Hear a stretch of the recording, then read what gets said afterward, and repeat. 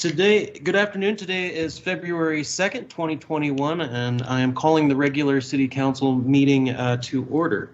I would like to provide notice that the City Council has the ability to recess into executive session for legal advice if needed. City Clerk, can we please have roll call? Mayor Deasy.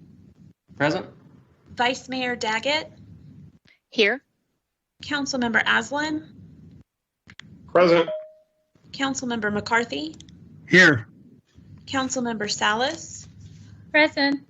Councilmember Shimoni. Present. Councilmember Sweet. Present. Councilmember Aslan, will you please lead us in the Pledge of Allegiance? It would be a privilege to do so.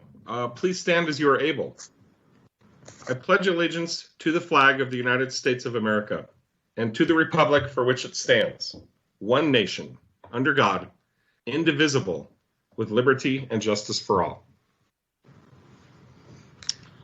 Thank you, Councilmember. And Councilmember Shimoni, can you please read the mission statement? Absolutely. Thank you, Mayor. It'd be my honor. The mission of the City of Flagstaff is to protect and enhance the quality of life for all. Thank you. We're now down to agenda item number 4, which is public participation. And this is an opportunity for the public to speak on items that are not on tonight's agenda. Comments are limited to 3 minutes, and council is not able to respond to any comments because the topics have not been agendized. City Clerk, do we have any public comments for today? Oh, yes, we have one. Yes. All right, do we have Ms. Harris on the line? Mayor, I'm getting her right now. Excellent, thank you.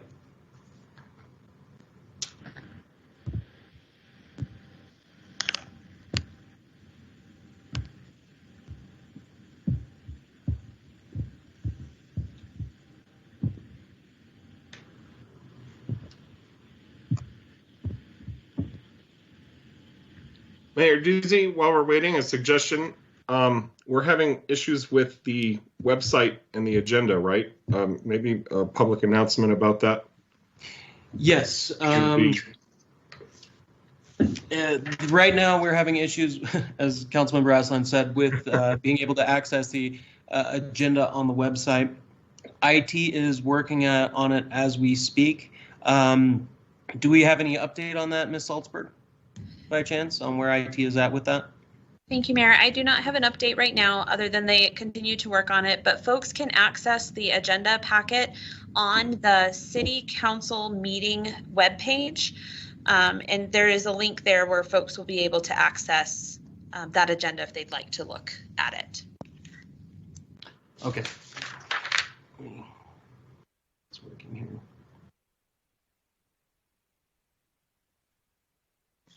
Are we having any luck getting a hold of Ms. Harris? It looks like she didn't answer, Mayor, so we can just move to the next item. All right, yes, we can pick that up at the later public participation section.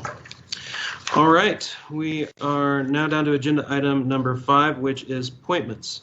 This is consideration of appointments for 5A for the Commission on Inclusive and Adaptive Living.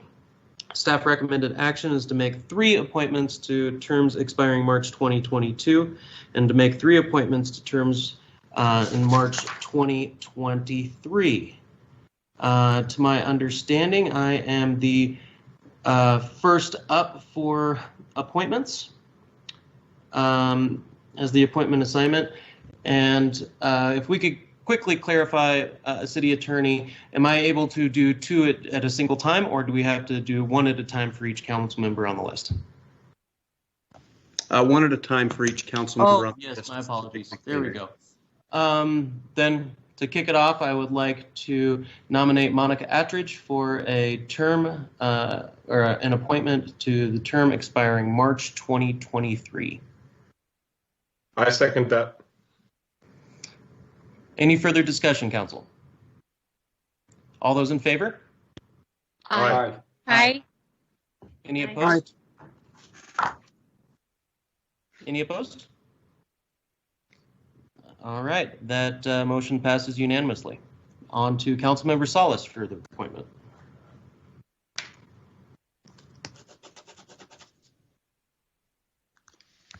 Thank you, Mr. Mayor. I'd like to appoint Mr. James Martinez to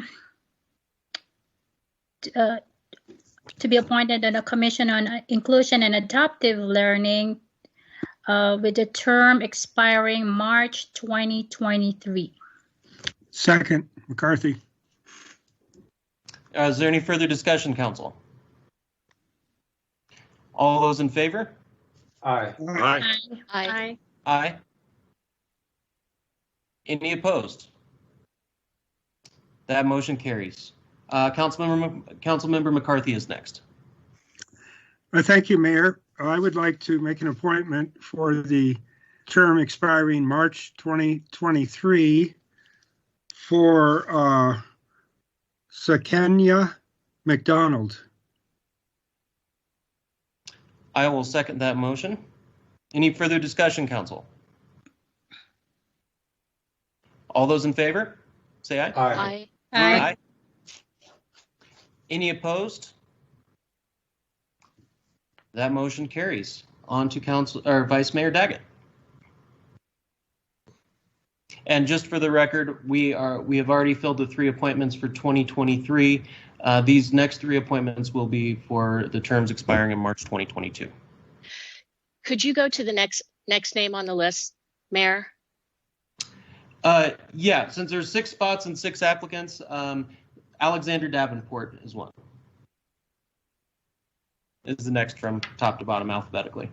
Okay, I was referring to council members, but I'd like to nominate Okay. Mr. Davenport to the Commission on Inclusion and Adaptive Living for a term expiring March 2022. I will second that motion.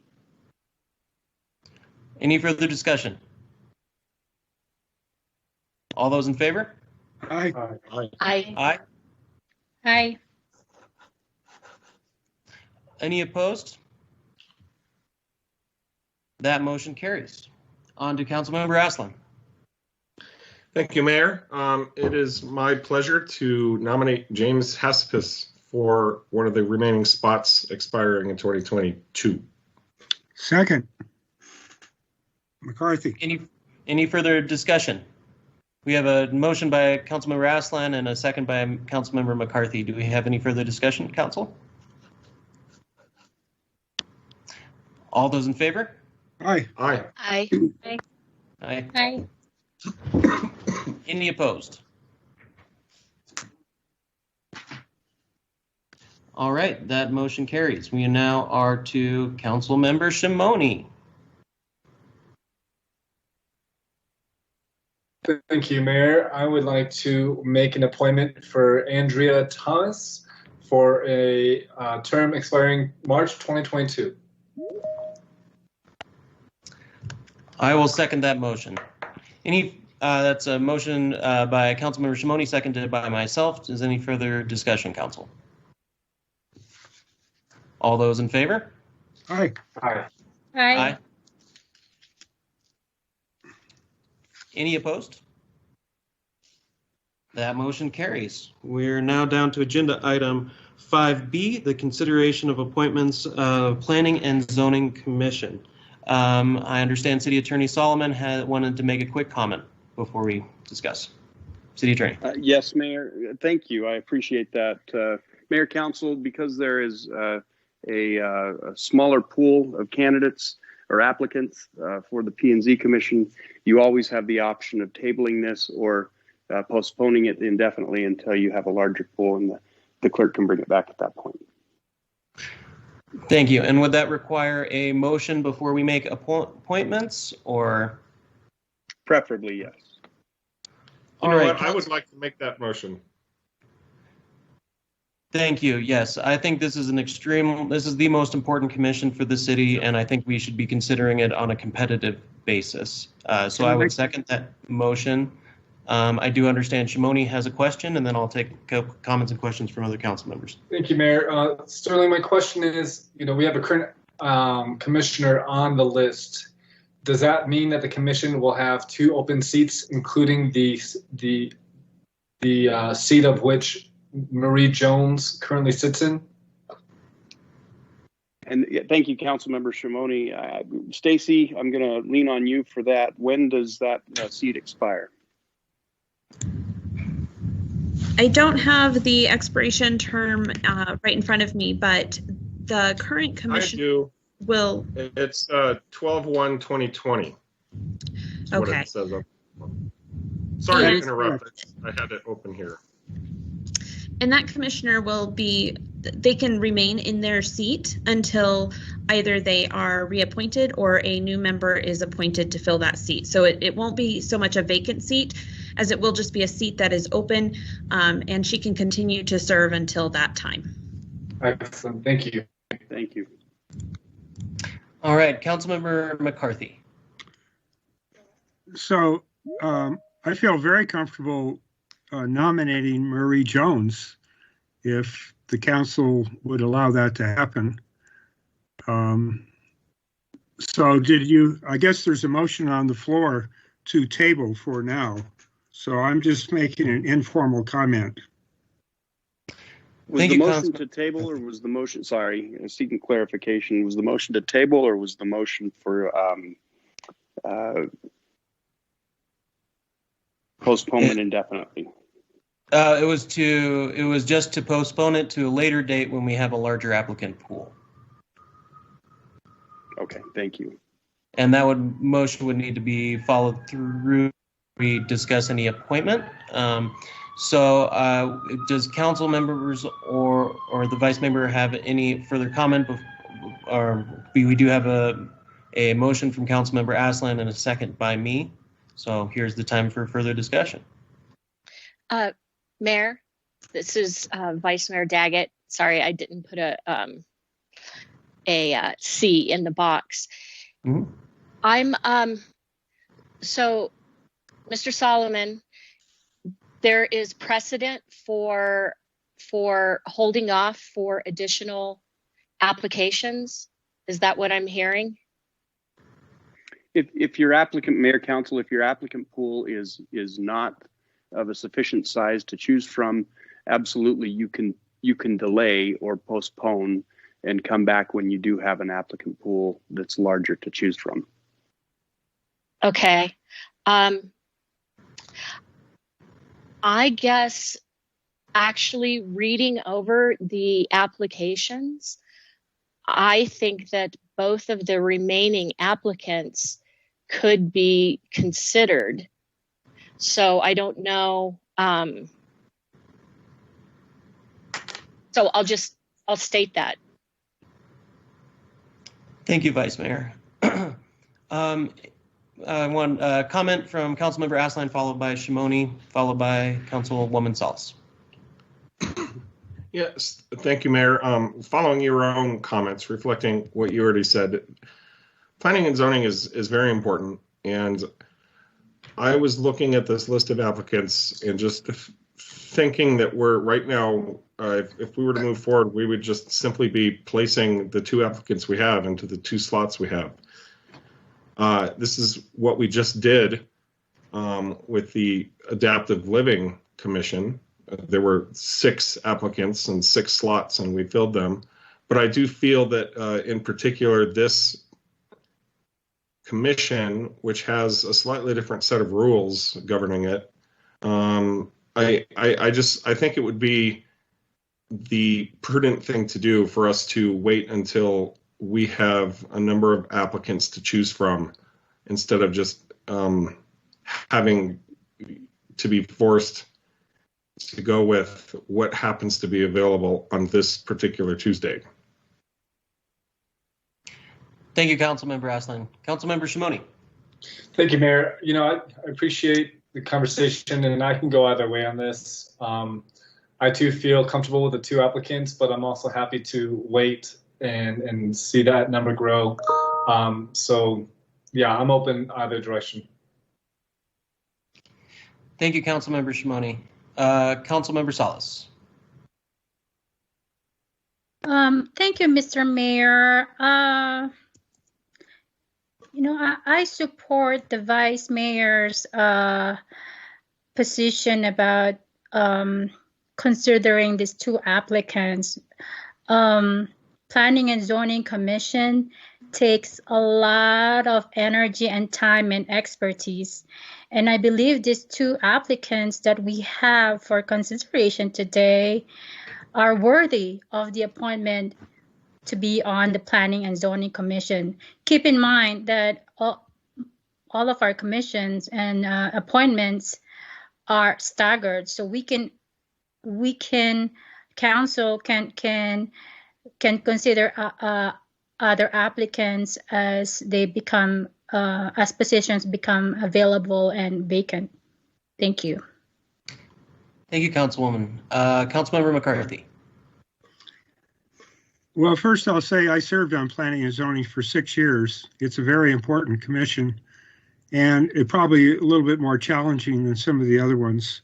I guess I don't know where I'm at on this, actually. Maybe if we're in doubt, we should wait and make sure that where we go is where we want to go. So that's my only comment for now. Thank you, Councilmember. City Attorney has a comment. Thank you, Mayor. Mayor and Council, again, either way, you have two applicants, two positions. I just wanted to point that out, that it was an option. You can go either way with this today. Thank you. Thank you. And I just had a procedural question. Is it possible to say push this for just 1 month and then pick it up if we have more applicants, or is there a particular procedural order in which we do these commission appointments? Just so I know if it's like we don't do it now, it's going to be 6 months from now kind of situation. Thank you, Mayor. Absolutely. You can indicate when you want this back. If it's 1 month or 2 weeks or next week, either way. Thank you. Well, I would like to suggest we pick this up in 2 months. That's only going to be 1 or 2 Planning and Zoning Commission meetings where they would only have 6 rather than 7 on their board, while we see if other applicant pools grows. If it may end up being the exact same thing, and we vote or make the motion to have these individuals appointed that are currently on there. But I would like to, before making that consideration, seeing what opportunities there would be for different participants or different applicants for appointment. City Attorney, did you have a comment? I do. I of course, Councilmember Adwin is the one that made the motion to postpone indefinitely. It would be recommended for him to amend that motion to whatever period of time. I know you're the one that provided the second. However, he is the one that made the original motion. So moved. So amended. Excellent. And Mayor, you would just need to provide a second to that amendment. Yeah. Excellent. Well, before that, Councilman McCarthy has a comment. Well, 2 points of clarification. First, my understanding is that Marie Jones sits on the commission now, and that under the rules, she would be allowed to serve in her full capacity until her seat is replaced. And that is correct. then the second, so there wouldn't be an issue of not a full Planning and Zoning Commission. And I guess my second question ties right into that. Is this the only seat that's would be opened?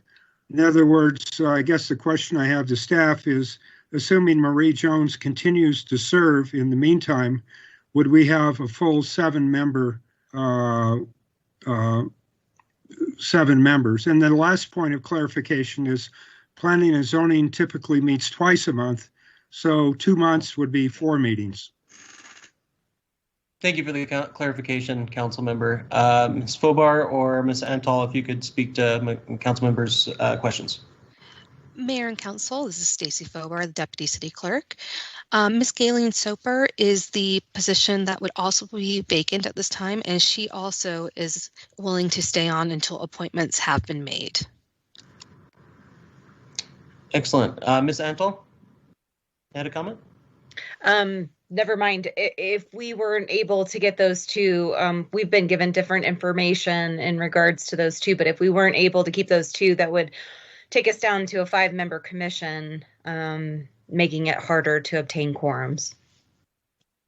Certainly. But if we are continuing with the current members, then we will have a currently, experienced board still operating, and we can wait another 2 months to see if we can get more applicants on this extremely important commission. So any further comment, Council, before we take this to vote or discussion? All right, we have a motion from Councilmember Aslan, seconded by myself. All those in favor?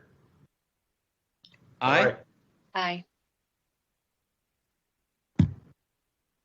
Aye. All those and all those opposed? Nay.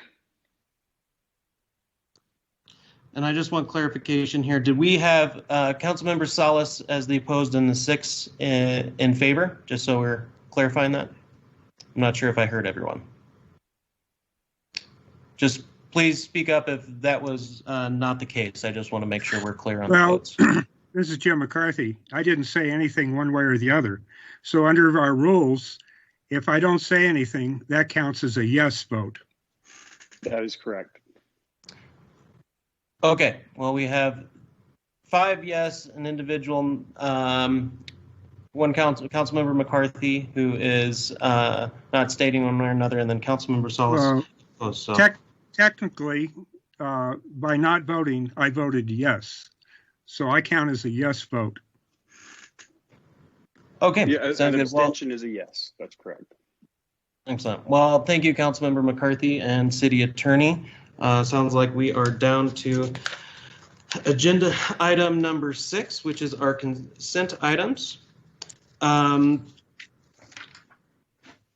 do we Mayor, have... before we do that, if I could, I'm very sorry, Sterling Solomon, the City Attorney again. Could we clarify who the no vote was? Councilmember Salas. Okay, thank you. All right. Agenda item number 6 is our 6A is our consent items. Do we have a motion to approve the consent agenda as written, Council? Or would you like to pull this out for discussion? I'll move that we accept the consent agenda. We approve the consent agenda. Thank you. And my apologies, I need to state this real quick. This is for the consideration and approval of cooperative contract. This is the purchase of library computer replacements from Dell Incorporated in the amount of $73,141.57. And staff recommended action is to approve the purchase of these servers and authorize the city manager to execute the necessary documents. We do have a motion from Vice Mayor Dackett. Do we have a second? Councilmember McCarthy? Second. Councilmember Shimoni has a question. Thank you, Mayor. Quick question. I might have missed this in my packet. What are we doing with the old computers? City staff? Once the computers are decommissioned, if they're not reused in another place, which we haven't made that plan yet. By the way, this is Mark Caesar. I'm the library IT manager. Sorry about that. But ultimately, by the time we're getting rid of the computers, they're pretty much done with.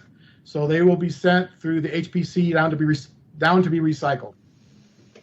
Mark, thank you for your response. My thought was this: I'm assuming the computers still have a decent amount of life in them. I might be wrong, but if they did, I was wondering if it would make sense for us to donate them to local kids, local children, locals in general, just to make use of them. But their condition better than I do. Yeah, usually by the time we're done with them, there's not much life left. Okay. Well, if there is any life, let's pass on to others, but I'm sure we will. Thank you. Thank you, Councilmember Shimoni. All right, we do have a motion from Vice Mayor Daggett and a second motion by Councilmember McCarthy. All those in favor, say aye. Aye. Aye. Aye. Aye. Any opposed? All right, that motion carries. We are now down to agenda item 7A, our consideration approval of contract awards. Award C and Paving and Grading LLC and Construction Manager at Risk Design Phase Services Agreement for the Street Maintenance Program years 2021, 2022, and 2023. Staff recommended action is to award C and E Paving and Grading LLC the Construction Manager at Risk Design Services Agreement, an amount not to exceed $135,391, and authorize the city manager to execute any necessary documents. City staff. Good evening, Mayor and Council. Scott Overton, Public Works Streets Director. This action this evening is one piece of the much larger streets annual maintenance improvement program. You're going to learn more about that later this spring, but every year we come to you with a number of streets that will receive overlay and chip seal treatments. This one element of that entire program is the design phase services. So recently we've completed a procurement that has come to a conclusion that C&E Paving be awarded this contract for the next 3 calendar years, 21, 22, and 23. The total amount for only the design phase services element is $135,391. The actual overlay and chip seal programs will be developed in the next 2 months with our senior project manager, Adam Miali, Peak Engineering, and C&E. And then when we have that program ready to deliver, we will be coming back to council for the master GMP to deliver the summer program. So again, this action is only for design phase services with that contractor they'll be utilizing over the summer. And I'm happy to take any questions you might have. Council, do we have any questions?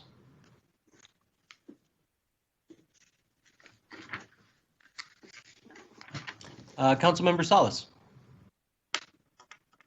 Thank you, Mr. Mayor. I just want to create this space and take a moment to say thank you with my grateful heart to all of our street staff member and the public works department in working day in and day out 24/7, especially in the last couple of weeks in keeping our streets, roadways, and sidewalk safe, clearing snow.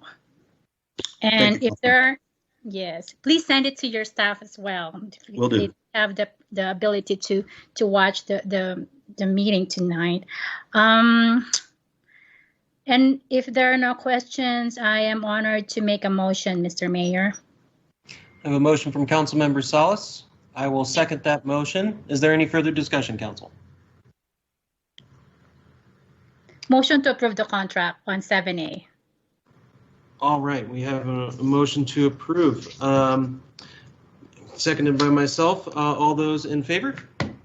Aye. Aye. Aye. Aye. Any opposed? That motion carries. We are down. Yeah, thank you, Mr. Overton. We're down to routine item, agenda item 7B, and this is the consideration and approval of contract for the Lone Tree Overpass project. Award of design build services agreement for phase 1 and the project development to Ames Construction. The staff recommended action is to award the design build services agreement to Ames Construction of Phoenix, Arizona, in an amount not to exceed $2,476,338.27 with a 905 calendar day contract period, and authorize the city manager to execute the necessary documents. City staff. Yeah, good afternoon, Mayor, Vice Mayor, and Council. I'm Christine Cameron. I'm a Senior Project Manager with Capital Improvements. And this item, like you said, is for award of our first design phase contract with Ames for construction of the Lone Tree Overpass project. I'm going to jump off camera here real quick and get us through this PowerPoint slide. Let's see. Okay. All right. So I will run through a few items as an introduction to the project and the design effort, including the project scope and location. I'll review the design build team. I'll run through the scope of the design and cover the funding and the schedule. So this is our project area, which encompasses existing Lone Tree Corridor. Let me turn my pointer on. So this portion on the south is the existing Lone Tree Corridor from Sawmill Road up to Butler Avenue. And it also includes the new build portion of the overpass project from Butler Avenue up to Route 66. This project will also go east and west along Route 66 to construct roadway turn lanes for the new intersection. And we will also have some edge improvement work on Butler Avenue east and west of the Butler Lone Tree intersection down here. So the goal of the project is to provide a grade separated crossing over the BNSF corridor and future Lone Tree or future Rio de Flag channel, and provide traffic circulation benefits much like we've seen with our 4th Street overpass. We are including the section of the corridor improvements from Sawmill to Butler, the south section, with the overpass project to provide a complete and consistent treatment of the improvements for balancing both vehicular and multimodal transit for the surrounding neighborhood. So this exhibit gives you a little bit more detailed look at the project concept that was developed and completed in 2010.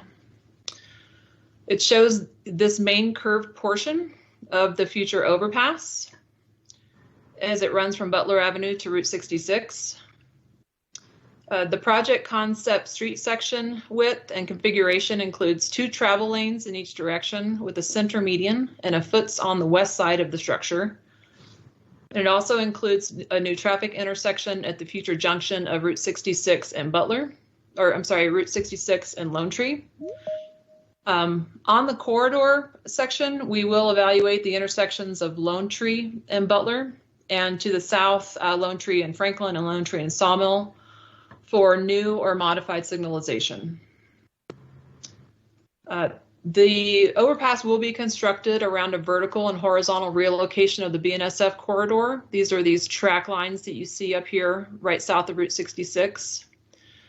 The vertical lowering of the railroad will allow us to match into Route 66 at an acceptable grade, and the horizontal relocations help us keep the railroad operational on active rails while we are building the bridge structure around it.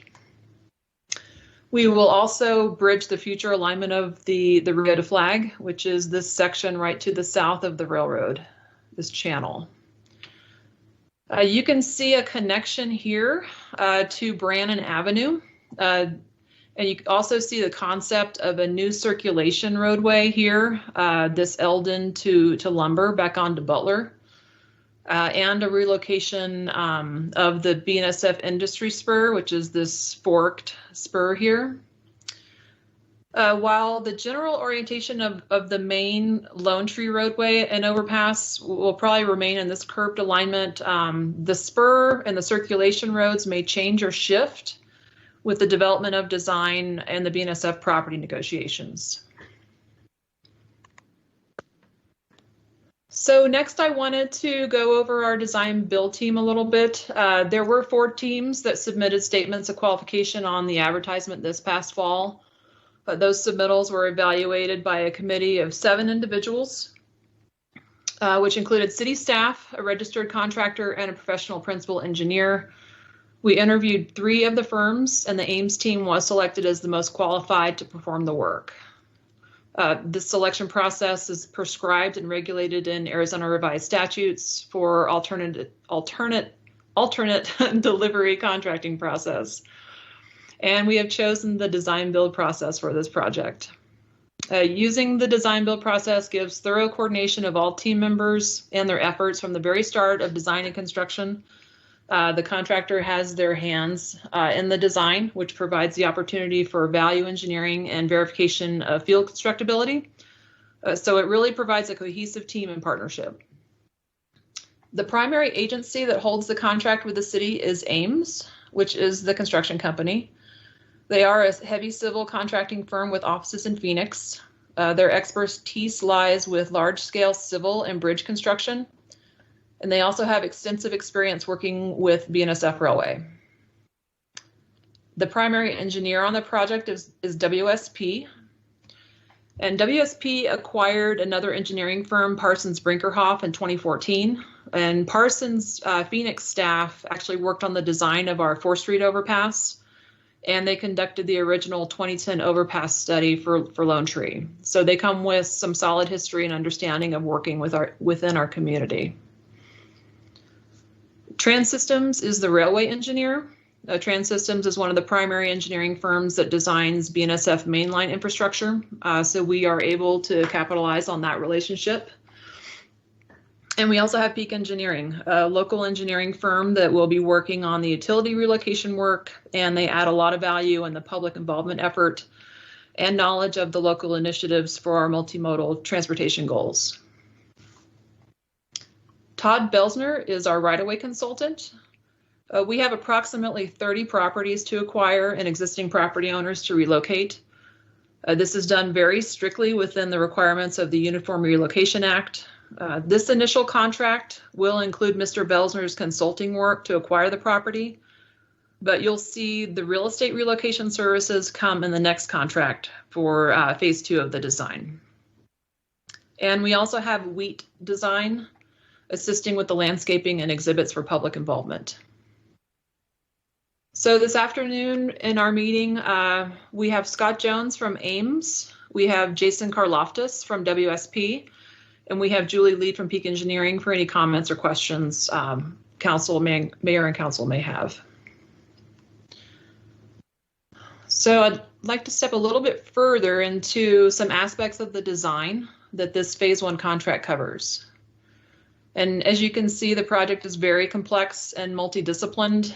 It includes the primary work of designing and constructing a bridge and a roadway. We will conduct an alternatives analysis of the railroad relocation work, looking at both north and south alignments for the tracks. And again, this work will be developed in cooperation with the future Rio alignment to make sure these 2 capital needs are accommodated in this area.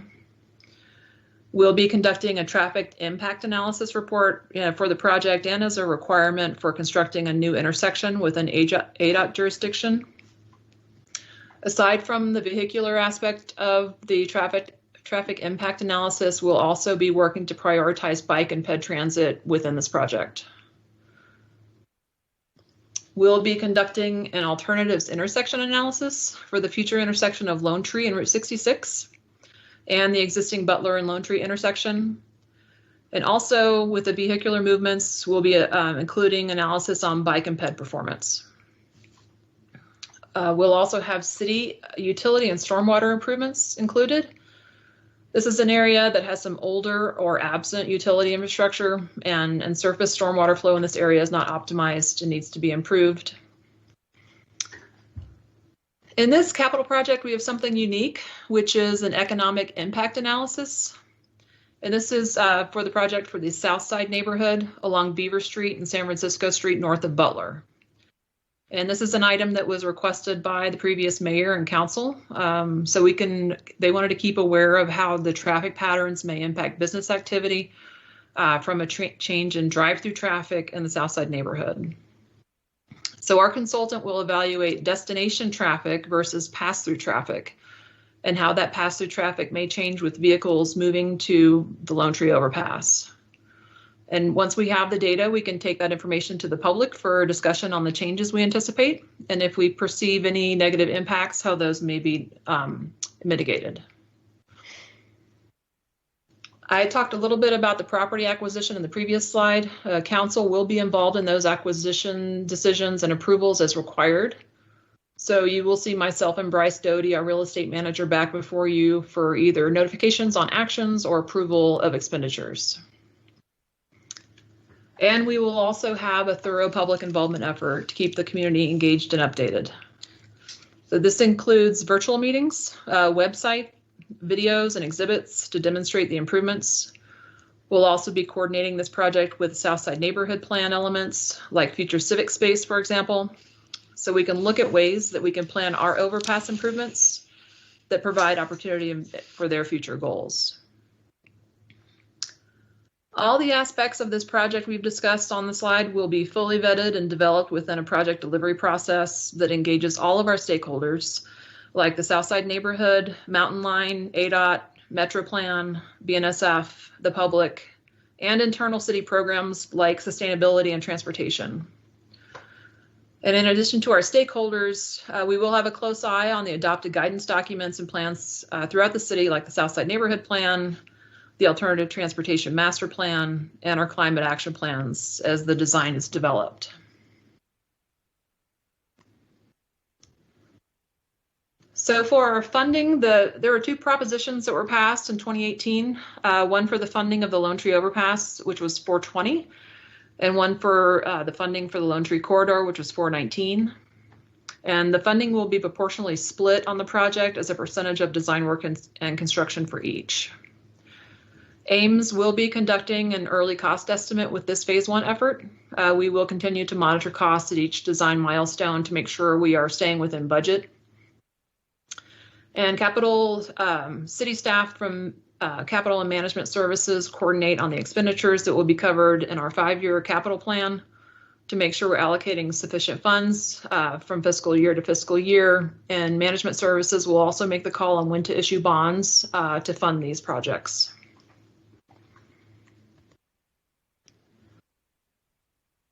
So for our schedule, if we are approved this afternoon, notice to proceed is hopefully set for next week after the contracts are executed. We do have a meeting with BNSF on Wednesday of next week, so we'll be off to a running start. The early design work should take around 4 months, where we will have a better level of direction on our final design effort for the project. Some of our preliminary design work in this contract is finite and will be completed during this early design stage, like the TIA or the economic impact analysis.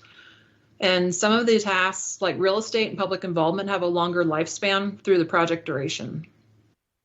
We do have a commitment to the community of the overpass being open in 2026, so we will continue to make every effort to achieve that goal. We will be bringing council the second phase of the design contract, which should take us through the end or very close to design completion. So this is my contact information in the lower left of the slide if any of our viewers have any questions or want to discuss the project. And I will ask Mayor and Council if there's anything additional that the team can address. Thank you, Ms. Cameron. Before we go to a council discussion, we do have a public participant for this. Ms. Bobar, could you get Ms. Harris on the line? Ms. Harris, you can go ahead and speak now. Okay, thank you very much. Good afternoon, Mayor, DC, and I'm the Executive Director for the Southside Community. And I'm here on the issue of the, and basically what we wanted the council to remember is that there was a promise made that the community. Sorry, you're breaking up a bit, Ms. Harris. Sorry, Ms. Harris, if you could repeat that, you're breaking up a bit during this. Ms. Harris? Ms. Harris, are you there? Yes, Oh, I'm sorry, you're breaking up you're breaking up a lot. Oh. Ms. Harris, are you there? We're gonna take the next speaker, and then if Ms. Harris, if you could see if you can get into a better position to be heard, that would be great. Do we have our next public participant? We do have Mr. Joe Galley on the line. And Mr. Galley, if you would please go ahead and start. Oh, hold on just a moment, Mr. Galley. Great. Now I've got my ducks in a row. Please go ahead, Mr. Galley. Yeah, thanks so much, City staff. I appreciate it, Mayor and Council. And just want Joe Galley, Greater Flagstaff Chamber of Commerce, Senior Advisor of Public Policy, 101 West Route 66. I wanted just quickly to say thank you to staff for the preliminary work and presentation tonight on this very important item. I mean, we're watching it very closely. Obviously, a lot of public funds headed towards this project. We're excited about seeing it through to completion. We're grateful for how staff is moving this along quickly. We stand by to assist in any way we can, and thanks for your time tonight. And again, kudos to staff for getting the ball rolling on this very important traffic improvement project in the heart of our community. We're grateful for your support, and I'm happy to take any questions. Thank you, Mr. Galley. Do we have any questions or comments from council? Thank you. Thank you, Mr. Galley. All right, I understand we have Ms. Harris back on the line. Yes, Ms. Harris, would you like to speak again? Yes. Good evening, Mayor, DC, Vice Mayor Daggett, and council members. Can you all hear me now? Yes, ma'am, we can. Thank you. I just wanted to say thank you for providing the opportunity for me to speak on the Long Tree overpass item. I'm with the Southside Community Association. As you know, I serve as the executive director. And during the time that we were doing the Southside neighborhood plan, the Long Tree expansion came up.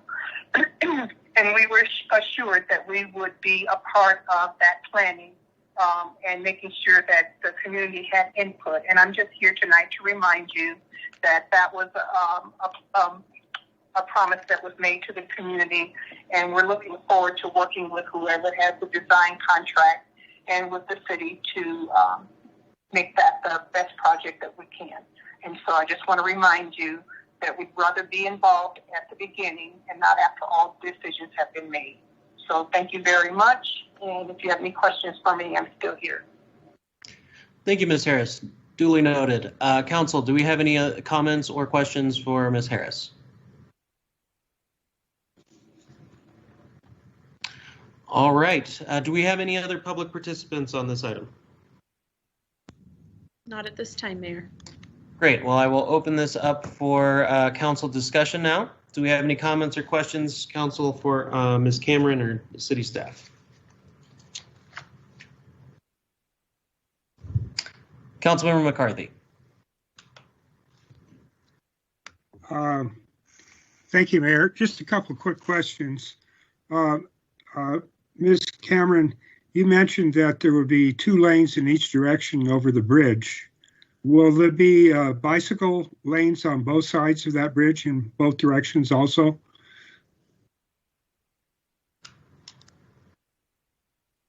You're muted.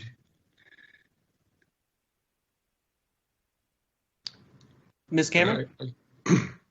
I would hope those bicycle lanes could be dedicated. Channeling Councilmember Shimoni here. Is Ms. Cameron still on the line? Available for answering some questions? So this is Brett Peterson. It looks like Christine just joined us again. She must have gotten dropped from the meeting. I'll turn it back over to Christine to answer the question. Thank you. Yep. I did. Sorry about that, Councilmember McCarthy. There's a foots trail that is planned in concept for the west side, and I think we will be looking at the 4th Street bridges over ADOT as a model on some separated pedestrian or separated bicycle lanes. And so again, we're in concept design, and we'll be vetting that through our stakeholders in our design process to determine what on-street bike lanes are provided in addition to the foots trail. Okay, my second question involves south of Butler. So Will Butler be widened? I think right now it's basically one lane in each direction. Will that become 4 lanes or 2 lanes in each direction?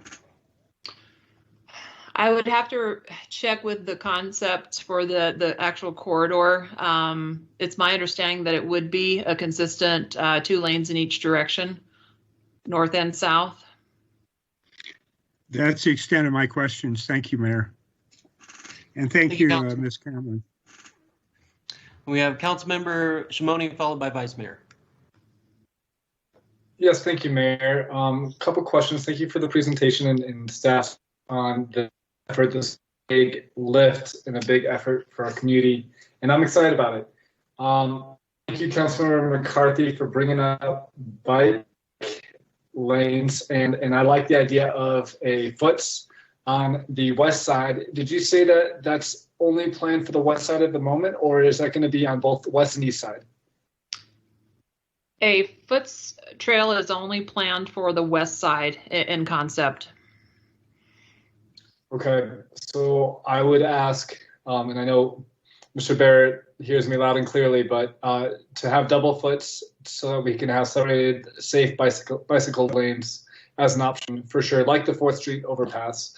And then I'd just be curious, I don't know if this is at all possible, but integration of bus prioritization in travel routes on the road, planting that seed, and then kind of going to Ms. Harris's point, community involvement. When would be the best time for the community and the Southside community to be engaging in this process? Councilmember Shimoni, we're going to get out to the public fairly quick with an introduction to the property owners that we're acquiring property from. And then we will be developing, a public involvement effort, to include the whole community in the South Side neighborhood specifically. They are absolutely very high priority on our list, and we will be contacting them, as soon as we get our feet underneath us and get going here with some design concept. And we also will be engaging with Mountain Line on their operational needs for their signalization or their bus prioritization. So, thank you so much, Ms. Cameron, and I'm excited about what this bridge might bring in terms of like a public area for that neighborhood. Public park, basketball courts have been discussed, and so many other possibilities to enhance that neighborhood and the quality of life of the residents living around that area. So thank you. Thank you, Mayor. Thank you, Councilmember. Vice Mayor Daggett, please. Thank you, Mayor, and thank you, Ms. Cameron. So there's proposed to have foots on the west side. Will there be sidewalks? I mean, does the foots take the place of a sidewalk? Again, it depends on going back to the design and figuring out what the collective group and the city standards want to, make the bridge, to be for the public. It's we're just starting out at this point. We usually have foots or have sidewalks on both sides. If something rises in priority, like a bus transit lane, I mean, we only have so much room on a bridge deck for all the competing, needs. But yes, we usually would have, a sidewalk on the east side. Okay, good. We don't want to make it. I'm sorry. We don't want to make it difficult for bikes and pedestrians to traverse. We want to make it easier. And this project is going to be designed to do that in whatever manner it comes about. We don't want a lot of unnecessary crossings of intersections and streets to get from one side to the other for a pedestrian or a bicycle way either. So. Okay. Thank you. Councilmember Aslan. Thank you. So yeah, I'm just raising my hand here to echo my support for what we've already been hearing. A strong prioritization of bike and pedestrian access, safe, dedicated, separated bike and pedestrian access, preferably on both sides of the street. You know, as a community organizer for over a decade, we had a phrase we like to use a lot, and I've heard it in other realms of society too, but we all know that no good deed goes unpunished. And you guys did such an amazing job with the 4th Street Bridge. You've really raised the bar and set new expectations and standards for the pedestrian and cyclist experience over a big bridge like this. And would just want to make sure that I'm on record with the others who have spoken up so far to make sure that that is not only Christine, you mentioned, and we're all just talking here, that we don't want to make it difficult for bikes and ped. I would like to turn that into a positive statement. I think we should make it as easy and safe and accessible as possible, really elevating that standard that we've already exemplified with the 4th Street Bridge, and just make it almost, a foregone conclusion that we're going to build this infrastructure in that way. And then while I'm here, I just wanted to ask, this is something I'd like to give voice to moving forward on a lot of different construction projects. We are seeing new technologies and building materials come into being that they have less of a carbon footprint. And just in terms of our climate emergency plan and going carbon neutral by 2030, what can you tell me about the infrastructure of this project and the planning and the implementation of the project that reassures our community that we're following the guidelines put forth in the CAP? So a part of that does speak to prioritizing, the ped and bike movements. And, I agree with your statement. It should be a very positive goal for us to produce equality through all modes of travel. The other part is when we look at our traffic volumes and movements for the transportation study and the economic impact study, it considers changes in delay times and where those are occurring and how they contribute or improve to greenhouse gases going forward. So that's something that's a little bit new for the city to be considering in regards to our CAP. What about building materials? Yeah, I was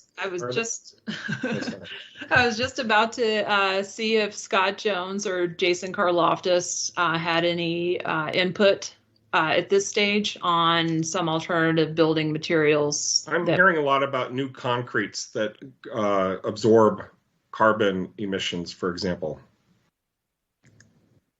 Chris. Scott. With Ames Construction. I'd like to thank, first of all, Mayor, Vice Mayor, and the council for having us here and giving us this opportunity. I can talk to some of the materials. Number one is that we try to reuse anything we can on site, whether it's existing asphalt or anything that's getting taken out of commission and being reused. As far as concrete that absorbs carbon emissions, I don't have an answer for you on that, but I can research it. I do know that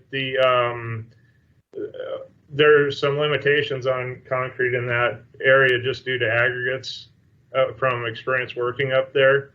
I can tell you that all of our equipment during construction is all meets California emissions. So we have the highest tier equipment where it regens and leaves a small carbon footprint.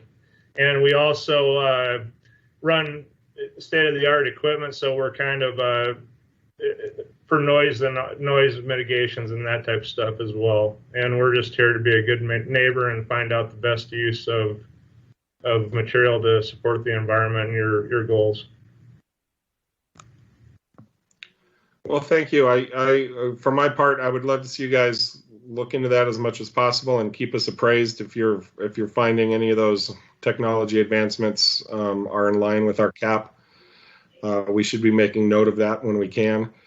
And again, we need to think realistically and within the parameters that we've established for ourselves on all these things. And when I raise some of these ideas, partially it's just to keep it as part of the conversation and keep us moving forward and thinking and pushing in new directions, even while we're working on current projects that sometimes have us locked in older patterns of behavior, right?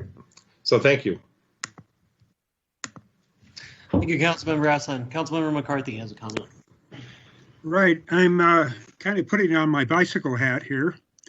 And I'm thinking, okay, if I were going south on this bridge, that I could get on the Foots Trail and I'd be a bicycle and I'd be separated from cars and everything would be wonderful.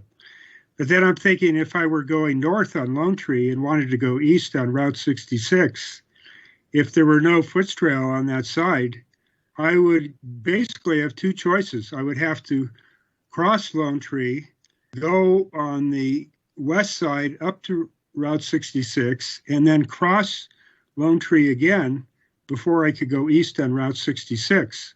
Or the other alternative is I could just take the lane. But taking a lane, which is totally legal for a bicycle, can be a little bit dangerous.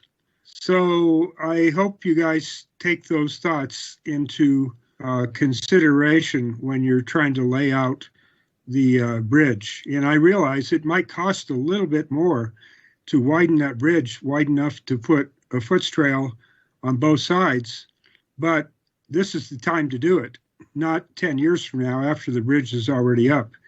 It kind of reminds me of the bridge that goes, I forget the name of the street. It's the street that the next agenda item is on. I can't remember the name of that street, but it goes over I-40. And I've tried to go over I-40 there as a pedestrian, and it's like, no way. It is so thin. Literally, that's wide enough for two cars. But a pedestrian absolutely could not go across that bridge. And Woody Mountain is Sarah Dector. Thank you. So I don't want to have a Woody Mountain problem where I can't walk across the freeway, or in this case, where I can't ride across the railroad track. So just keep that in mind, please. Thank you. Thank you, Councilmember McCarthy. Councilmember Shimoni. Thank you, Mayor. I'll be quick. I just want to let the council and the public know, part of the design standards under the ATMP Active Transportation Master Plan, which is about to go into the public review process, talks about design standards and that there'd be a double foot as part of design standards. So Foots Trail on both sides of the road. And that's, please correct me if I'm wrong, staff, but that's a 10-foot, basically paved sidewalk with the ability for bikes, pedestrians, you name it. That's just 10 feet on both sides of the road, separated from the cars, and that's huge.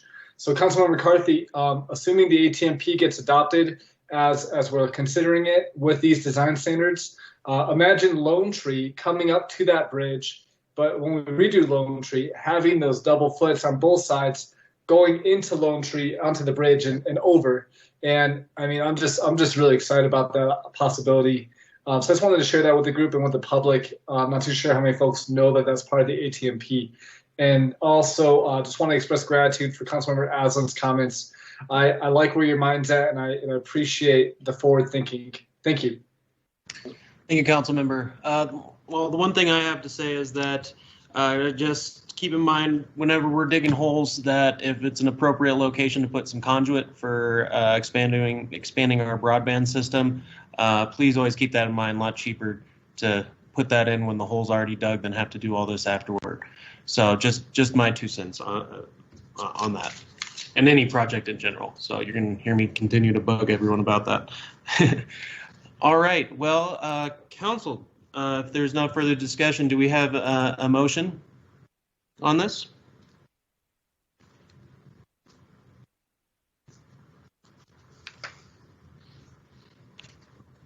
Mayor, this is Jim McCarthy. I move to approve item 7B as previously read by you. Thank you, Councilmember McCarthy. Vice Mayor? I'll second that. All right, we have a motion by Councilmember McCarthy, followed by seconded by Vice Mayor Daggett. If there's not any further discussion, all in favor? Aye. Aye. Aye. Aye. Aye. Any opposed? That motion carries. We are now down to agenda item 8A, which is the consideration and adoption of ordinance number 2021-01, an ordinance of the City Council of the City of Flagstaff, amending the Flagstaff zoning map to rezone approximately 23.08 acres of real property generally located at 2701 South Woody Mountain Road, a portion of APN 112-01-019 from the rural residential zone to the medium density residential zone, with conditions providing for severability, authority for clerical corrections, and establishing an effective date. Staff recommended action is to hold the public hearing. City staff, take it away. Evening. Thank you. Good evening, Mayor and Council. My name is Tiffany Antall, and I am the Planning Director for the city. Sorry, Tiffany, this is Sterling. Mayor, you do need to open the public hearing. Okay, this public hearing is now open. City staff, take it away. Thank you, City Attorney. Take two. Hi, I'm Tiffany Antall, Planning Director for the City of Flagstaff, and tonight I'm here to present the concept rezoning case for Sky Cottage. Joining me while I set up my PowerPoint tonight will be Jeff Bauman. And if you don't mind, I'm actually going to go ahead and turn off my camera because it all gets to be too confusing while managing this PowerPoint presentation.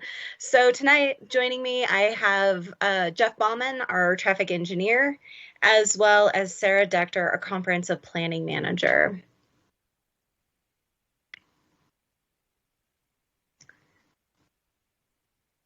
All right, can everybody see my presentation? Perfect. I will get going. Tonight, we are looking at the Sky Cottage's proposed development. This property, as you've already stated, is located at 2701 South Woody Mountain Road, and overall consists of 36.94 acres. The proposed use is a multifamily residential development with a maximum of 208 dwelling units. So the request tonight is for concept zoning map amendment to rezone approximately 23.08 acres of that just under 37 acre parcel from rural residential to the medium density residential zone. The remaining 13 plus almost 14 acres will remain in its existing zoning categories, which it consists of rural residential as well, and then a small portion which is still located under the jurisdiction of Coconino County, located in the corner, and that's in the G general zone. So context, the remainder of the parcel to the north will remain in that RR zone. Further to the north, we have the the city public works yard just north of Route 66. To the west and south is the Timber Sky development, which is a master plan development consisting of both multifamily and single family development, high density, medium density, and single family densities. To the east, we have the Woody Mountain Campground, as well as the Presidio and the Pines development. So there are two types of zoning map amendments that are possible within the city of Flagstaff. The first one is a direct to ordinance with a site plan, which requires the applicant to submit fully developed site plans with all supporting information required for a site plan review. Once a zoning map amendment is approved by council, the project can proceed directly to its construction plan review. The other option is our concept zoning plan. This process allows a concept plan and an applicant to pursue site plan approval after the rezoning. This means that staff has not reviewed building heights, landscape plans, outdoor lighting plans, signage, or the architectural design standards. So this does leave some elements of the review open. Most projects that are large in scale, like Timberside, master plan developments, or Canyon del Rio, those are the projects we typically review under that concept zoning plan process. Here is the Sky Cottage's concept plan. As you can see, this is fairly detailed for a concept plan. So we're getting a lot more information than we would typically receive through a regular concept plan. So I like to call this the hybrid approach. There are 202 units shown on this concept plan. Like I previously stated, there could be up to a maximum of 208. You can see here the bed and bathroom breakdown. 100 of the units being 1 bedroom, 51 being 2 bedroom, 2 bath, and 51 being 3 bedroom, 2 bath. There will be approximately 3.5 acres of open space and just over an acre of civic space, and a total of 346 parking spaces within the development. This is a prettier map. What is atypical about this type of multifamily development is that it has the appearance of single-family development. It has street-like features that are adapted throughout their project, but it is important to remember that while the units are independent, look more like single-family, this project is reviewed and evaluated and treated as a multifamily project. So these are the proposed building elevations. The applicant is only required to provide us with conceptual or ideas of what potential buildings could look like within the development. These are fairly fleshed out. You'll see that the 1 and 2 bedroom units, which are attached and detached units, they have a look of a small cottage. They're single story in height, while the 2-story 3-bedroom units are detached units and are 2 stories overall. So you get the gist of the architectural style of the development. The applicant did provide a concept resource protection plan, even though one was not provided. This concept or this conceptual resource protection plan is taking into account the possible use of affordable housing incentives. The applicant currently is proposing to provide 10% affordable housing, which would allow them to take advantage of one of the incentives within the zoning code. Currently, their concept application has allocated the use of 2. They could use 2 if they bump their affordable housing contribution to 11%, but at this point, with only a 10% contribution noted, they would only be allowed one of the 2 incentives they're currently showing. One of those is in regards to parking, and the second, of course, is in regards to the resource protection, which I point out to you on here. It is important to note that this site was part of a burn that occurred back in 2006. So the northern portion of the property is fairly lean on large ponderosa pines. And I wanted, yes? My apologies to interrupt. On that page, what are the red and green dots in that legend? Just Sure. for clarification. The red would be what is to be removed, and the green is what is to stay. Blue would be what would be removed as part of the right-of-way, and because that's part of an arterial right-of-way, they are not included in the overall count. So under this plan, this would preserve 37.5% of the total resources on site. Excellent. Thank you for the clarification. No problem. And one of the things that has come up and is discussed in regards to this project is the bike and pedestrian circulation system serving this area. I wanted to pull up this map to show that while the property would primarily be accessed by vehicles through Route 66, that there are alternative routes for both pedestrian and bicycle within this area that does not require them to access or utilize Route 66, which we all know can be tough for individuals, especially utilizing pedestrians and then, of course, bicycles as well. The lack of sidewalks, the lack of bike infrastructure, even though there is a shoulder. It's important to note that there is a foots system planned. You can see that in the future, as development occurs, we hope to see a full foot system along West Route 66, as well as down Woody Mountain Road. For this application, the development will be adding the portion of the foots along their frontage, which would be in place of the required sidewalk and edge improvement for their property. And just to go over the parking calculations, per the Flagstaff zoning code, market rate parking standards are based on the number of bedrooms.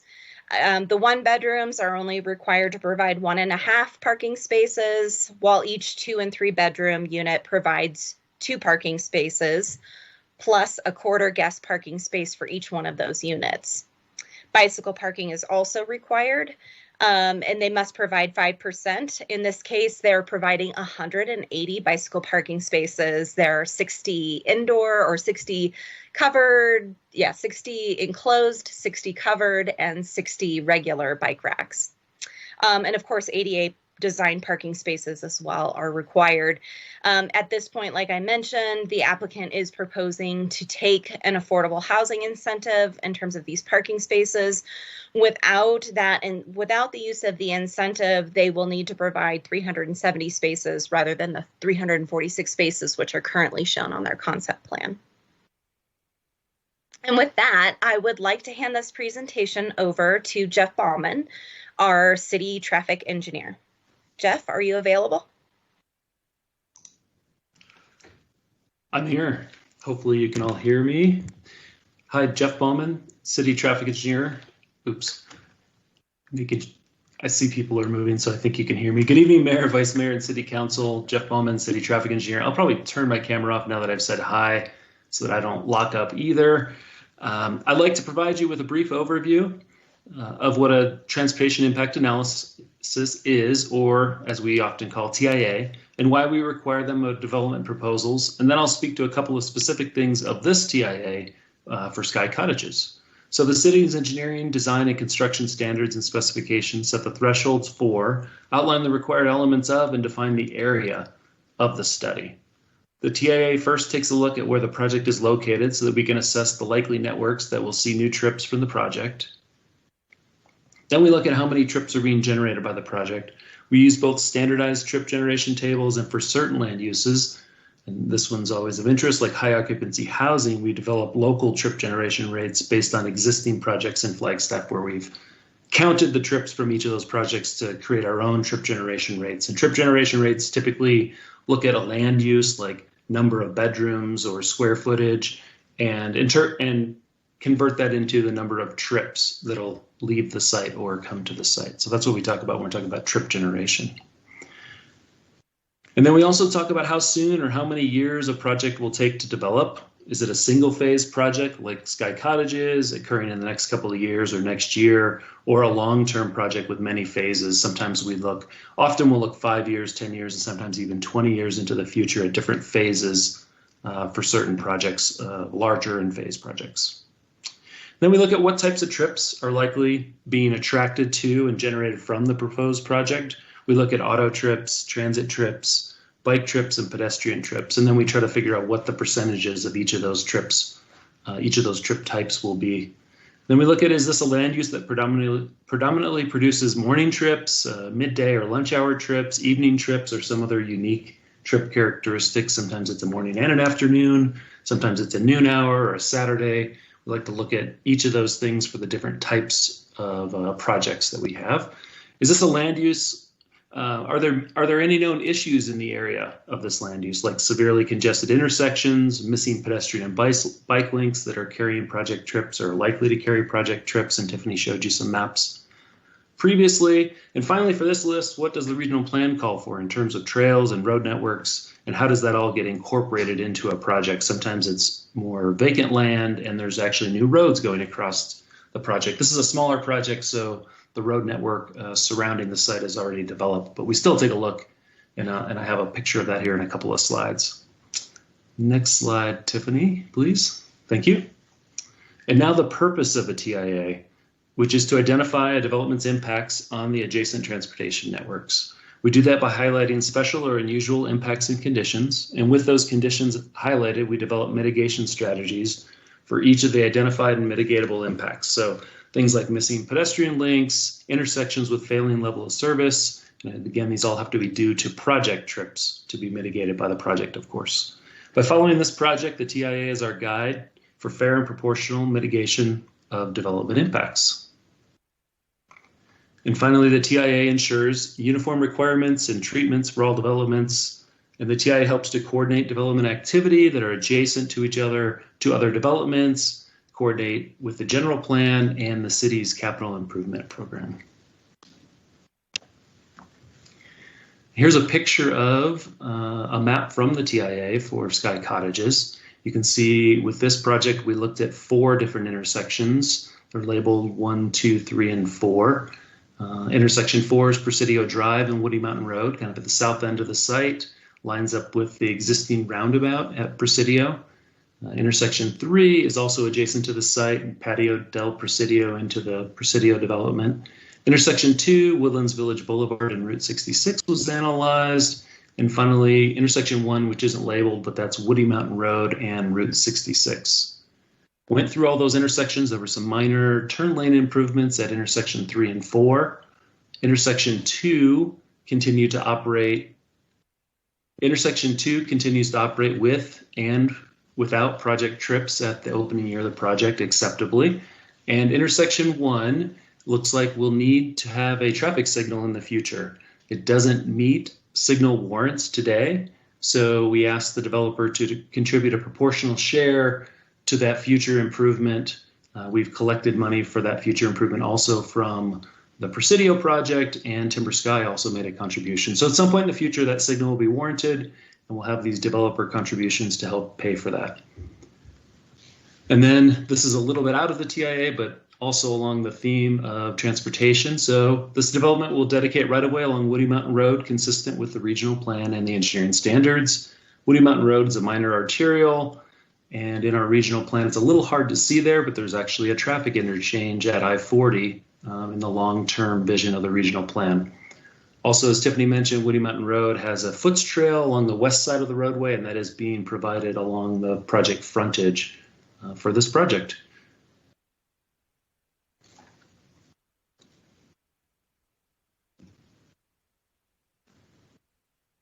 Thank you.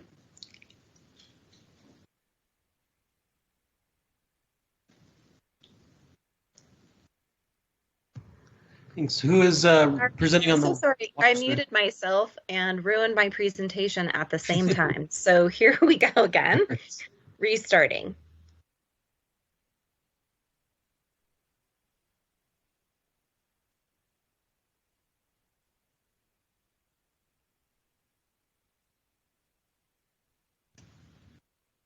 All right.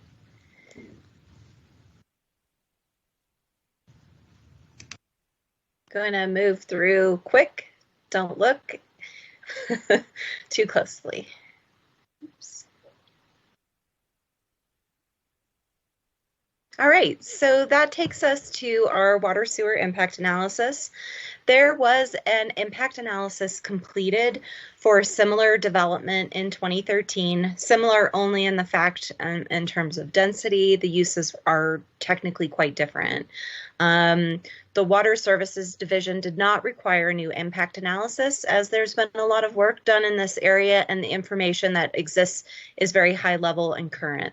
So the primary result of this impact analysis is the requirement for the replacement of approximately 5,500 feet of existing sewer line that will need to be upsized to handle the additional flow created by this project. No other mitigation will be required in terms of water and sewer. They will be required to provide all of their on-site sewer and water facilities as well. The applicant will also be able to receive compensation for anyone else that should benefit from the sewer line, and we have worked those parameters into the development agreement as well. So next up is the stormwater analysis. The applicants have a choice of either completing a drainage impact analysis with a full downstream analysis, or they can capture the difference between pre and post construction on the site. In this case, the applicant has chosen to do the latter. There is an above ground detention basin, which has been incorporated into the design and is located in the northern portion of the property. It is also being used as the civic space for the project. And with this, we are now reaching our zoning map amendment findings. The first finding is in regards to compliance or conformance with the regional plan. And I would like to ask Sarah Dector to take over the presentation at this point. Good evening, Mayor, Vice Mayor, and Council. It's good to see you all this evening. I'm going to talk through the first finding of a zoning map amendment, which is conformance with the regional plan. Conformance with the regional plan is required by state law for all zoning amendments, and of course required by our code as well. So the finding language you see here is the language from the city code. When we look at the regional plan, which many of you have a hard copy of, and if you don't and would like one, please let me know, is we start a project by looking at the initial proposal and deciding if it needs a major plan amendment, a minor plan amendment, or no plan amendment. And we do that by using Chapter 3 of the plan to look at the area and place types. So this map, or this snip of the future growth illustration, which is maps 21 and 22 in the Flagstaff Regional Plan, shows you what was the first thing we open, essentially, to kind of get a look at a rezoning case. So the orange colors on the map are urban, and the yellow colors on the map are suburban, and the blue stripes you see off to the west are employment. Just a moment. Are we having trouble with seeing the slides? I'm glad to pause if there's a technical difficulty. Yeah, Ms. Putnam, are you having trouble seeing the display, or anyone else?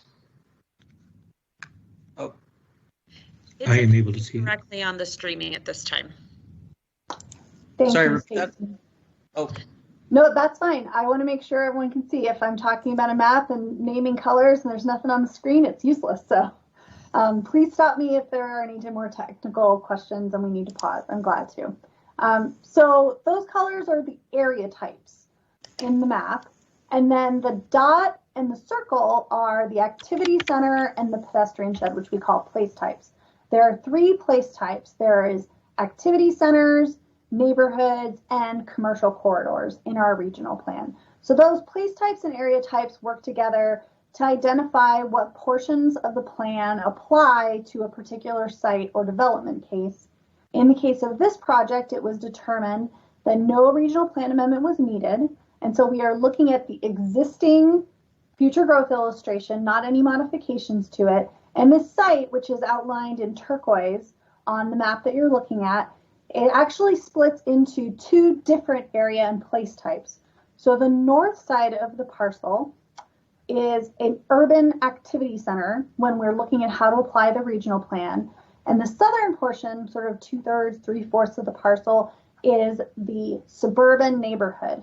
So this area is essentially a transition between a suburban neighborhood and a denser and more developed urban activity center. And this activity center was identified before really any housing was really built in this area, except for the Woody Mountain Campground and the River Runner site to the north. All the development that's currently within this activity center was platted, but it hadn't yet been constructed. So this is one of the few places in the regional plan where we identified a new and emerging activity center that we've actually been seeing construction of over the last few years. So that's a little background before we dive into this case. So the 7.85 acres is how much of the site we identified as being within the urban neighborhood activity center. And the desired density for a residential only project is that we get to a minimum density of 13 dwelling units per acre. In the suburban area to the south, the desired density is much broader. It is between 2 and 13 dwelling units per acre. Since this site is a transition,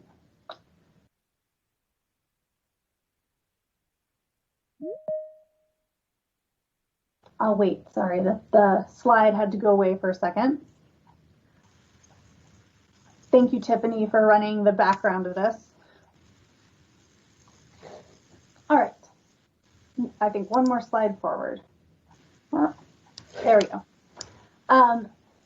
since this side is a transition, that makes it a little more, requires a little more interpretation from staff. And so when we've looked at this, we've decided that the overall building types and density here is conforming with the situation of this particular parcel and the future growth illustration in terms of that density, the character of the units, the layout of them. Those bungalow courts that you saw in the smaller units are a particularly urban style of housing that we encourage even in the center of Flagstaff.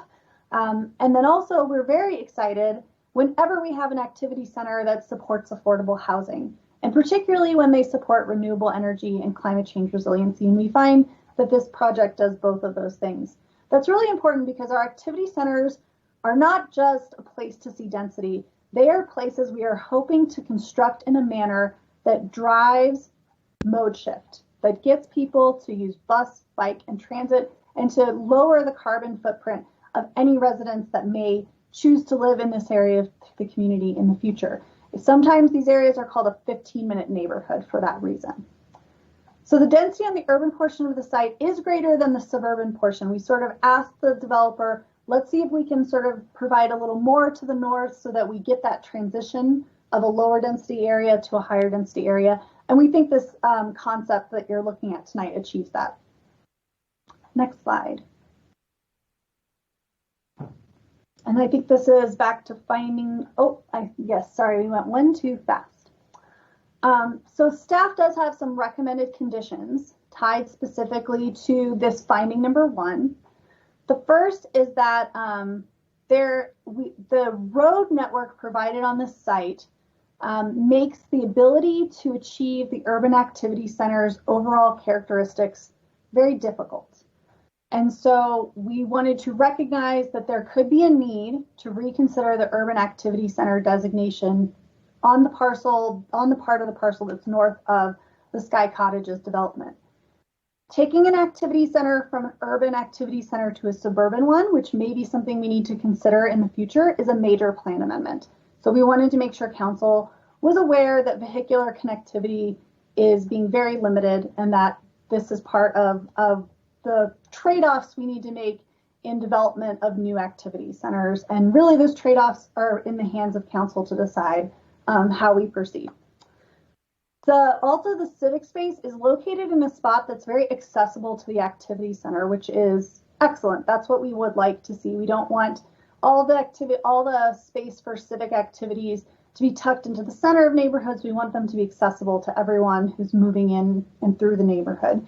And so we want to make sure that that activity center that is, or the civic space that is shown on the northeast corner of the property, that is also coincident with some drainage facilities, has proper conditions on the slope, and that the comprehensive planning staff would like, as this is moving through site plan, to take a look at the amenities and make sure they are fitting with a civic space that is serving an activity center. We also had initially some concern that the 3-bedroom cottages would not be in conformance because the original design of them had the entrance very far set back from the front facade and not much of a feature that showed where the door was. At the Planning and Zoning Commission hearing, the applicant brought forward a revised design that the commission and staff agreed would meet that condition. And so even though this is still listed as a condition of approval, there is an updated design that meets these conditions. It's not, I think the one in your packet is not the old one, but the new one. Tiffany, is that correct? Correct. Great. So I think the next slide takes us to finding number 2. Did you want me to take questions, Tiffany, or do you want to move through the rest of the presentation, do questions at the end?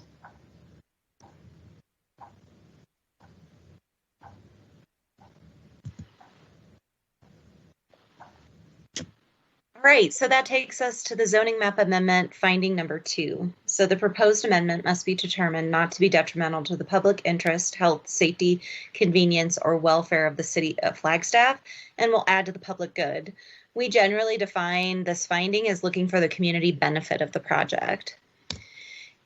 So in talking about community benefits, staff has identified the community benefit of the project to include contributions to the improvement of the overall transportation system, improvements to the existing sewer system that will support the greater area, the provision of 20 affordable housing units, the provision of electric vehicles, solar panels, all electric units, and enhanced recycling efforts. Going on to zoning map amendment 3, the site must be determined to be physically suitable in terms of design, location, shape, size, and operating characteristics, and the provision of public and emergency vehicle access, public services, and utilities to ensure that the requested zone designation and the proposed or anticipated uses and our development will not endanger, jeopardize, or otherwise constitute a hazard to the property or improvements in the vicinity. So adequacy of the site, the interdivision staff reviewed the application and concluded that the site was suitable for the proposed development, especially in regards to the conditions provided on this application. And the IDS team based its conclusion on the review of all applicable codes and requirements, as well as the impact analysis for the site. To support a concept rezoning map amendment, a development agreement has been worked out. The development agreement itself is generally a focus on work that needs to occur off-site of the property. So these first set of improvements that are included in the draft development agreement include the provision of off-site sewer improvements, the dedication of right-of-way, necessary turn lane improvements into the project, as well as a cash contribution for the intersection improvements at Woody Mountain Road and Route 66. Additional items to support the community benefit aspects of the project, the applicant has included an enhanced materials management plan, 10% affordable units, which is 20 units, bus stop infrastructure when the site is served by transit. And I do want to note that we have representatives from Mountain Line, our local transit group, so that if there are any questions in regards to when this property may be served by transit in the future, they can answer those questions. Also, the development will consist of all electric units. There will be no natural gas used within the units on site. The provision of 2 on-demand electric vehicles for use by qualified residents through a startup company for up to 3 years. 3 electrical, and I believe now this also includes 2 electric bicycles. 3 electrical vehicle charging stations, bicycle parking, smart home automations, the climate control, solar panels on a minimum of 20 units, pollinator-friendly landscaping, participation in the crime-free multi-housing program, as well as an outdoor lighting plan intended to exceed the lighting standards for Lighting Zone 1. This property is within close proximity of the Naval Observatory and does have the strictest requirements within the zoning code already placed on it, as well as no rent by the bed or short-term rental provisions included in their agreement.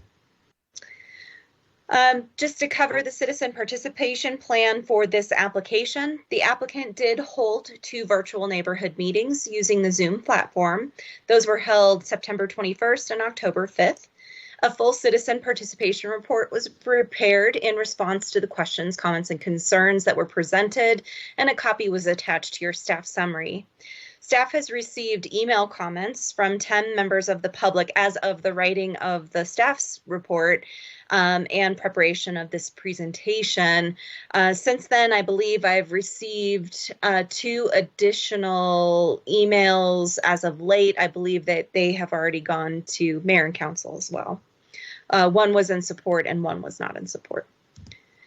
So that gets us to the staff recommendation, which is now the Planning and Zoning Commission's recommendation. So staff presented this case to the Planning and Zoning Commission last month by a 4-3 vote. The Planning and Zoning Commission believes the proposed zoning map amendment is in substantial conformance with the required findings and recommends the City Council approve the request for this concept zoning map amendment. According to, there are 10 conditions now. So here are the first 4. The property would need to be developed in conformance with the concept zone plan, the total maximum number of units listed at 208. the density requirements for the portion of the property that's within the urban activity center, that the civic space amenities be approved by the comprehensive planning manager when it goes through site plan approval. Condition number 5, which was originally proposed by staff, which included a requirement for both vehicular and pedestrian cross access, was removed by the Planning and Zoning Commission. So the new condition number 5 is in regards to fencing and the design of that fencing. Condition number 6 is now in regards to the front facades of the single-family 3-bedroom homes. Condition number 7 would be compliance with all of the Flagstaff stormwater pre- and post-retention peak flow mitigation, as well as low-impact development and rainwater harvesting requirements. Condition number 8, all other requirements of the zoning code and city codes, ordinances, and regulations be met. All terms and conditions of the Timber Sky Development Agreement be fully satisfied. And in the event the property is rezoned and the applicant does not obtain final civil plan approval within 2 years, the city may schedule a public hearing to have the property reverted back to its original rezoning. With that, that's the end of our presentation tonight, and we'd be happy to entertain any questions or comments. I know the applicant has also prepared a presentation for you as well. Thank you. And I understand we do have public participation on this, so let's get to the public participants. Ms. Fobar, do we have an individual on the line?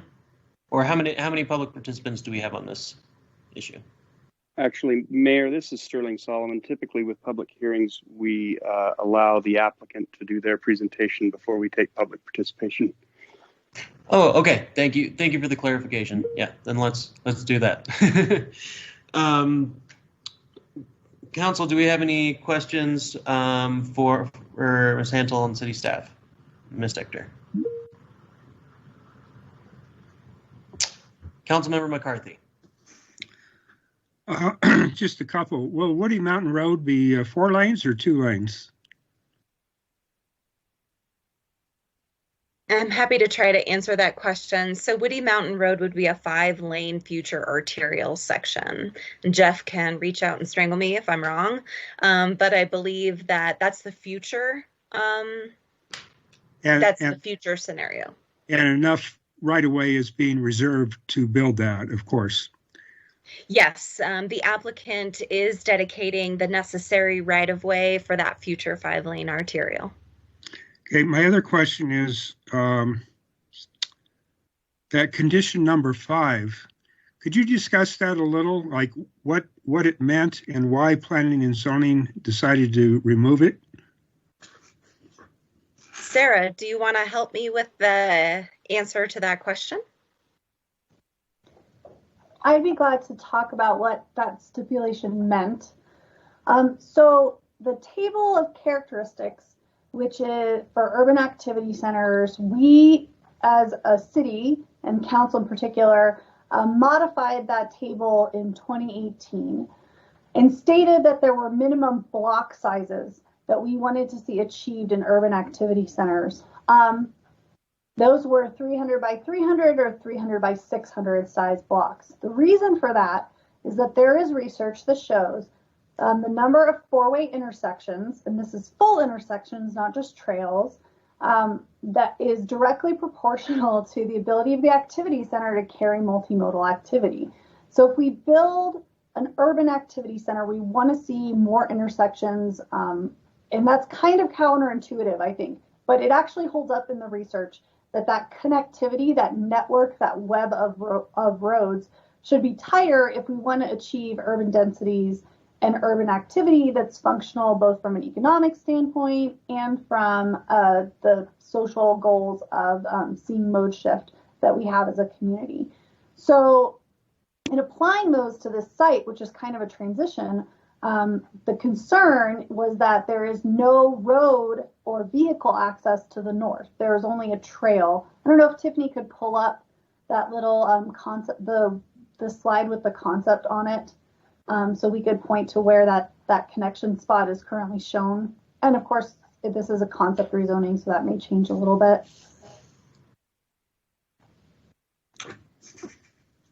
But so what specifically were we asking them, were staff asking them to do on this site that planning and zoning said, no, we don't need to do that? It was to take, so on the up here, I'm sorry, Tiffany's going to have to point for me, I think. Yep, right up there between the blue and the pink units, you'll see there's a little bike and ped trail that connects to the parcel to the north. To meet those requirements of the current language in the regional plan, staff felt that this needed to be a driveway. In particular, because this street is one way, and otherwise this functions as a very large cul-de-sac, as opposed to being an urban block that has a through system and connects to an additional urban block system to the south, to the north. So that's the concern. And in addition, the two portions of Timber Sky, the two blocks that are on the west side of this activity center, also in their initial plat, lack of vehicular connection to the activity center. So if we have in the future a 17-acre activity center that has no vehicle connections to any of the surrounding neighborhoods, the concern is that that does not meet the desired conditions of the zone of the regional plan for an urban activity center. Is that clear? Well, so under the way it stands now, based on what planning and zoning decided, that little pathway that you showed will just be a dead end. Is that correct? Where under the staff proposal, it would have been a pathway for bicycles and pedestrians? It's in the current drawing, it shows as a pathway for bicycles and pedestrians. What staff wanted to see was the pathway for bicycles and bicycle and pedestrians with a coincident vehicular connection. So it functioned more like an urban street. What's shown here is consistent if this were a suburban activity center, but that's not the way our urban activity center characteristics and desired conditions read. All right, thank you. I think you had a second part of your question too about what the rationale from planning and zoning was for not carrying forward stipulation 5. Did we answer that part? No, but I'm not sure you know what was going on in their heads. Maybe if they had a discussion, that would have given you clues. Tiffany maybe can talk about what the motions were, however, so I'll mute myself and let her go. Councilmember McCarthy, thank you so much. I'm going to stop sharing my screen again. Hopefully this works. There was a little bit of discussion on the record, but this was a request of the applicant made to the Planning and Zoning Commission. I'm sure they'll be covering this topic for you in their presentation as well. But we do, as staff, even though it was not put on the record, we believe that that's what caused that 4-3 vote in the Planning and Zoning Commission was specifically the elimination of this condition. But I don't have the facts to share with you because it was not put on the record specifically. Right. Thank you, Tiffany. Vice Mayor has a question. Thank you. My question is about questions, actually. I'm unclear whether we should hold the majority of our questions until after the applicant presents and then we have public comment, or whether we should ask staff questions that we have based on their presentation. Thank you. I just want to let Mayor, Vice Mayor, Council, I want to let all of you know that questions are actually typically taken after staff presents, after the applicant presents. The applicant can then answer questions at the same time staff is answering questions. So I would prefer that we move to the applicant presentation. That would be the most appropriate order. Thank you, City Attorney. Yes, let's get to the next presentation, and then we'll have all of our questions at that point once we have all the info. So, great. Well, next presentation then. Well, Mayor, Vice Mayor, members of the City Council, my name is Lindsay Shuby. I'm with the law firm of Gamage and Burnham, and I wish we could all be together. I'm not going to lie. These challenges of virtual hearings, we hope not to have any, but would love to be in person, but happy that you are hearing from us virtually. Walter Crutchfield of Vintage Partners is going to kick us off, but we've got a great team and a great presentation and look forward to sharing our vision of Sky Cottages with you tonight. Lindsay, thank you. Mayor Deasy, Vice Mayor Daggett, welcome. Council members, we're excited to be here tonight. We're excited to present to you. I'm going to go ahead and turn my camera off now to make sure that we don't run into any technological issues, but I will continue to present. Vintage Partners, we're always trying to deliver true community where no one is excluded, and we're thinking about past, present, and future issues.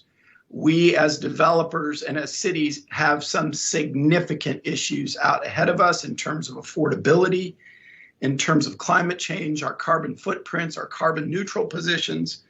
So we have a lot of things that are challenges to us. For us, those aren't just words. We've attacked some of those things. We delivered the greenest office building ever delivered in Flagstaff when we preserved an existing theater and converted its use, saving all of the landfill and the amount of energy it would have taken to create a new build product and delivering that for ADOT. We were able to deliver the right-of-ways for new roads for the city with transit plan involved with that. At Timber Sky, we've delivered by the Dark Skies community's own view, the finest Dark Skies compliant master plan community in the U.S. We were also able to do CLTs and the land trust to deliver affordable housing. So we're trying to attack these things. But when we started Timber Sky, we didn't own the 37-acre parcel next to us. We were asked by people in the neighborhood, Equestrian and Presidio, when student housing was coming out there, if we would work with them and help them. And I think together we got to a better consensus and student housing wasn't built out there. Then eventually the state of Arizona put the property up for sale, and we were able to buy it at auction, knowing that it was an urban density hub, but not really knowing what we would do with it in the future because we were working on delivering Timber Sky. So currently we have a 37-acre site that if we build by right, we simply deliver 36 high-end lots. And right now, there has never been a greater demand for high-end expensive lots, which will host large-scale housing and not solve any of the problems that we're talking about. And so we began to think about how could we deliver something here where we're not just developing lots and selling them to builders. We think builders are offering some great things at Timber Sky, but we're aware of the fact that there is a part of the community that isn't being served. There is a part of the spectrum of economic ability that isn't being served. And so we started to think about what could be a project to do that. In order to do that, we believed that we needed a partner who was a construction technology group that was working in this whole area of how do we drive down construction costs and save in the whole process of construction management so that we're driving costs down all the way around. Well, we found a partner in Mosaic.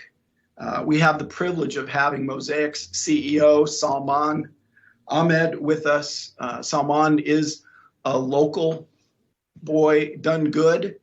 Went to Arizona State University, then got his master's at Stanford and got his PhD in computer science at MIT and founded Mosaic with a partner, and it has now grown. And we believe that there are a number of companies that are trying to move the needle in technology, in construction.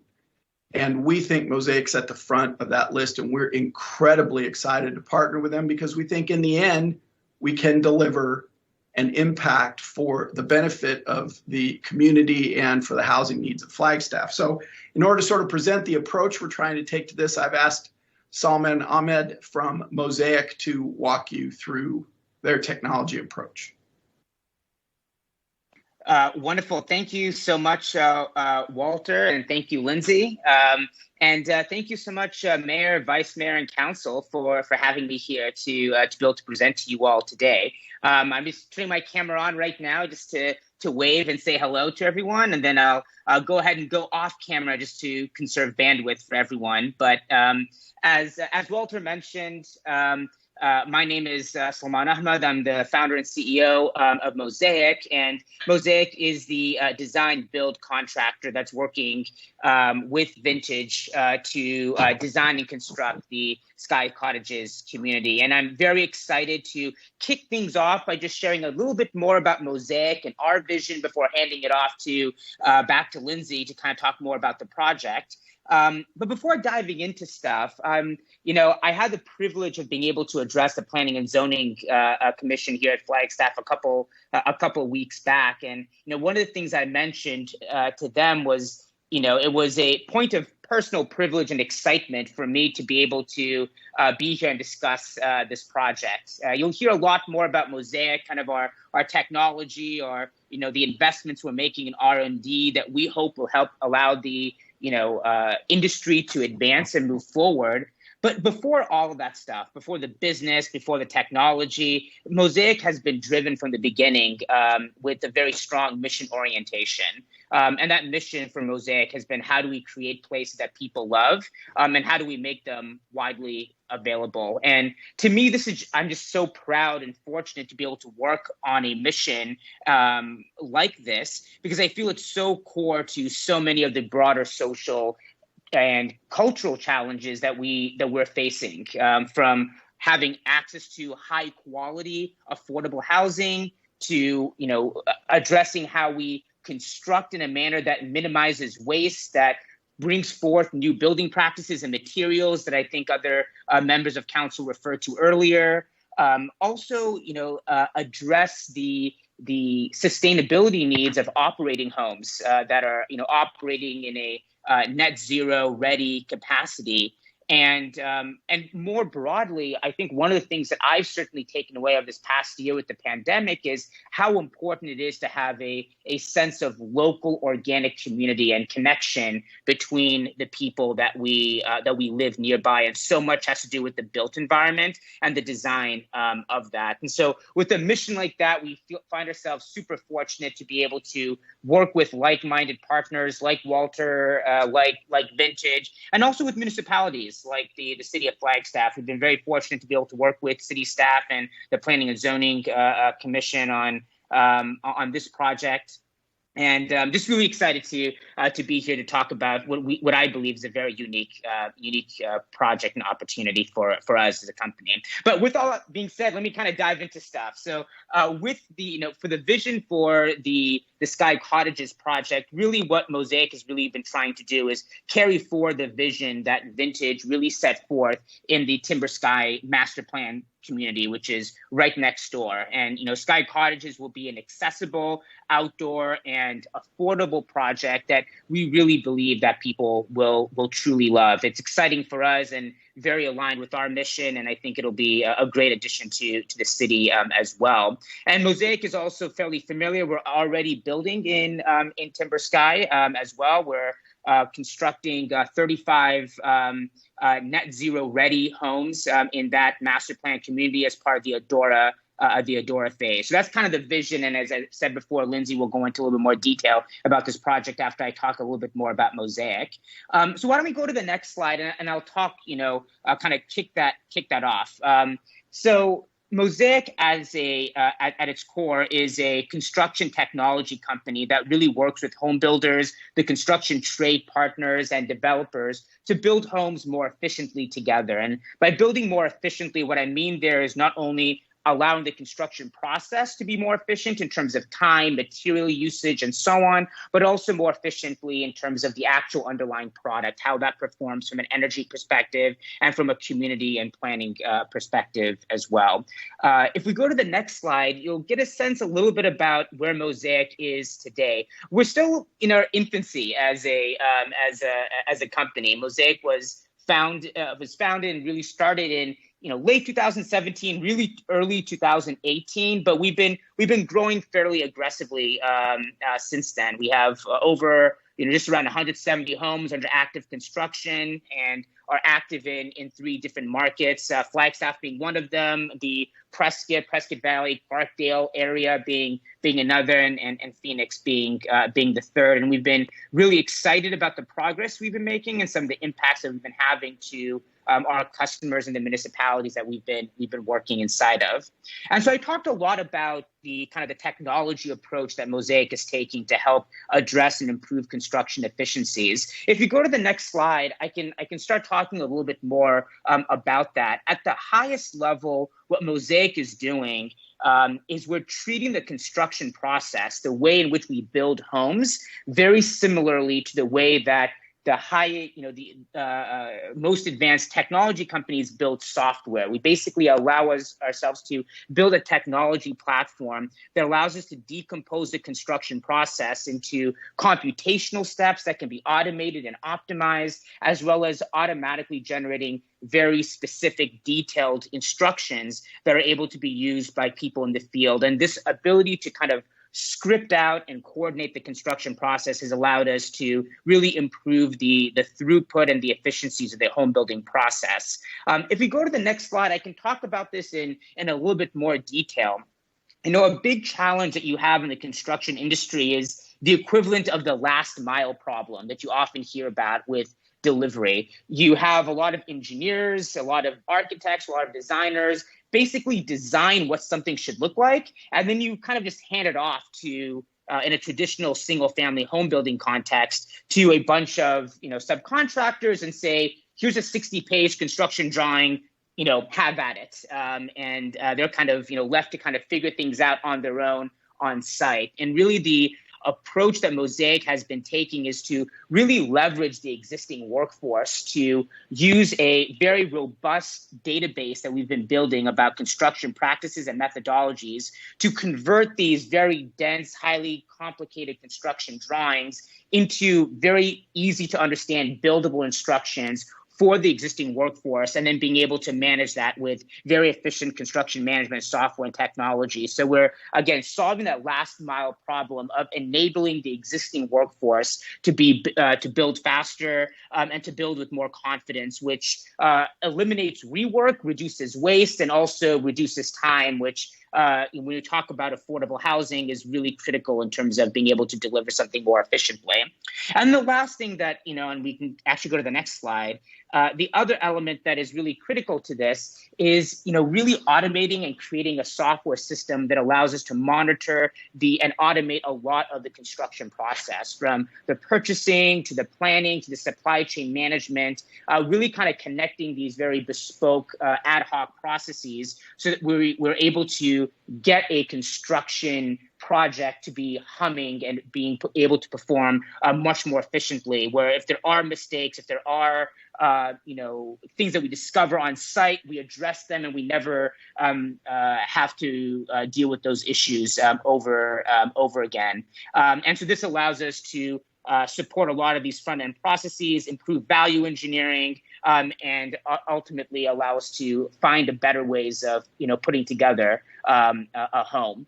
Now, this is kind of on the process side of how Mosaic operates. But, one of the critical things that I mentioned earlier is we've been really eager to partner with really unique partner with unique partners and really push the boundary in terms of what is available in the product and the buildings themselves that are being constructed. And if we go to the next slide, I talk a little bit about one of our key partners, which is Mandalay Homes, which is one of the leaders, the national leaders in sustainable home building practices, and really pushing the boundaries with new building practices and materials. And Mosaic has been, focusing and working with Mandalay to continue to innovate on the product of the construction process and the home building process. And I think it was Councilmember Aslan that mentioned, pushing the boundaries on new building practices and materials. And we're, Mosaic is really excited to play a part towards that end. And, I think probably one of the best ways to convey how seriously we take kind of product innovations is on the next slide, by kind of looking at all the certifications and awards that Mandalay and now Mosaic, as their dedicated building partner, have pursued and addressed, and we're really excited to kind of continue this track record and this pathway of innovation. So if we go to the next slide, Mosaic and Mandalay have been, working together, and we're really passionate about reinventing, as I mentioned before, the way a home is built and how it lives. And it's really at the forefront of everything that we do together. And, Mandalay and Mosaic are kind of, leveraging this partnership together with Vintage and Walter with the Sky Cottages community here in Flagstaff. And so finally, we can go to the last this last slide. And I've talked a lot about the construction process itself. I've talked a lot about the product and the innovations that we're thinking about in terms of energy efficiencies and so on that front. And you heard a little bit about some of the solar initiatives from the city staff's presentation. But one of the things that I also think is really important is beyond the construction process and the products, there's really areas in which we're trying to make the Sky Cottages community really innovative from a community perspective and further reduce the carbon footprint as a community, not just as a bunch of individual homes. We're working with a bunch of really innovative partners to provide amenities that empower our residents to live light, to really support bicycle ownership and offer a suite of rental products, so we're able to eliminate that kind of disposable culture where you buy something that you only use once, and rather have a rental programs that all the residents are able to use and pool those resources together.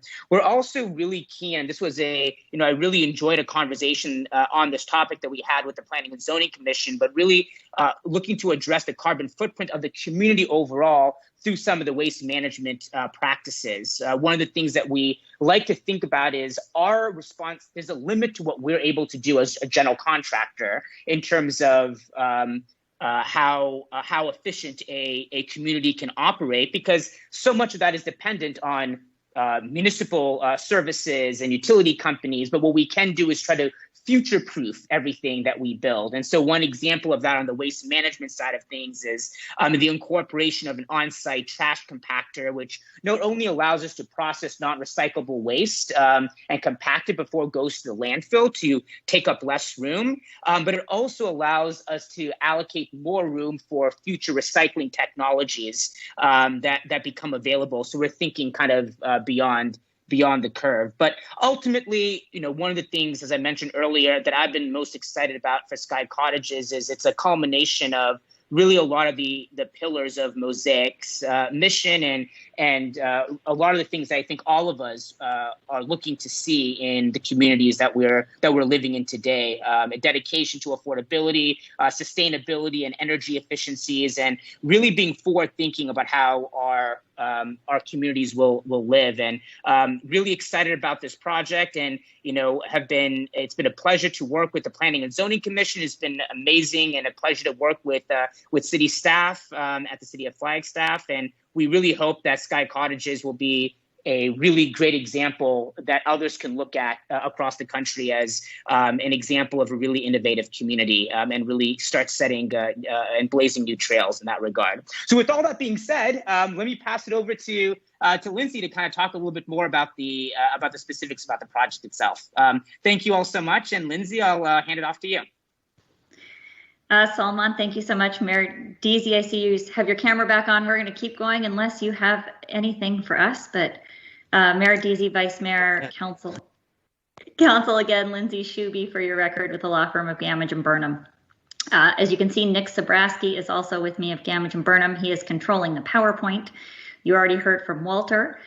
Design construction team of Mosaic. We have Salman, who we just heard from, always inspiring. Salman, thank you. Alex, Jonathan, and Dave. Guillermo and Stephen are up there in Flagstaff, our engineering team, who are fabulous. And then Don Cartier.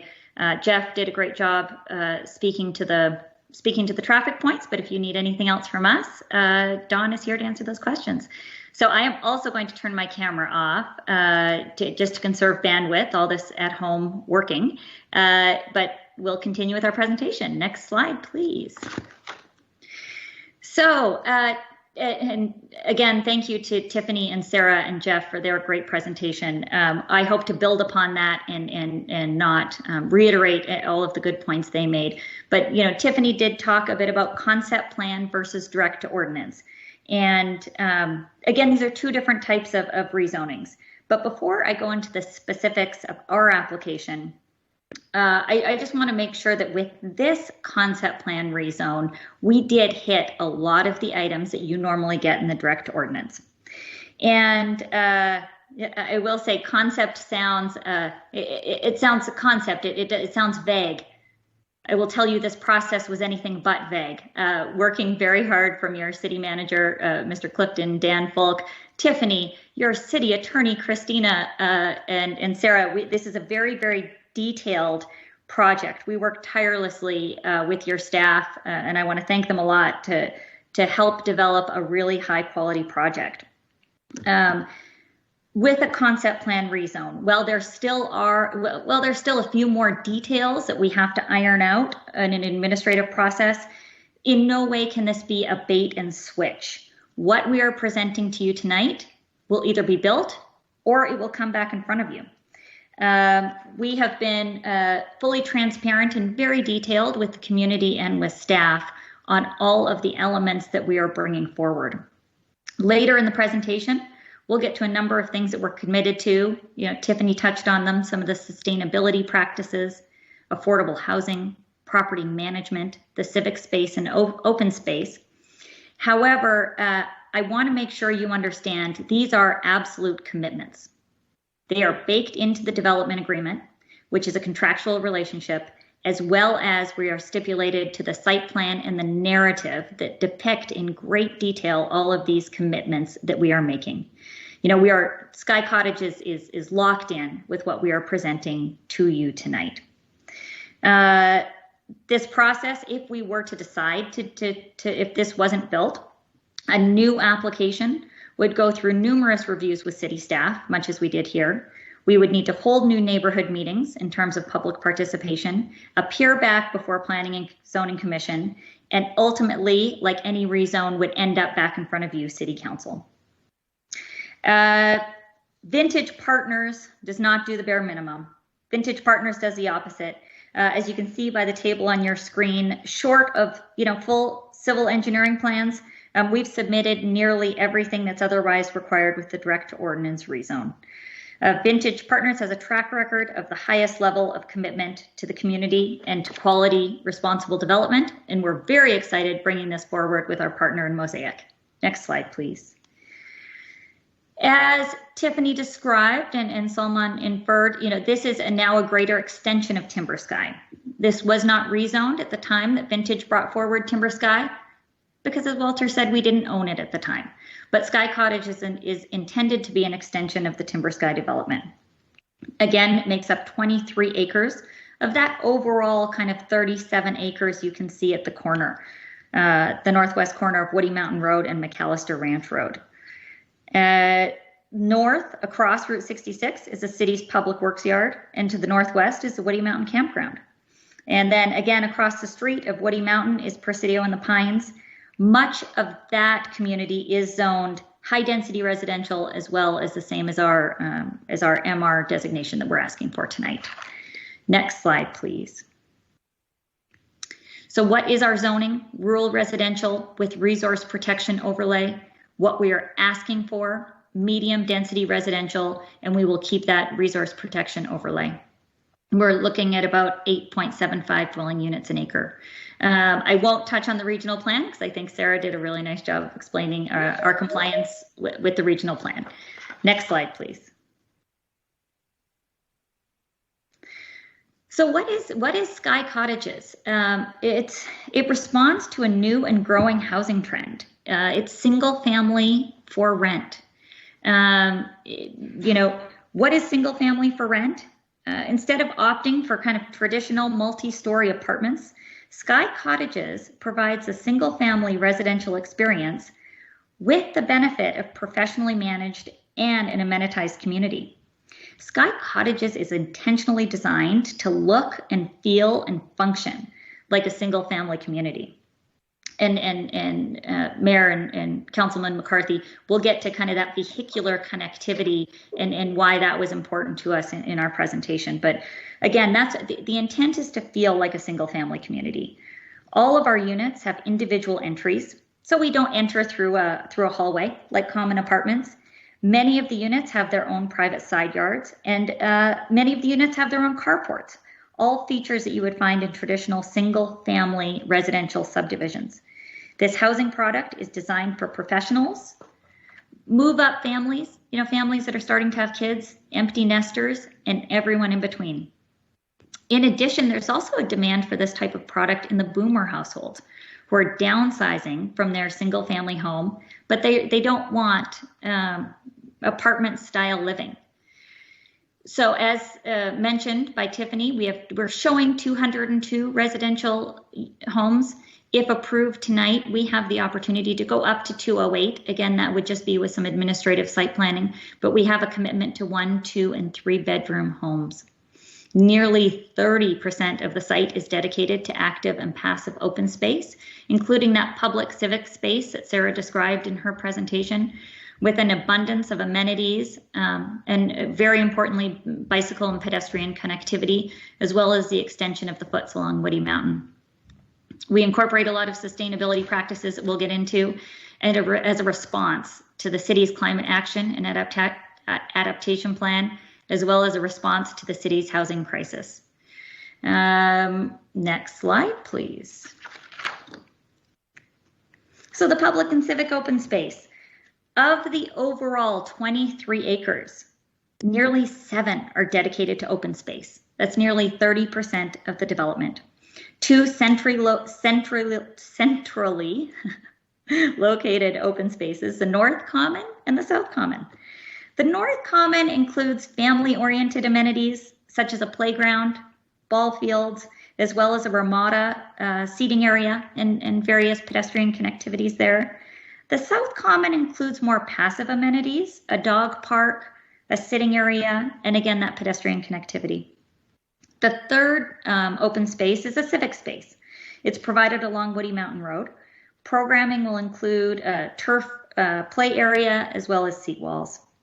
Finally, in addition to these common areas, all of the units include either a private backyard or a side yard or a patio seating area, a feature found in a single family community. Again, really aiming to feel more like a single family community, even though it's a rental product.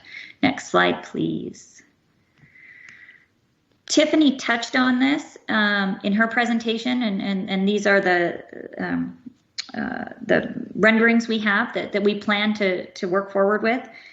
Sky Cottages, again, is a mix of 1-story bungalow court and 2-story cottage units.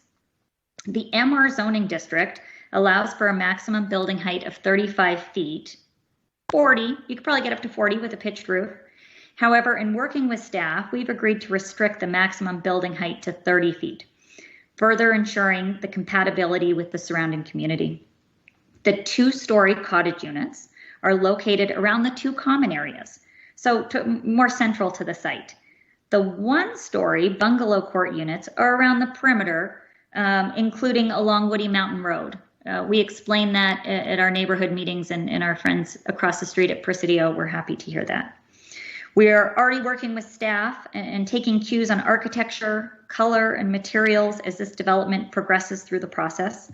We will continue to ensure that we meet the city's high architectural design guidelines that you guys have approved. You may have noted that we are in agreement with the stipulation to work on the architectural features for the front facade of the 3-bedroom. As Sarah mentioned, we worked through that and discussed it with Planning Commission, and I think we're there. It's still a condition of approval, and we'll continue to work with staff. Building materials include those traditionally found in Flagstaff. That was one of the comments at the neighborhood meeting. You know, you hear cost savings and construction, and there was a concern at some of the neighbors that we were not going to have high quality building materials. That is not true. We will be using exposed timber framing, lap siding, many of the same materials that can be found around Flagstaff. Sky Cottages will include high quality, durable materials to ensure the homes are visually appealing for years to come. It's in Vintage's best interest to build and maintain and operate an attractive community. Extension of pedestrian, bicycle, and foots network. We are planned to include extensive on-site pedestrian and bicycle network. Tiffany did a nice job showing kind of the regional connectivity. What we intend to do here is not only add to that regional connectivity, but also add more connection points at Sky Cottages and connect to all of the connection points in the Timber Sky development. The pedestrian and bicycle network on Sky Cottages alone is 3.5 miles. Sky Cottages is planned to include pedestrian connections to the preserve area in Timber Sky and to the undeveloped 14 acres at the hard corner of Route 66 and Woody Mountain that Councilman McCarthy spoke to. The off-site improvements are included, and Tiffany mentioned this, to include a 10-foot wide footpath along Woody Mountain. It's planned to meander, be separated from the curb by landscaping to create a very comfortable pedestrian environment.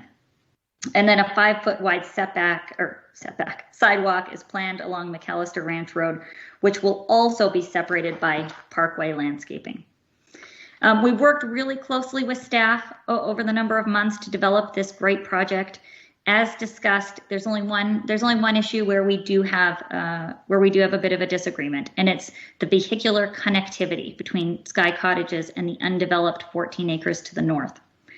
As shown, Sky Cottages is planned to provide an extensive pedestrian and bicycle network, and that's why we don't want the vehicular connectivity. We want to emphasize alternative modes of transportation and reduce automobile dependency.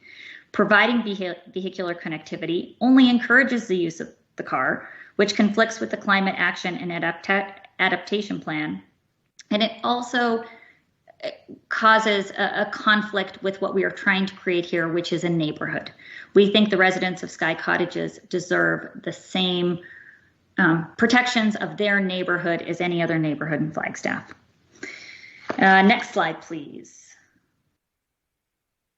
Salman touched on this, but part of what makes Sky Cottages so exciting for us at Vintage is Mosaic's technology and how they break down the complicated blueprints.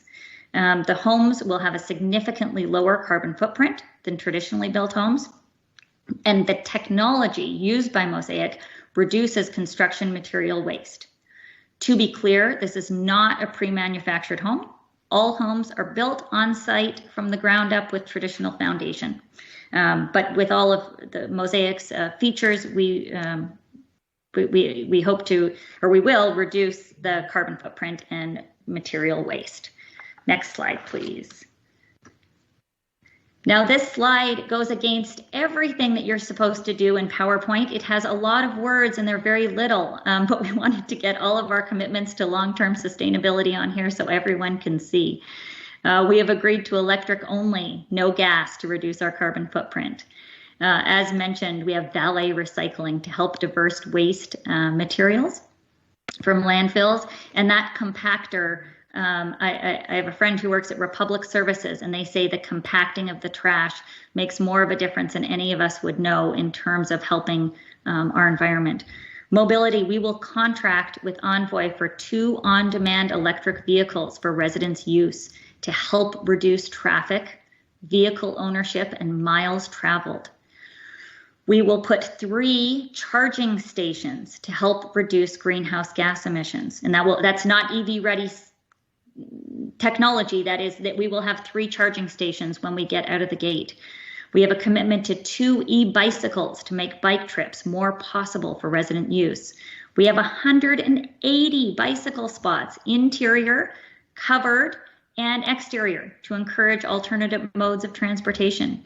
We have solar and battery technology as well as smart home automation to promote energy conservation, renewable energy, and reduction of air pollution. We have pollinator-friendly landscaping in support of the city's Monarch Pledge. And all of these commitments to our long-term sustainability goals are included in the development agreement. Next slide, please. And more than anything, you know, when I love working in Flagstaff. I love working with your staff. And the two things that I hear time and time again are the climate emergency and the city's housing crisis. As we all know, in December of 2020, the city passed a resolution declaring the housing crisis. We believe that this project helps that crisis, not only in the short term to address some of the instability and insecurity as a result of COVID-19, which I think we all hope is going to end soon, but also long term. These homes are not intended to be second home, which are prevalent throughout your city. Rather, they are intended to serve as housing opportunities for all economic sectors. We hope to advance social equality and justice in the city, as well as the Climate Action and Adaptation Plan. We also have a 10% commitment to affordable housing that is included in the development agreement. Next slide, please. Property management. These commitments were made in result to working with the community. When you have proper property management, you have increased property values, you have personal safety for tenants and surrounding property owners, and you promote a safe, stable community. As the master developer of Timber Sky, and also owner and operator of Sky Cottages, Vintage Partners has a long-term vested interest in the management and operation of Sky Cottages. It is in Vintage Partners' best interest to manage Sky Cottages in a safe and secure manner. You can see the commitments on the screen: 24/7 professional management, the commitment to comply with the city's crime-free multi-housing plan. Renting by the room will be prohibited. Subleasing of homes or rooms is prohibited. Crime-free eviction lease addendums. We will definitely work with the city in the nuisance ordinance. It'll be strictly enforced, and resident background screening will be done, as well as annual training for property management. These commitments have been made and codified in the, or not codified, have been agreed to in the development agreement. Thank you. Traffic contribution and mitigation. The city traffic engineer approved the TIA. Jeff did a great job walking us through all the steps that are involved. We have agreed to a contribution to the traffic signal at 66 and Woody Mountain, as well as other improvements. Vintage Partners has also contributed over $1.5 million to traffic improvements in the area, as well as the 3.5 miles of off-site sewer improvements. Again, as Tiffany mentioned, not just for not required for this project, but just other improvements that we've done in the area. And a voluntary dedication of right-of-way. I believe it was Councilman McCarthy who raised it. We are making all the dedications for future regional improvements. Again, not called for in the TIA, but dedications that Vintage Partners made. Next slide, please. So, Council, we are respectfully requesting approval tonight. Why? Well, I think there's so many, we hope that Sky Cottages is a project that you guys can point to that has raised the bar. Electric only, contribution to affordable housing, an abundance of public civic space and open space, the sustainability practices that we've made a commitment to, implementing the city's climate action and adaptation plan, contribute to the mayor's Monarch Pledge. We have committed to the department to be Department of Energy certified, EPA indoor quality certified, and EPA water sense certified. We have an advanced materials management plan to manage recycling, level 1 dark sky compliance, plus additional voluntary restrictions, the use of solar panels and battery technology, pollinator-friendly landscaping, smart home automation, contract for on-demand vehicles, cash contributions for the traffic signal. It goes on and on. I don't need to go through the property management because I did hit those, as well as the e-bicycles for those of you on the council who I know love bikes. But we have, next slide, please. We've made all these commitments in the development agreement. We have them in the narrative, which we are committed to. We're very excited. We worked really hard. I will tell you, your staff has worked very hard. They've pushed us to create a great compatible development that's responsive and thoughtful. We are consistent with the regional plan. Staff has determined that the application meets the required findings, and staff, as well as your Planning and Zoning Commission, has recommended approval. We respectfully request approval. I know that was a long presentation. Apologies if we took too much of your time, but as you can tell, we're very excited about this development in Flagstaff. So we have a great team in front of us, and stand for any questions you may have.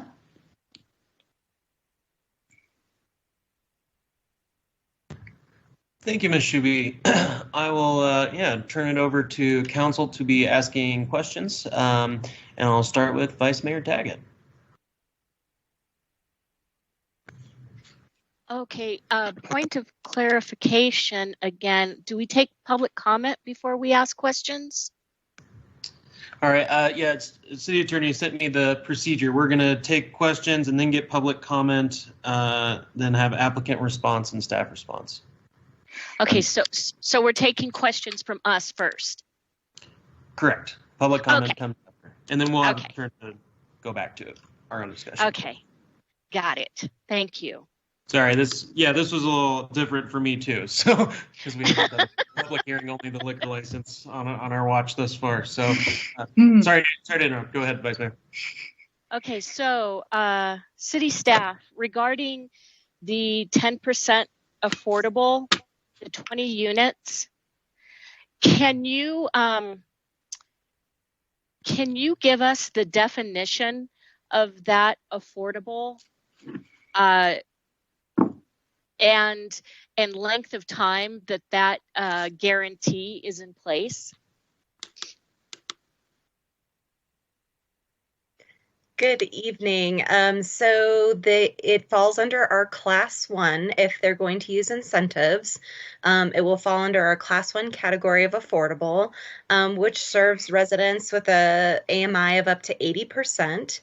And that permanent for rental is for a 30-year term. Okay, so to clarify, 20 of these units must adhere to that for 30 years. Yes, that is correct. Okay. And our housing staff is also available if you would like for them to answer any of these questions as well. Okay, thank you, Tiffany.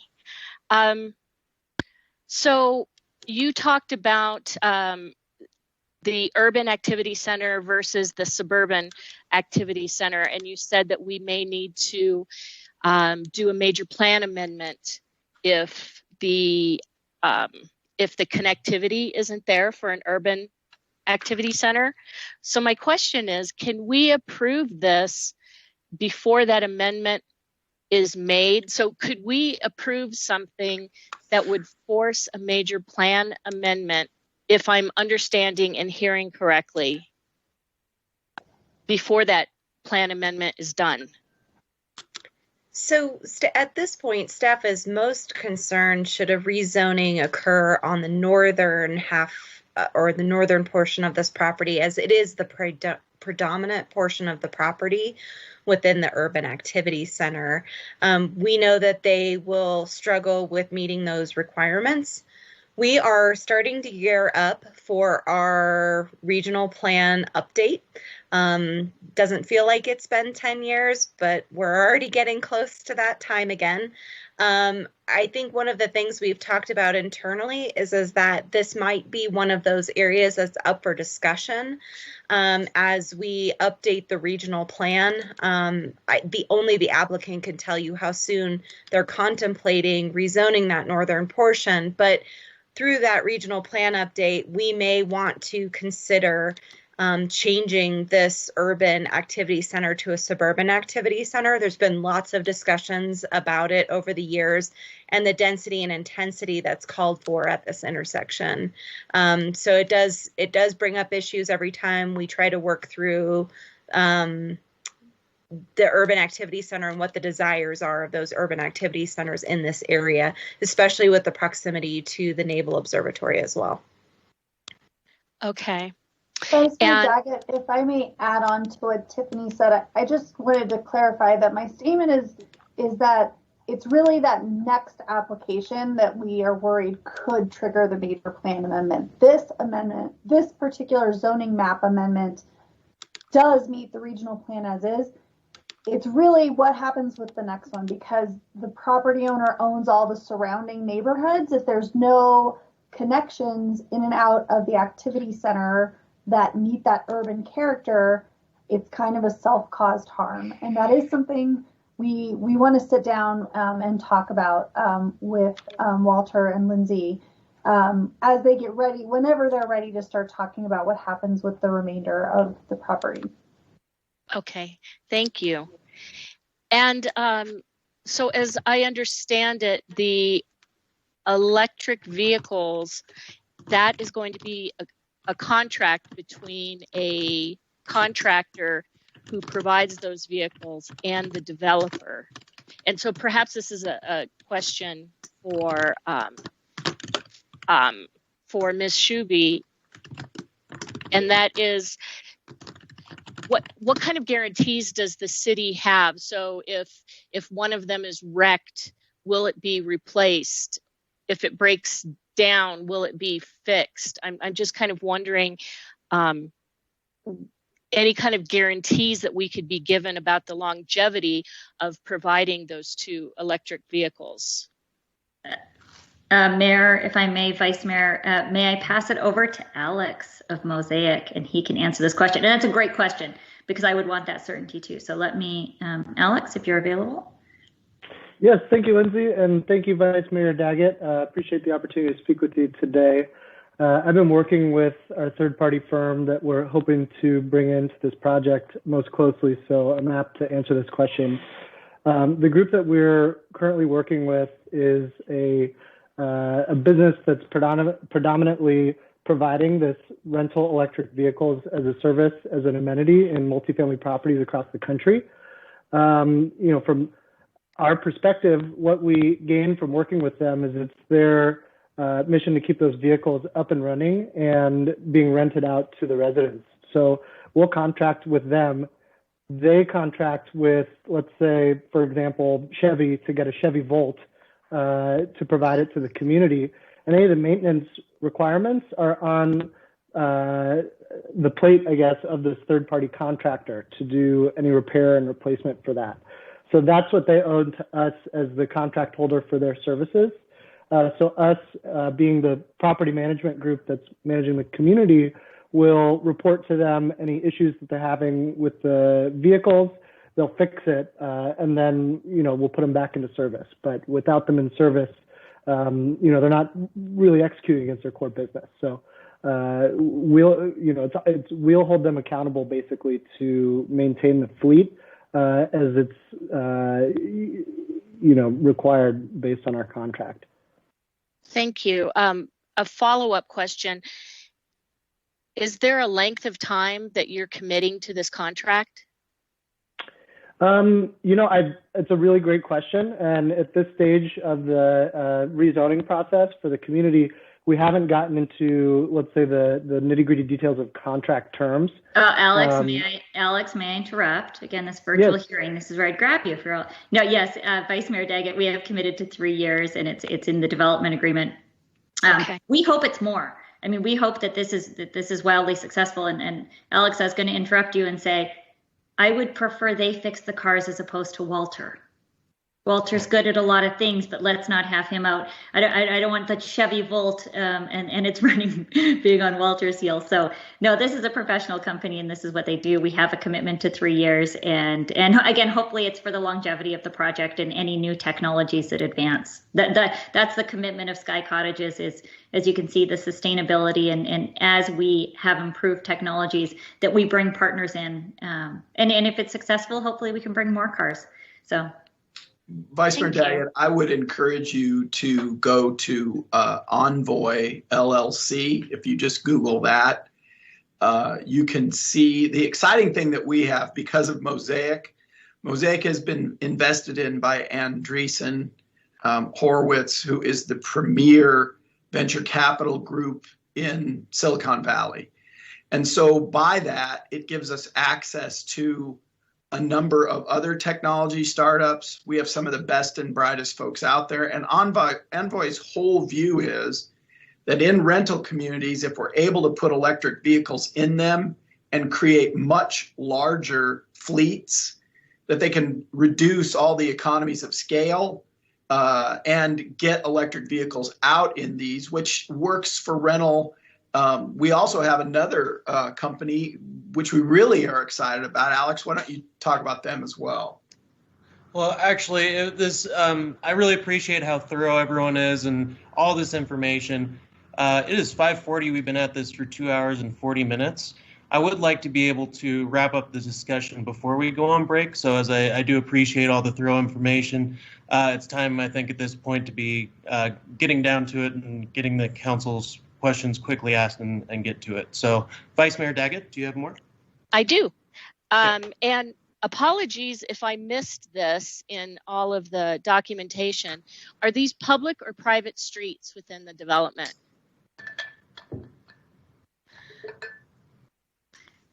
Good evening again. Within the development itself, they are basically driveways that you would see within an apartment complex. So they are private driveways. Okay. Thank you. That's it. Council, questions, comments? Councilwoman Salas.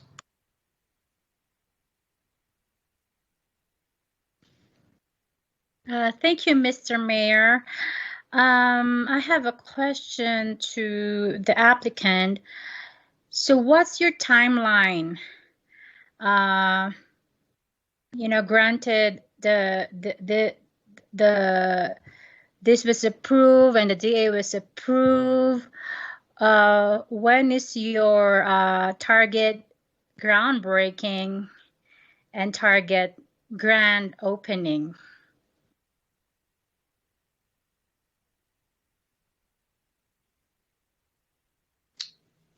Councilwoman Salas, the process here is approval on the concept plan. We go back and go through site plan and approvals for all of our building designs. We run CDs. Those processes are not quick. My desire is to deliver this as fast as we possibly can. We have no desire to slow this down. We think that there's a need to get this product out there as quickly as we can. So it's really just working in tandem with the city. But I would hope that we could be breaking ground within the next 12 months. We think that's very doable, and that's where we would like to be. Yeah. And thank you, Mr. Crutchfield. You may be able to answer my next question. Otherwise, staff can chime in. So, what's the estimate in terms of property tax contribution or collection for the city? Typically, with all of our projects, we run full economic studies and we make those available. I believe you've seen some of our economic study work, which we did at Timber Sky and the ADOT project. We have not run an impact project here simply because the expense, this is all expense to bring this forward. And if we don't have an approval, then we don't get all the other things done. So we wanted to see if council believed that this was a viable, real project that was meeting the needs of the city. And if that's the case, then we would go through the same process we would go before, and we would put together an economic impact report, as we have done for every project we've worked on. Okay, thank you. Thank you, Councilwoman. Council Member Sweet.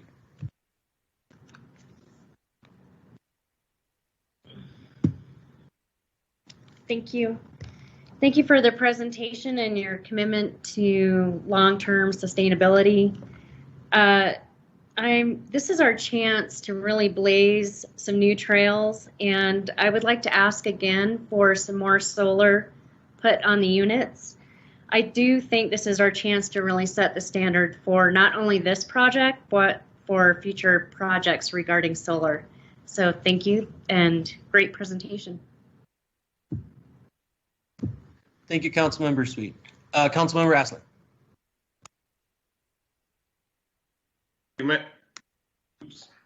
Thank you, Mayor. Hi, Walter.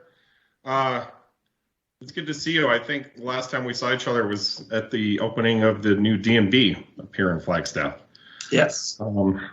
This feels like an entirely different world ago. It certainly does. So I have a couple questions for you, and I apologize if their relevancy isn't tightly tied to this, but I think this is my opportunity to ask you these questions. I'm really impressed with what I've seen so far about Mosaic and their presentation. Great job on that, guys. And so just a quick question for you, Walter. How new is this partnership with Mosaic and other companies like Mosaic? And how are you thinking about expanding these partnerships into the future, and maybe even retroactively accessing them for projects you already have going? Great question. I think Salman hit sort of the inception. It was really Salman and another MIT professor who began to put this together. And really what Salman designed was a completely new code language that extracts the documents and turns them into instructional sets as opposed to blueprints. As a developer, I'm constantly frustrated by the slowness. I mean, essentially, we're doing the same things we were doing 100 years ago. So when technology came into construction, what everybody went to was prefab. Well, if it's built in a factory, that's how we're going to do it. And you had Katerra and some others that you saw in the last year that did large raises, and they didn't really go anywhere. Because if we can't change stick-built in the field processes, we're never going to really make the gains. So the partnership with Mosaic was really just one of those, it was unexpected. I'm shocked that this kind of technology and this kind of Silicon Valley investment is walking with us in a small Flagstaff market, but here they are, and I have every desire to take advantage of it. They are building 36 homes in Timber Sky, where we were using them to try to drive the purchase price down, because our purchase prices are not low at Timber Sky. And my whole goal was to push those down, use community land trust, push them even farther. We think those 36 homes are going to be at the lower end of the price spectrum. And Timber Sky, or Sky Cottages, gives us an opportunity. And this is, I think, the long answer to your question. Timber Sky gives us the opportunity to work on this technology, deliver something for the rental market that my hope is we reform our process to be able to deliver for the fee market. Meaning we could take these units, expand them, and maybe have a product that was in the high 1s or 2s. Because if we don't retain our families and the young people who are moving out in mass, we will stop being a community, and we will stop being a holistic community. And so my heart's desire is use this technology, deliver it as a rental product, use that as a primer to drive costs down, then take the technology over to the fee market and be able to drive purchase price down. And that becomes a step so that we have rental to maybe the 2-3 range, all the way up to $700,000 or $800,000 home at Timber Sky, which is a true community. We have all economics and all people groups involved there, and that's what we're trying for. I hope that answered your question, Councilman Aslan. No, thank you. It's an open-ended question, and I think it deserves a much longer, fascinating conversation. But I don't want to get too far afield for our agenda item tonight. Also, our timeline for a lot of things going on this evening. One other question for you and for everybody is just real quickly, what are your thoughts on Woody Mountain Road and the bridge? I think that you're going to have a nice opportunity to attract workforce from Gore onto your properties. That bridge over I-40 is a really hellacious choke point, though. I don't live in Presidio, but I have friends that do, and we try to go do stuff out there. It's a very Councilmember McCarthy was just speaking about this earlier. Yeah. It's a dangerous spot. It's an unfortunate placement, and I feel like something needs to be done. I wonder if this is a good point to bring you guys in partnership into that conversation, and just wondering what we can do to make that more friendly for bicycle and pedestrian.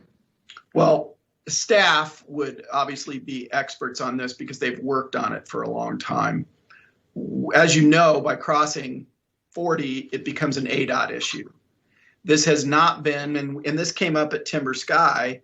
There was some discussion about widening Woody Mountain over and creating on and off ramps at Woody Mountain. And ADOT said it wasn't in their 40-year plan. Well, if it's not in ADOT's 40-year plan, it's difficult, it's impossible for a city municipality to force a state municipality to do something. That's the first thing I would say. Second thing I would say is that I think Flag Ranch Road is the greater connector for Gore folks. Even though you have to go another mile to get to it, it's an undergrade, it's an under freeway crossing. It's easy to use. But the Woody Mountain issue is even bigger for me because we connected the Foots trails to the Loop Trail inside of Timber Sky. And the best connection to the rest of the Foots Trail goes back down Woody Mountain Road. And then you can go all the way out to Rogers Lake, and you can go all the way over to the trail system at Fort Tuthill. But that is a choke point. But with ADOT saying it's not in their 40-year plan, I'm not sure what's left for the rest of us. What we did do is say, we'll give you, city, the right of way if you're going to take this and make this a bigger traffic circle, which would sort of preclude the idea that someday Woody Mountain might have an on-off ramp and be widened. Well, I wonder if the interim solution could be just to make that a one-way road with lights, stopping traffic, and then that other lane can be dedicated somehow to pedestrian bicycle. But these are just broader thoughts, and I know that it's not particularly laser focused on what you guys are developing right now. So I just wanted to get those thoughts out there on the table, and looking forward to the continued conversation and the partnerships that you bring to Flagstaff. Walter, thank you. Thank you. Thank you, Councilmember. Councilmember Shimoni. Thank you, Mayor. Hello, Mr. Crutchfield. Good to see you. Happy New Year, and thank you for being here.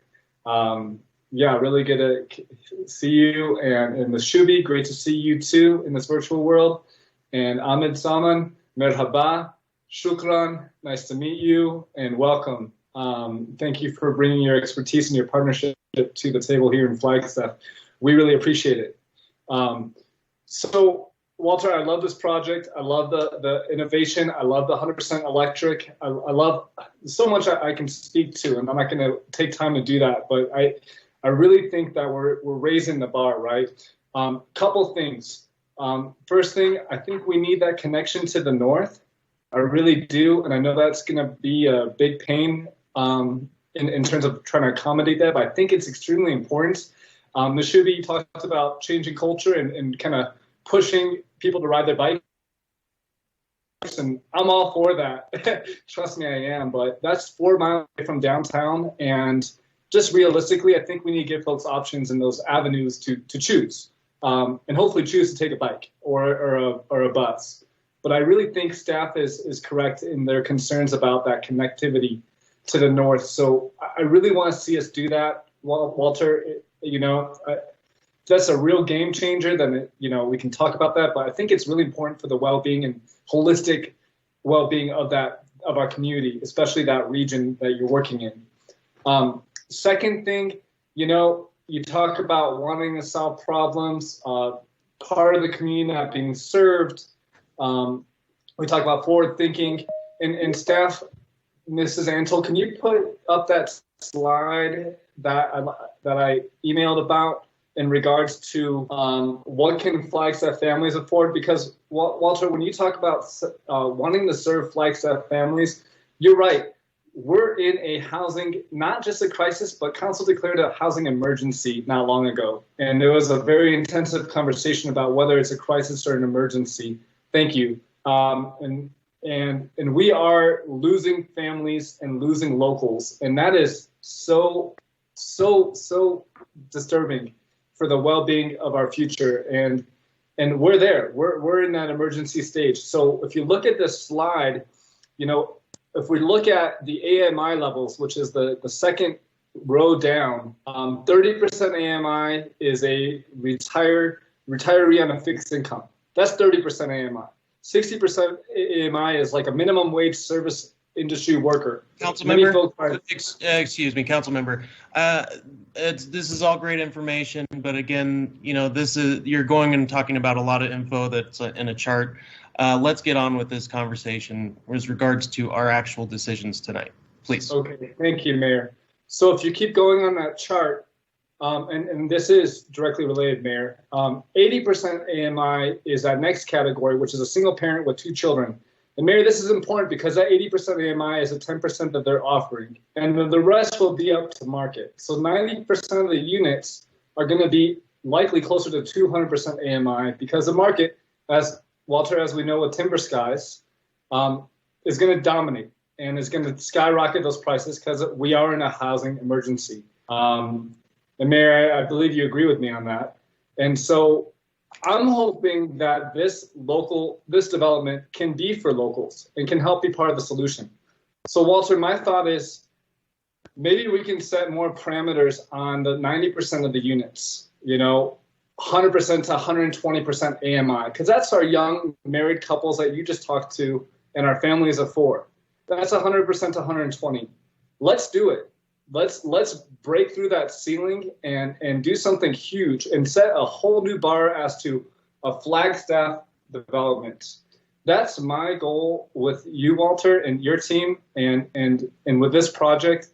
And then I'm hoping council agrees with me on this, but if there's any way that we can make 50%, 60%, 80% of the units that you're offering at, you know, some of these parameters of 100 to 120%, I mean, that would be just a grand slam for this community and worth the extra couple minutes of the discussion for Flagstaff, Mayor, in my opinion. And so, Walter, what are your thoughts? So let me quickly speak to the 2 questions you asked. The first question was connectivity to the north. And I will answer that, and I will echo what David Zimmerman, the head of P&Z, said, which was, why is it when we're building product that is focused on the people that are entering the economic level or at the lower levels of the economic level, that they somehow have to have less? And I believe he understood exactly what I was saying, which was this. First of all, I don't think the connectivity to the north with the one-way street is going to help that much, or is it going to encourage the connectivity of the urban center? We're medium density. The urban density on the corner is the highest density in the city of Flagstaff. And I can tell you right now, my neighbors in Presidio, my neighbors at Equestrian Estates, my neighbors down the road, Flag Ranch, they're going to be very reluctant to look at the kinds of densities that go with the urban center. So there may be a reason to look at the urban center, but it's going to be because we have to work together as a community. You can't just come and say, we're going to build 40 density to the acre because that's what it's calling for. And then if I go along with the general plan, then all the neighbors are upset. So we're not working with them. So there's got to be a compromise discussion there. So I'm not as excited about saying, well, how do we preserve that kind of density? Because I don't even know what product we would build to hit that density. When it comes to the connectivity, and I'll just put this out there and I will leave it to the council to say, is that a legitimate thing?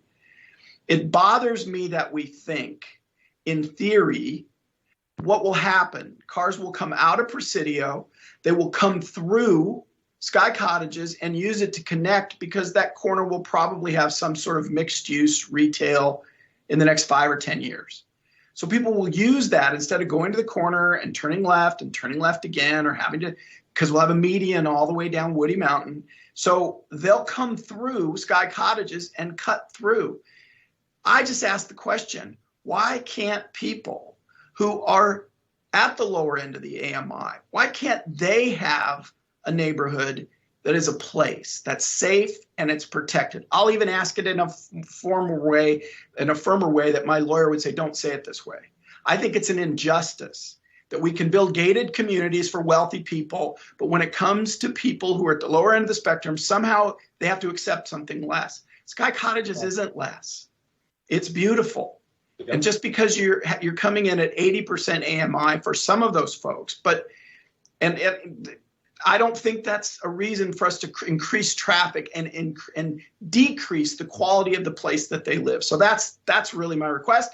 It doesn't fit with theory. It doesn't fit with the thinking, but it's saying, why do we do that all the time? So set that aside. Second question is, how can we have more units? That's a much more difficult thing because I have to borrow money to build this from both investors and banks. I have to return certain things. I've always been open to say, here, look at what we're doing.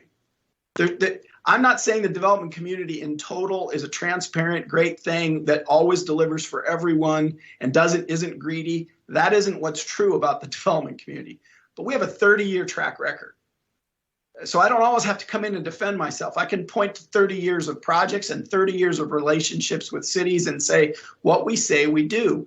Our desire is to develop this where it has a fair return for banks and investors, and we get the lowest possible price point. And I think that I'm proven to have that desire and that we're pushing those things. So I can't commit to be more than the code asks me to do.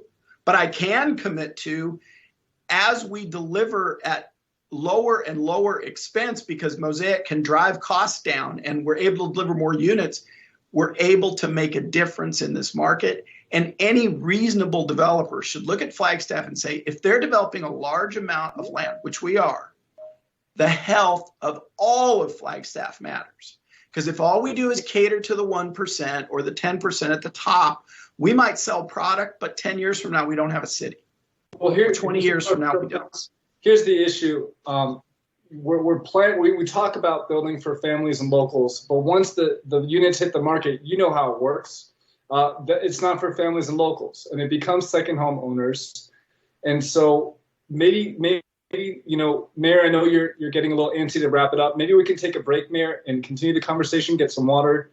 But Mr. Crutchfield, I'm curious, you know, how can we increase that 10% number? Can we move it up to, you know, maybe we can do 10% at 80%, and then we can do 20% at 100 to 120, you know, totaling 30% of the units, and then 70% is for the market. But, you know, I just see you and your team as such a partner in the city. Let's do that. Let's make this a Flagstaff development while still meeting the needs of the investors. And obviously, and I'm not adverse to that, but Councilman Shimoni, you have to recognize we're already pushing almost $1.7 million, $1.8 million of offsite costs. We're having to build a 21-inch sewer. I mean, the city's paying a small fraction of that to upsize it to 21 inches. We're building over a mile of a 21-inch sewer for 200 units. Presidio didn't do that. Crestview didn't do that. Railroad Springs didn't do that, but we're at the end of the line, so we have to do it. When you add those offsite costs, you start pushing. It's all these things that contribute. It is not just the greed of development. And we do a horrible disservice when we come to the table and we go, well, it's all you. I'm old enough to learn pretty much every problem is kind of a lot of people. It isn't just one. What I think we can commit to is exactly what the code asks us to do, which is 20 of the units come in at 80% of the AMI, which means at 80% AMI, those people are able to rent, and only 30% of their income can go to rent. So now we take the 80% of the AMI number, they're down to that, and now only 30% of that can go. Well, that is way below market, significantly below market. Where can we price the other ones? I'm going to price them as low as I can to meet investors and banks' expectations, and still serve the community. We have to do both, because if there isn't money to build, there's no sustainability. It isn't just one part of the equation. So in closing, Mr. Crutchfield, could we do 10% more at 100 to 120? Let's say 120.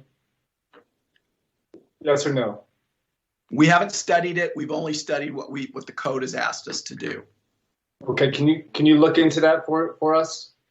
I can tell you I will, and I believe I have a track record. We will drive it down. The reason that we're not just selling dirt and leaving it to builders when we had such great visions for Timber Sky, the reason we're staying in the process is to do exactly what I've articulated for you. I'm not putting it out there going, gee, I hope we hit these numbers, and then builders come in and all of a sudden numbers are up.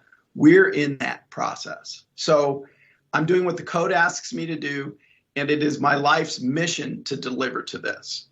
And I'm not, those aren't just words of people, you're just a liar, you're a developer from Phoenix. Come see my house. Come see where we live. Come see what we invest in. Come see what we do. I'm telling you, I will work as hard as I can, Councilman Shimoni, to address a problem that if we don't work hard at it, we're going to lose. Right. And we're losing right now. I talked to somebody today who said they were hired with 15 other engineers, and they're down to 2 of that original group that were hired in 2018. The rest moved to Phoenix or took jobs with other places because it was too expensive to live in Flagstaff. We lost 15 engineers' families, so they're not playing soccer. They're not in the school thing. They're not at the PTA. They're not in any of those things. We lost all those people. I don't want to lose them any more than you, but I can't commit to things that I don't financially know if I can deliver. Well, I'll just say, if we leave it to the market, we're going to lose. But thank you. I appreciate it. Thank you, Councilmember Shimoni. We're going to have to move the public speakers back and take a break here.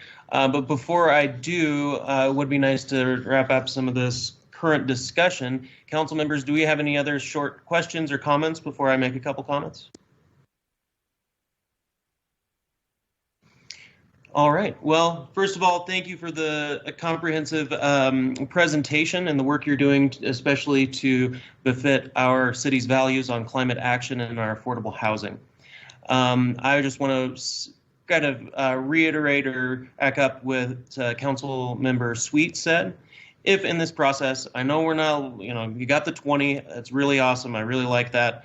But if there's any way more solar could be added into this situation, I think it would be an even extra token for the public, and not just for this, but for us, showing that we really are meaning about the climate action plan. Because let's be honest, we got, 9 years before we're supposed to get to carbon neutrality. We have a lot on our plate, council, to make that happen. So if you could put in that token, add some extra solar panels, I think it would mean a lot to our community. With that, I am going to, City Attorney, if you could let me know how to exactly procedurally close this or slate this hearing, close it temporarily, and pop it back up, I'd appreciate it. Mayor, thank you. Mayor and Council, it's very simple. You just go ahead and recess the public hearing and then call it back to order when you get back from the recess. All right. Well, I'm going to recess this public hearing, and we're going to take 15 minutes. So 6:23, please be back here. Thank you. Excellent. I am reopening our public hearing. And unless any council members have any questions or additional comments, I'm going to move to our public participation. So I'll give you just a sec here to put a C or a Q. All right. City Attorney Solomon. Yes, Mayor, just for clarification for the record, the public hearing was never closed. It was simply recessed, but I just wanted to make sure that was clear for the record. Okay, thank you. And so when coming in here in the future, how should I be stating that procedurally? Just simply that we're reconvening the council meeting, or reconvening the public hearing. All right, I'll make sure I get the right words here. Thank you. Well, feedback. I think we are open for public participation. Ms. Fobar or Ms. Salzberg, do we have the public participants on the line? Yes, Mayor. Our first commenter is Kate Morley. She's actually in the Teams meeting, so I will go ahead and turn the time over to her. Ms. Morley, you can go ahead and begin. Hi, thank you. Mayor, members of council, Kate Morley, Deputy General Manager for Mountain Line, which provides public transit on behalf of the city of Flagstaff.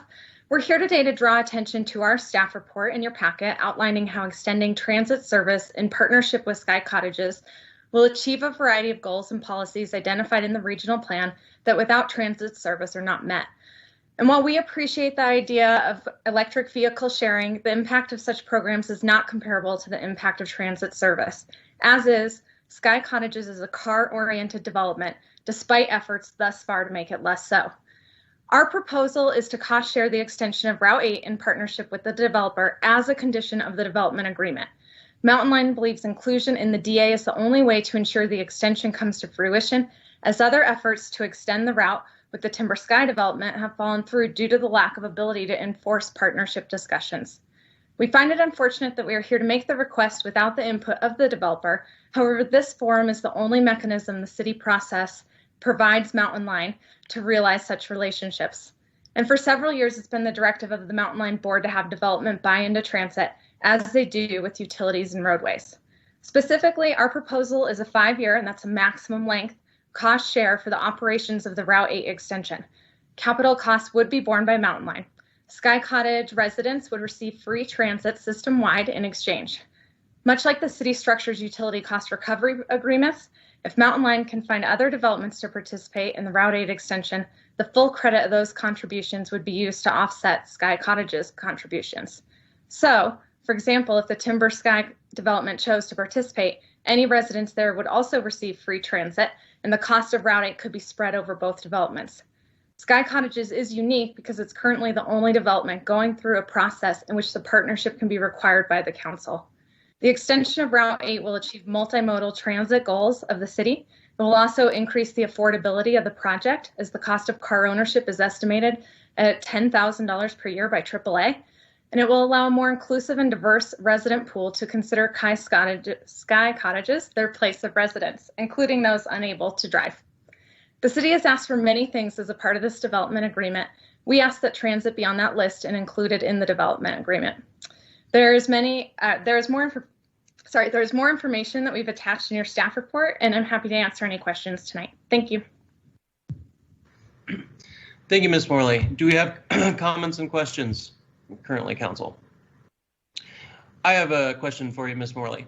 So I understand there's the cost sharing. Is there a way for that to be a different proportion, or is this the amount each person gives is dedicated to a certain infrastructure aspect of what is needed?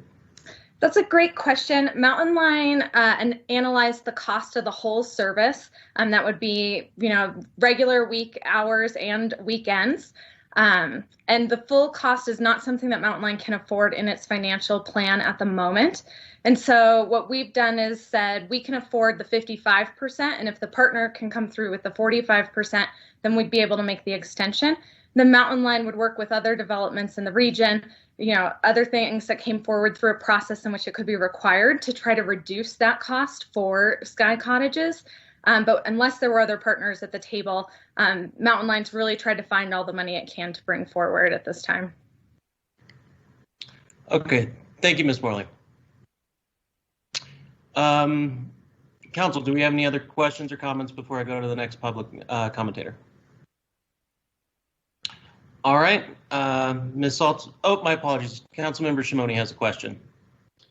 Thank you, Mayor. Ms. Morley, thank you for your comments. So we're looking at $250,000 per year for the 45% from Vintage Partners for 5 years. Is that correct, what you're asking for? So total of 1.25? That's correct. And then we would reduce that by any other contributions we could bring in. And we did suggest that if we could pass a tax prior to the end of 5 years for an increase in transit service, that we could shift those costs. So it's really seen as a maximum. And if we can do anything to reduce that, Mountain Line would work towards that. Thank you.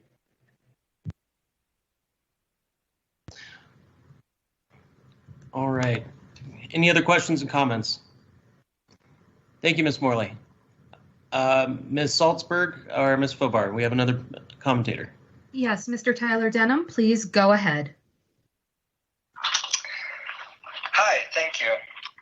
I have a brief statement regarding ordinance number 2021-01 from W.L. Gore and Associates to read to the council. Begin statement. W.L. Gore and Associates, advocates for the City Council to adopt ordinance number 2021-01. The ordinance would allow the development of 200 units within walking and biking distance of the Kilty Lane manufacturing cluster, which is ideal for workforce housing. Close proximity of our workforce is particularly important during the winter months in Flagstaff when heavy snow makes it difficult for associates to commute. End statement. Now, with the statement read, I want to clarify something. So I, Tyler Denham, have communicated with this council many times in the past and will likely communicate many times in the future. None of those communications should be assumed to represent Gore's official position on anything. They are merely my own positions as a private citizen. The only official position Gore has taken is in the brief statement I read before. If there are no questions, thank you, council members, for your time. Thank you, Mr. Denham. Any questions, council? All right. Thank you. Next participant. Hi, Cecily. You can go ahead and speak now. Okay, go ahead. Good evening, council members, and congratulations to the newest people on the council. I am Cecily Maniaci, a small business owner in Flagstaff, Arizona, and I am calling to give my support to this affordable housing. It is a top priority in the Flagstaff. Currently, there just is not enough to meet the demand. As a small business owner who employs all who need affordable housing, it would help in the workplace stability and to give a boost up in the community. I hope as the town continues to grow, we remember all of the people who keep our businesses running and thriving. Affordable housing is an enormous part of our community's success. Thank you. Thank you. Council, any questions or comments? All right, next public participant. Hi, Mayor. I have Jason Rohr on the line. Jason, you can go ahead. Wonderful. Thank you, council members. I don't know how many of you have got here, just for giving the opportunity for public participation tonight. I did just want to voice my support for this development and say that I think at some point, not only do we have to look at the development itself, but also the character and the integrity of the developer that stands behind it. And as I've kind of sat on the sidelines and watched this one, I've just seen kind of a consistent pattern of solving problems, being a team player, and really bringing good developments to the table. And so with all the twists and turns that lay ahead of developments, you don't know what's going to come out other than by looking at the developer itself. And I just want to say I support this. I think it's good housing that's desperately needed for the community, and I'm in full support of it. Thank you, Mr. Rohr. I'll take any responses or leave it at that. Now, we have any questions from council? I don't see any in the chat box. Thank you, Mr. Rohr. Next public participant. Well, thank you. Thank you, council members. Thank you. Hi, Clay. You can go ahead and speak now. Okay, great. Hi, Mayor and Council. This is Clay McCausland. Most of you I know, we've worked together in the past. Anyways, the reason I'm calling is to do with this new property development that Walter's working on. I'm a resident of Flagstaff for 25 years, own businesses in Flagstaff, and I know the importance of housing in our area. It's definitely one of the things that comes up several times throughout almost every week in conversation with the businesses that I work with, is that they struggle for quality housing. There just isn't a lot of options, as we all know, in Flagstaff, especially for people that are kind of introductory into that level, the intro level. There just isn't anything in Flagstaff. I know from my personal circumstances, I was looking to buy a house back in 2004 and almost left Flagstaff. And, luckily I was able to find a house, kind of the last ditch thing that I was able to get one. But had I not gotten one, I would have left Flagstaff almost 20 years ago. So I know the situation hasn't gotten better, and I'm sure it's gotten worse over the years. And so it's a really nice project. I've worked with Walter and got to know Walter really well. I know he's very professional along with his team, and I think they could be a big asset with what they're trying to do out there. And I was on the call and watching the meeting up until the recess, but had to run. I head at home now, but I'm in the parking lot at the mall hearing you guys this talk now. So anyway, wanted to just say thanks for all that you guys are doing and considering this. And I know, like I say, that this would be a good project for us to have for Flagstaff. Well, thank you very much. Do you have any questions or comments from council? Do I? No, we do not. Thank you very much. I'm checking on the chat box while this is going on. So we don't have any questions from council. All right, the next public participant. Mayor, I believe that is all. Stephen Thompson and David Rogue both did not answer the phone. Okay, well, thank you very much. We are, at this point, I would like to close this public hearing and bring it back to council here. And as always, Sterling, or city attorney, if I screw up on procedure, I know you'll take care of me. So, actually, yeah, Mayor, actually, the public hearing is still open up through the council's deliberation. It's when council makes a motion, is ready to make a motion, that the public hearing gets closed. Oh, okay. So sounds good. Then I guess we're still open here. Council, we have questions, comments, anything else before we move for motion?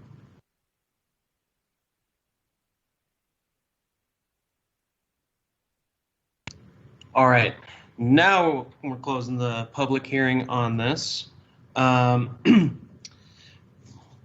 Council, do we have, Councilmember McCarthy.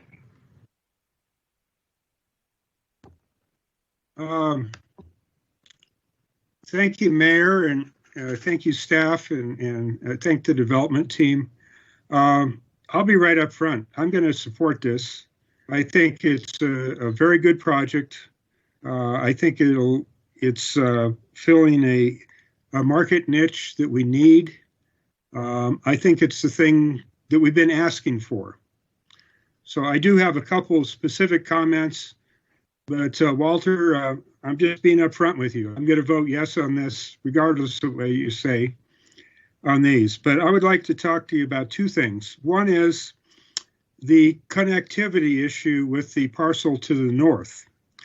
I think you made a good argument about automobile traffic from that parcel through the parcel at question tonight. But I'm thinking it would make sense to have bicycle and pedestrian access between these two parcels. So my question is, can the developers provide bicycle and pedestrian access on the north side of the property? That's my first question. You want me to answer that quickly? Yeah. It's already designed. That was our desire, was pedestrian and bike connectivity to change the modality, to move people who would say, yeah, I could get in my car, but I can also walk, I can ride my bike. And remember too, when we talk about McAllister, we have miles of trails already built at Timber Sky. So our desire at Sky Cottages is to be able to connect to those trails as well, so that you out to the Foots trails, you can get over to the Loop Trail. And that all that connectivity was thought through. So the north side connection in our mind is pedestrian and it is bike friendly. That's already in our design. Well, I'm very pleased to hear that. My last question has to do with that water retention area, which is going to kind of double as a recreational area, and it's my understanding it's going to be lawn. Now, I think you know from the way I voted on the Woody Mountain Campground issue a year or so ago. I'm very sensitive to wasting water. Water is a big resource here that at some point we're going to run out of. So my question is, would you consider some type of other surface treatment in that retention basin besides lawn? And that could be decomposed granite, or it could be artificial turf.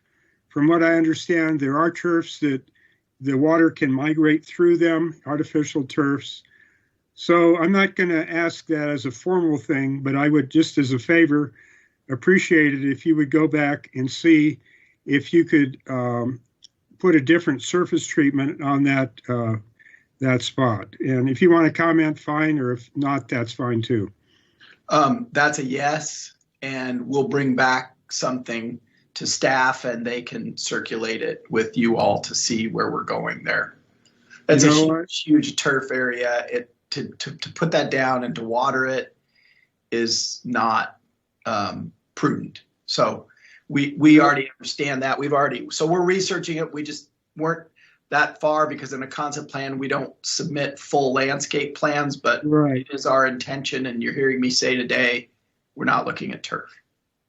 And I have one little nitpicky thing. I see that you had sliding glass doors on some of these, and this is kind of off subject a little bit, but my concern is that if you have snow up against sliding glass doors, you could get leakage into the water leakage into the home. So you don't need to answer, but I think you ought to think that through a little more thoroughly. And Mayor, that's the extent of my comments. Thank you. Duly noted.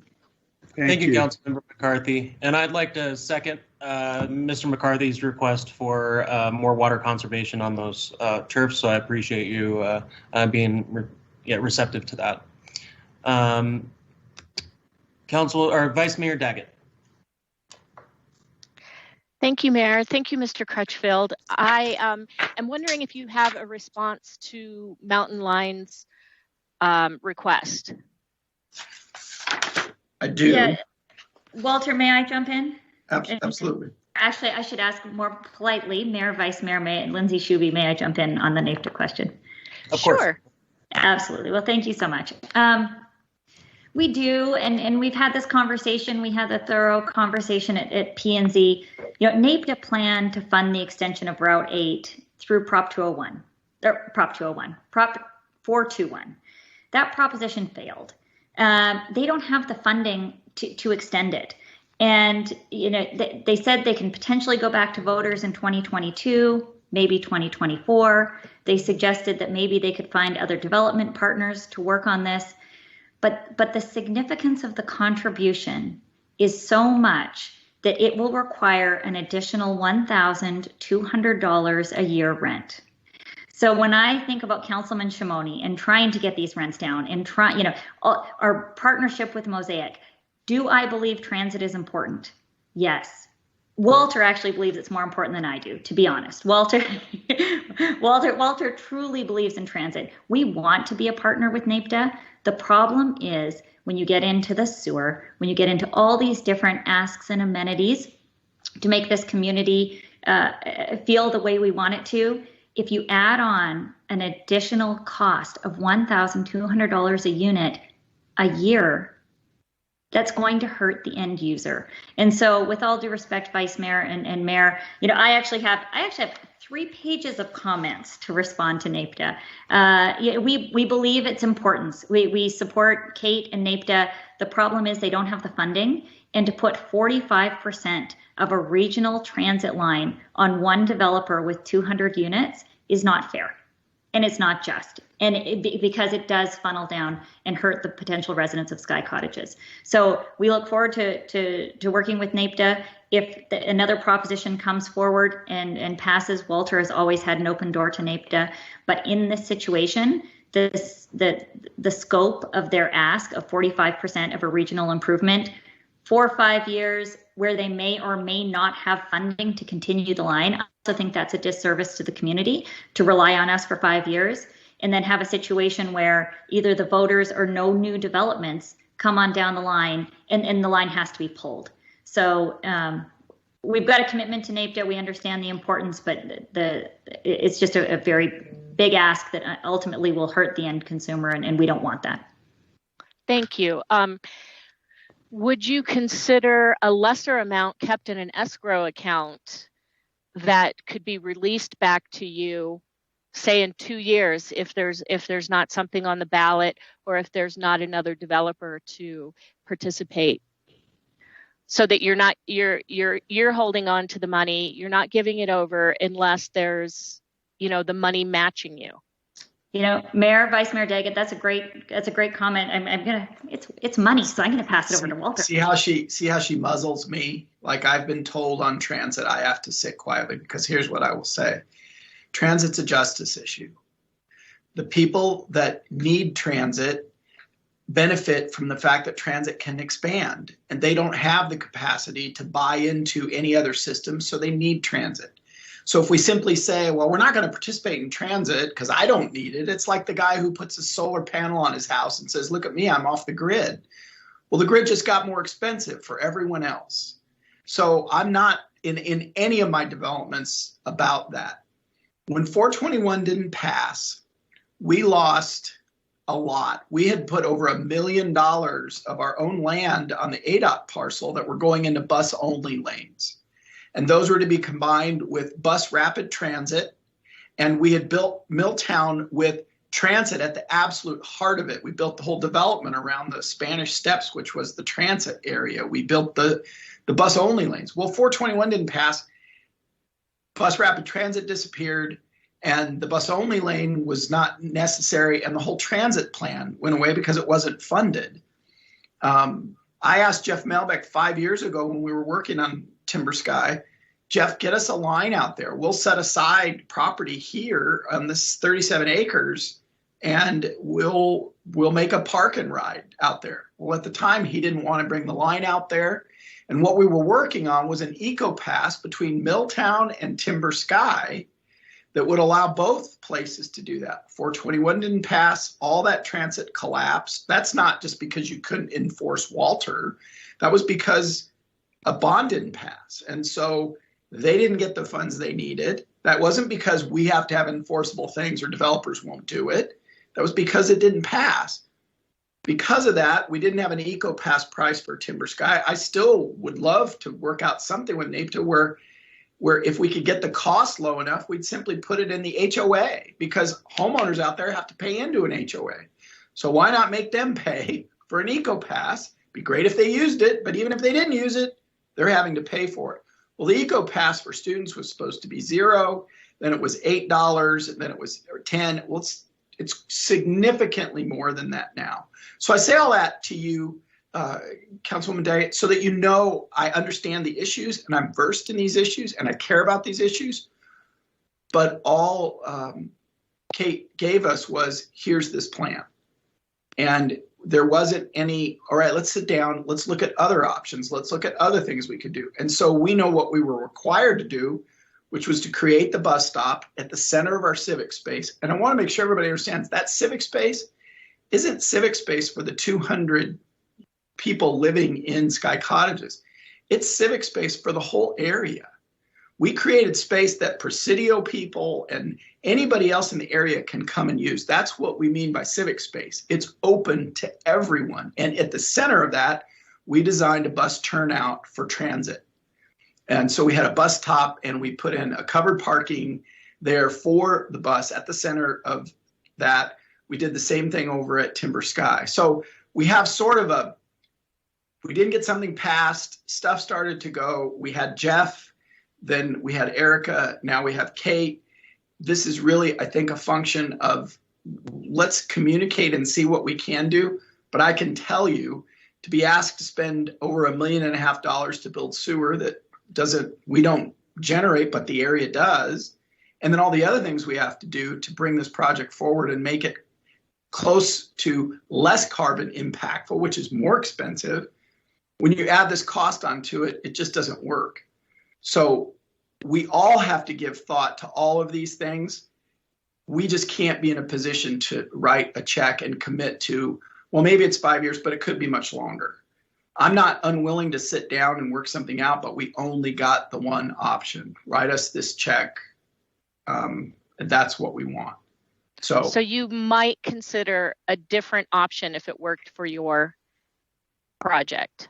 If we could get eco passes to the point where they were reasonable, that we could include, yes. I believe in transit, and I don't believe transit's just for people who need transit. We all have to be about transit. If somebody can't afford a car, that is the community's thoughtfulness. I'm not going to say responsibility, but the community needs to think about it. You don't just get to go, well, you're poor, I don't have to deal with you. That's why we're in the situation we're in now. That isn't my heart. It's not what we do. I'm glad to sit down and continue to sit down with NAPTA, but in a way that isn't, well, if we can't enforce this, you're not going to do it, but that we're actually going to sit down and try to work something out that is financially feasible with all the other things we have to bear. Okay, thank you. Thank you. Thank you. I would like, Ms. Morley, if you would like to speak to any clarifications you'd like for a minute, then welcome to. Yeah, I would like to say Mountain Line is open to discussion. We've made that offer to Vintage Partners and haven't heard back on that offer. But more broadly on the conversation about 421, the agreement with Timber Sky was actually 2016 before Mountain Line contemplated 421. So the passage or not passage of that ballot measure really has nothing to do with the history of the extension of the route, though we would look to put it into a future tax route to reduce the cost for Vintage. In 2016, the discussion had been $195,000 annually as a part of the Timber Sky. It did not make it into the development agreement, and it has never come to fruition. And I believe that that was the equivalent of $150 a household if we had been able to spread it out over the larger development. So I just want, and the final piece I wanted to say is that the BRT project is ongoing. It was also not tied to 421, and we do still have money budgeted for the Milltown project. So just wanted to provide some of that financial health information. Mountain Line is in a very good place and feels like it can do the 55% competently.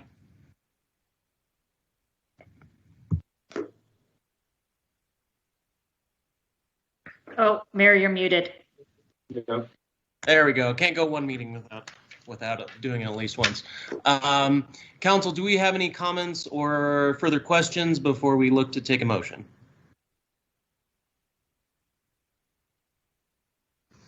Councilwoman Salas. Would you like to? I see an image.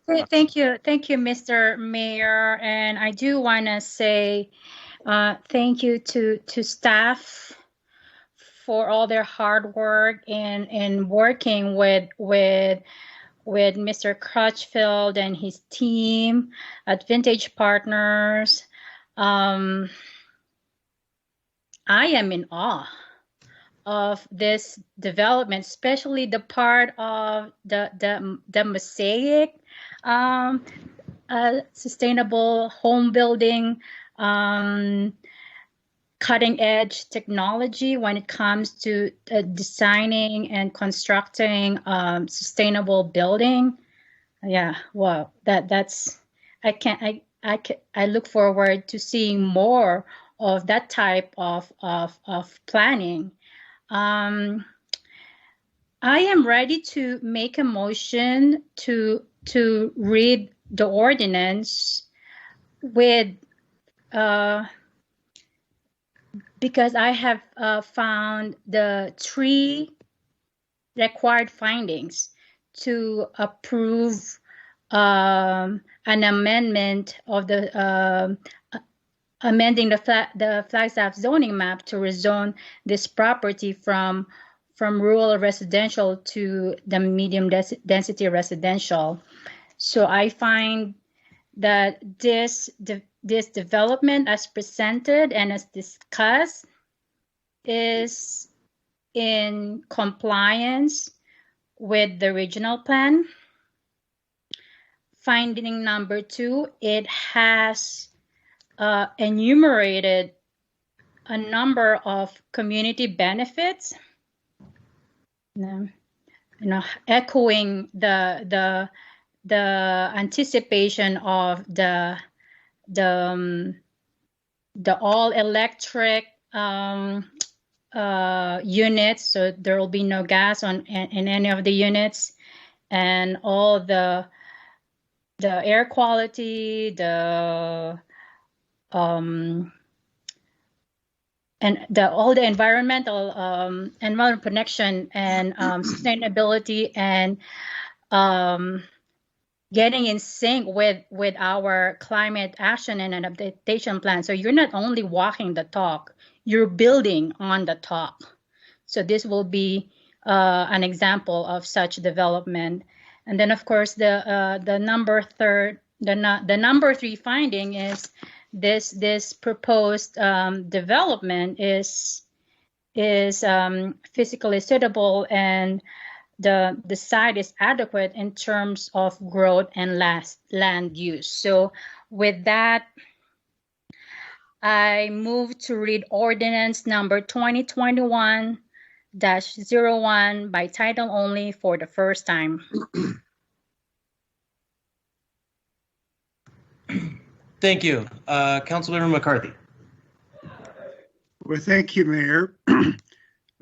Considering that one of the biggest issues in this town is that we need more housing, and this project is specifically designed to provide more housing, and considering that the developer has offered to do a lot of things that he wouldn't really even be required to do, even in light of that, there are other things that we kind of wish he could do, but he's stated that they're impractical and would actually increase the cost to the rent payers in the end. I think this is a great project, and I enthusiastically second the motion made by Councilmember Salas. Thank you, Mayor. All right, I have a motion by Councilwoman Salas, seconded by Councilmember McCarthy. Councilmember Shimoni has a comment. So, thank you, Mayor, and I just want to say thank you to Mr. Crutchfield, Ms. Shuby, and Mr. Salman. Thank you all for your work in our community. I am very excited about this project. Mr. Crutchfield, please do reach out to Mountain Line. We'd love your support and partnership there, and anything you can do to keep locals in town is appreciated. So thank you, Mayor, and I look forward to voting on this.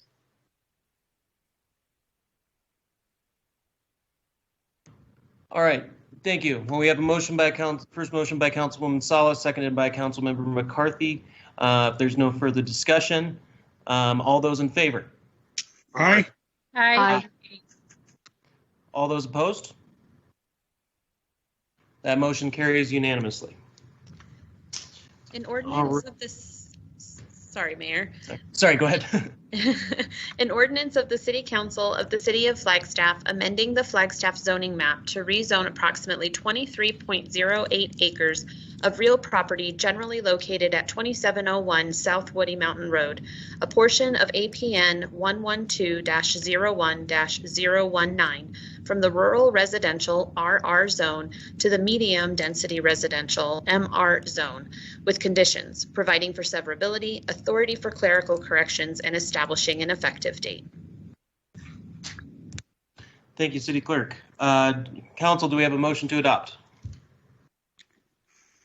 Mayor, actually, we would not get a motion to adopt today. We'll have the second read at the next regular council meeting. Oh, okay. Thank you. I just had it on the agenda. Thank you, Stacy. I was struggling with my mute. Thank you. All right. Well, then, I guess without further ado, we're down to agenda item 9. I will make note, due to time constraints and how big of a schedule we have today, I will be removing the discussion regarding city council rules and procedures from the agenda.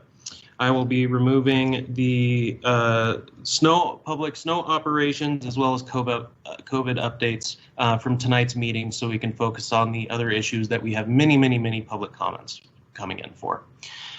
So without further ado, we're into agenda item 9A. It's the consideration and adoption of resolution number 2021-06, a resolution of the Flagstaff City Council approving amendment to the intergovernmental agreement between Coconino County and the City of Flagstaff for courthouse bailiff services. Staff recommended action is to read resolution number 2021-06 by title only. Good evening, Mayor and Vice Mayor and Council. My name is Jessica Cortez, and I'm the Court Administrator. My apologies. My apologies. City Attorney, do you have a comment? Yes, Mayor. Thank you. And my apologies, Ms. Cortez. I just wanted to clarify when you indicated removing, you mean bumping those back Yes. to a meeting in the future? Yes, that's what I meant. So bumping those to a later date to free up time. Great. Great. Thank you. Thank you.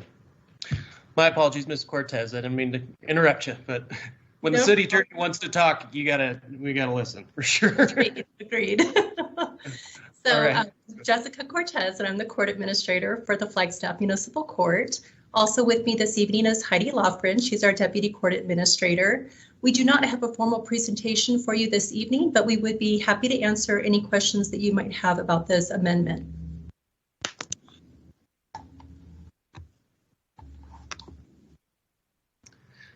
Thank you, Ms. Cortez. Councilmember McCarthy. Mayor, I move that we read Resolution 2021-06 by title only. I second that motion. Any further council discussion? All those in favor, say aye. Aye. Aye. Aye. Aye. Any opposed? Ms. Salzberg. A resolution of the Flagstaff City Council approving an amendment to the intergovernmental agreement between Coconino County and the City of Flagstaff for courthouse bailiff services. Thank you. Council, do we have a Mayor, motion to adopt? Mayor, I would like to make a motion to adopt, but I'd also like to thank Jessica for sitting around this council meeting for such a long time and being available for us. Thank you. All right, we have a motion by Councilmember McCarthy to adopt. I second that motion. Without further discussion, all those in favor? Aye. Aye. Aye. Aye. Aye. Any opposed? That motion is adopted.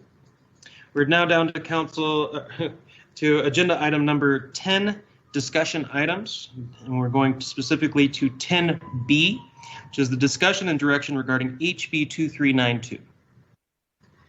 Good evening, Mayor and Council. I will go ahead and share my screen for a quick slide.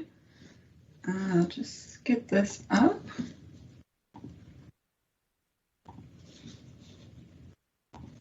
All right. Is my screen displaying correctly? Yes. Great. All right. So good evening, Mayor and Council members. My name is Sarah Langley, and I'm a management analyst in the City Manager's Office. We were made aware that a council member was interested in discussing HB or House Bill 2392. So I will just provide a brief overview of the bill, and then I'll pass it to City Manager Greg Clifton to discuss potential advocacy and next steps. So for a quick overview, Access currently has a program that reimburses hospitals that have a graduate medical education program, also known as a GME. These programs are for individuals that have graduated medical school and need clinical training in order to become practicing physicians. So that includes things like residencies and fellowships. Existing graduate medical education programs tend to be clustered in big cities with large academic hospitals. So HB 2392 proposes requiring Access to establish a separate program to reimburse community and rural health centers that do have an approved graduate medical education program. So specifically, the bill would create a pathway to use state and federal dollars to reimburse community and rural health centers for their training programs. The idea being that the physicians in training would get experience being a primary care doctor in medically underserved areas of our state, and hopefully would then remain in that area after their training is complete and maybe even set up a practice there. So the bill has support from various community and rural health centers across the state, including North Country Healthcare. And they noted during committee testimony that the bill would perhaps allow them to increase the number of residencies that they offer. Lastly, in terms of status, this bill was heard in the House Health and Services Committee yesterday, and it did receive a due pass recommendation. So that is just a bit about the bill. I'll now pass it over to Greg to discuss potential next steps. Thank you. And thank you, Sarah. Thank you, Mayor. If I can just offer a couple of quick comments. We know that Council just adopted its state and federal legislative priorities. And while this does not fit neatly within those priorities, as you recall in that discussion, we noted frequently there will be instances like this where we come forward to you with the recommended support or a letter of support or some level of advocacy. And that's what this is. I think from Sarah's narrative, there's probably little question that this legislation would have a benefit to communities like Flagstaff. And we were requested by interests within the community to some level support this legislation. The next step I would suggest, if there is desire and we're just looking for direction from Council, would be to go forward and draft a letter. We can get that drafted and signed fairly quickly and sent out, and that would probably accomplish the request. And then we could put the letter on a future agenda item for you, likely as a consent item. The second comment I'd like to make is this is a good process. This is a good procedure. It falls between meetings sometimes when we get these requests. We get them on the agenda if we're able to. We have a very quick discussion, which we're having. If we get direction to support, we go forward and we do that with a level of transparency and inclusion, which I think is in Council's interest and certainly in the interest of the community. So this is a good process and one that likely will be repeated once or twice before the legislative session is over, noting that there are, upwards around 1,600 or so bills introduced in any legislative session. So things like this happen with some degree of regularity. Thank you, Mayor. Thank you, Council. Thank you, City Manager. Well, Vice Mayor Daggett has a comment. Thank you, Mayor. And thank you so much to Ms. Langley and to Mr. Clifton for bringing this forward to us. I hope that we can all get behind supporting this. Any money that we can bring into Flagstaff for medical training is a great thing, and anything we can do to help North Country Health Center teach additional physicians is a great thing. So I support this wholeheartedly. Thank you, Vice Mayor. Councilwoman Salas. Thank you, Mr. Mayor. I am in full support of supporting this bill. Thank you, Councilwoman. I am also 100% behind putting this forward. We desperately need medical staff here in Flagstaff, and it's even worse in our surrounding communities. And as the city in Northern Arizona, the hub, I found it also important to be aligned with our partners in the surrounding area that we need medical staff and we appreciate and recognize the needs of our neighbors in particular. So unless council members have anything to say or any reason not to support this, I'd like to, get council direction. All right, I do see Councilmember McCarthy in the chat box did say he support this, so we do have enough for direction for city staff, and we look forward to seeing that language. Thank you, Mayor. Thank you, Council. Thank you. Councilmember Aslan also said he too supports this in the chat box. All right, we're down to discussion item 10C, the Section 17 discussion with Lowell Observatory. Thank you, Mayor and Council. Again, I will just go ahead and share my screen with another slideshow. All right. So as I previously mentioned, my name is Sarah Langley, Management Analyst, And I am joined tonight by several individuals. Lowell Putnam, who is the sole trustee of the Lowell Observatory. I'm also joined by Jeff Hall, the director of the observatory, and by Bob Holmes with Nexus Consulting. So tonight we are here to discuss Section 17, which is a piece of land that is owned by Lowell Observatory, and that carries several federal encumbrances. So the discussion will include the history and the background of the land, potential related legislation, public outreach and engagement, and finally the path forward. So with that quick introduction, I will go ahead and hand it over to Lowell, Jeff, and Bob. Thank you. Okay, thanks very much. This is Jeff Hall from Lowell Observatory. I'm just going to turn my camera on briefly and say hello to everyone. The frame rates have not been good, so then I will turn off my camera and continue by voice. Mayor Deasy, council members, thank you for having us tonight. I noted, Mayor Deasy, your note in the comments a little while ago to be succinct and to the point, and we will endeavor to do so in this discussion, and of course, happy to have any conversation with you that you wish. Lowell Observatory is a little unusual in that I, as the director or equivalently CEO, do not report to a traditional board of directors, but to a sole trustee. William Lowell Putnam is the great-grandnephew of our founder, Percival Lowell, and the sole trustee of the observatory.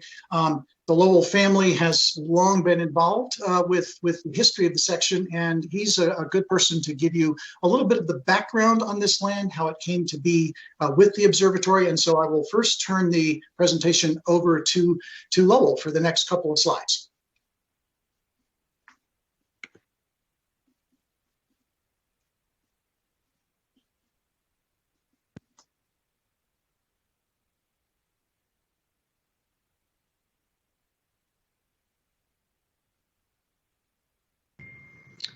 We have Dr. Lowell on the line.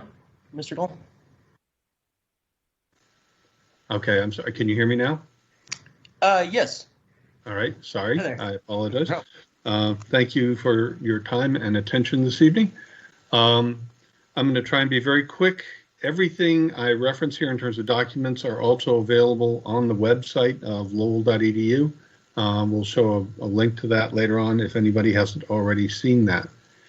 Percival Lowell looked to purchase Section 17 from the railroad back in the about 1905 and negotiated with them and actually had agreed on a price for it. The section was part of the checkerboard pattern that the railroads got as they made progress across the land. And the railroad had agreed on a price, but then the railroad lawyers, for some reason, due to some act of Congress, had to turn the land back to the government.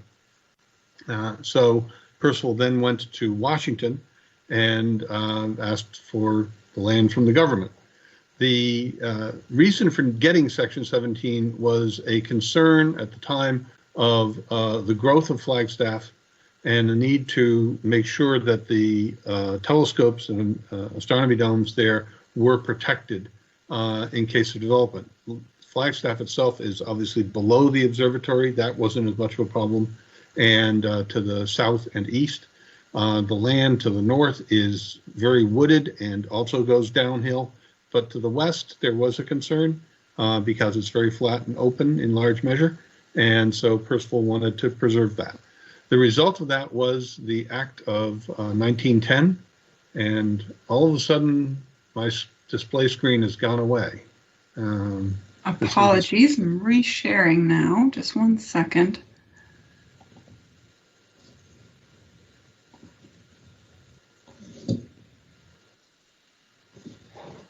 Sorry about that. My computer's having some trouble.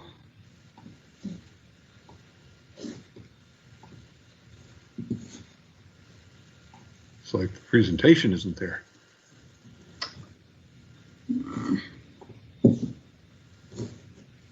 Let's see. I will try to stop sharing and reshare, and hopefully that reboots it here. Okay.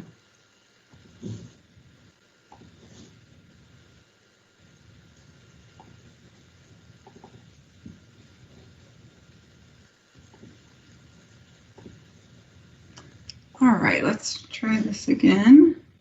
Can you all see that? There we are. Very good. Yes, thank you. Apologies for that.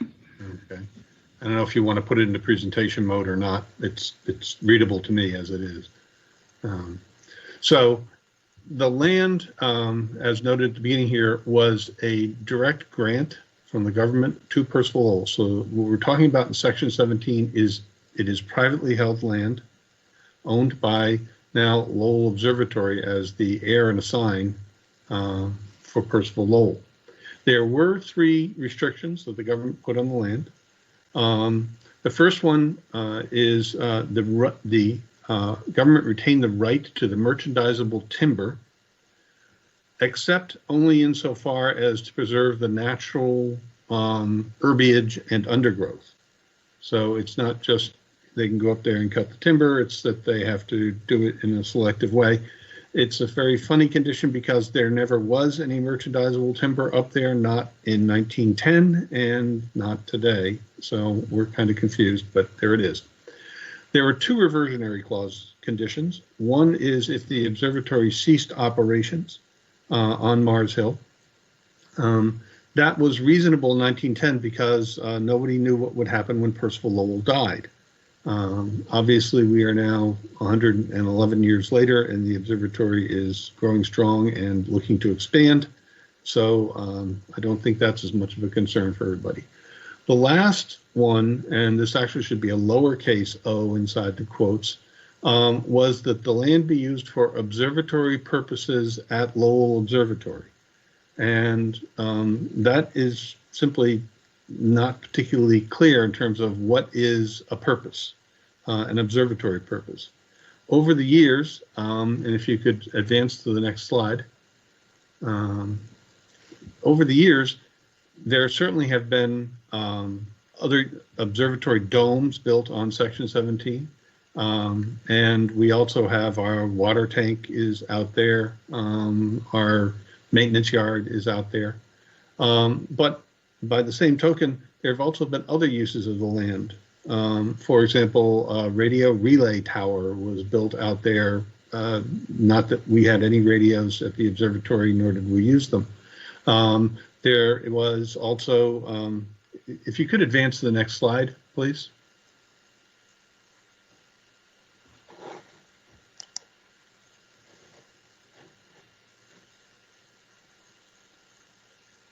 Sarah, can you move it to the next slide, please? Yeah, I'm showing a slide that says Astronomy Discovery Center. Is everyone else seeing that? No, I'm seeing one called Section 17. I'm seeing the second slide. All right, let me reshare again.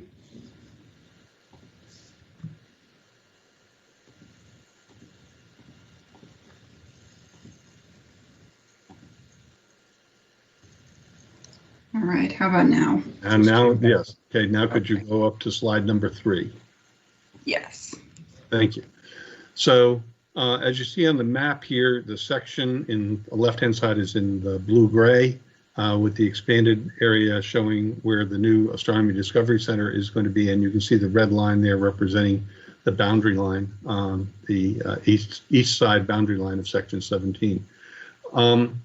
If you notice in the blue-gray section at the top, there is the Foots Trail that goes across that. That is a right-of-way that was granted by my father, previous trustee, to the city. And it's not an observatory purpose, but it seemed like a good neighborly thing to do at the time. Also, across Section 17, we granted the right to run the Snowball pipeline, not that we received money for it, but as a condition of doing that, they put fire hydrants across the section.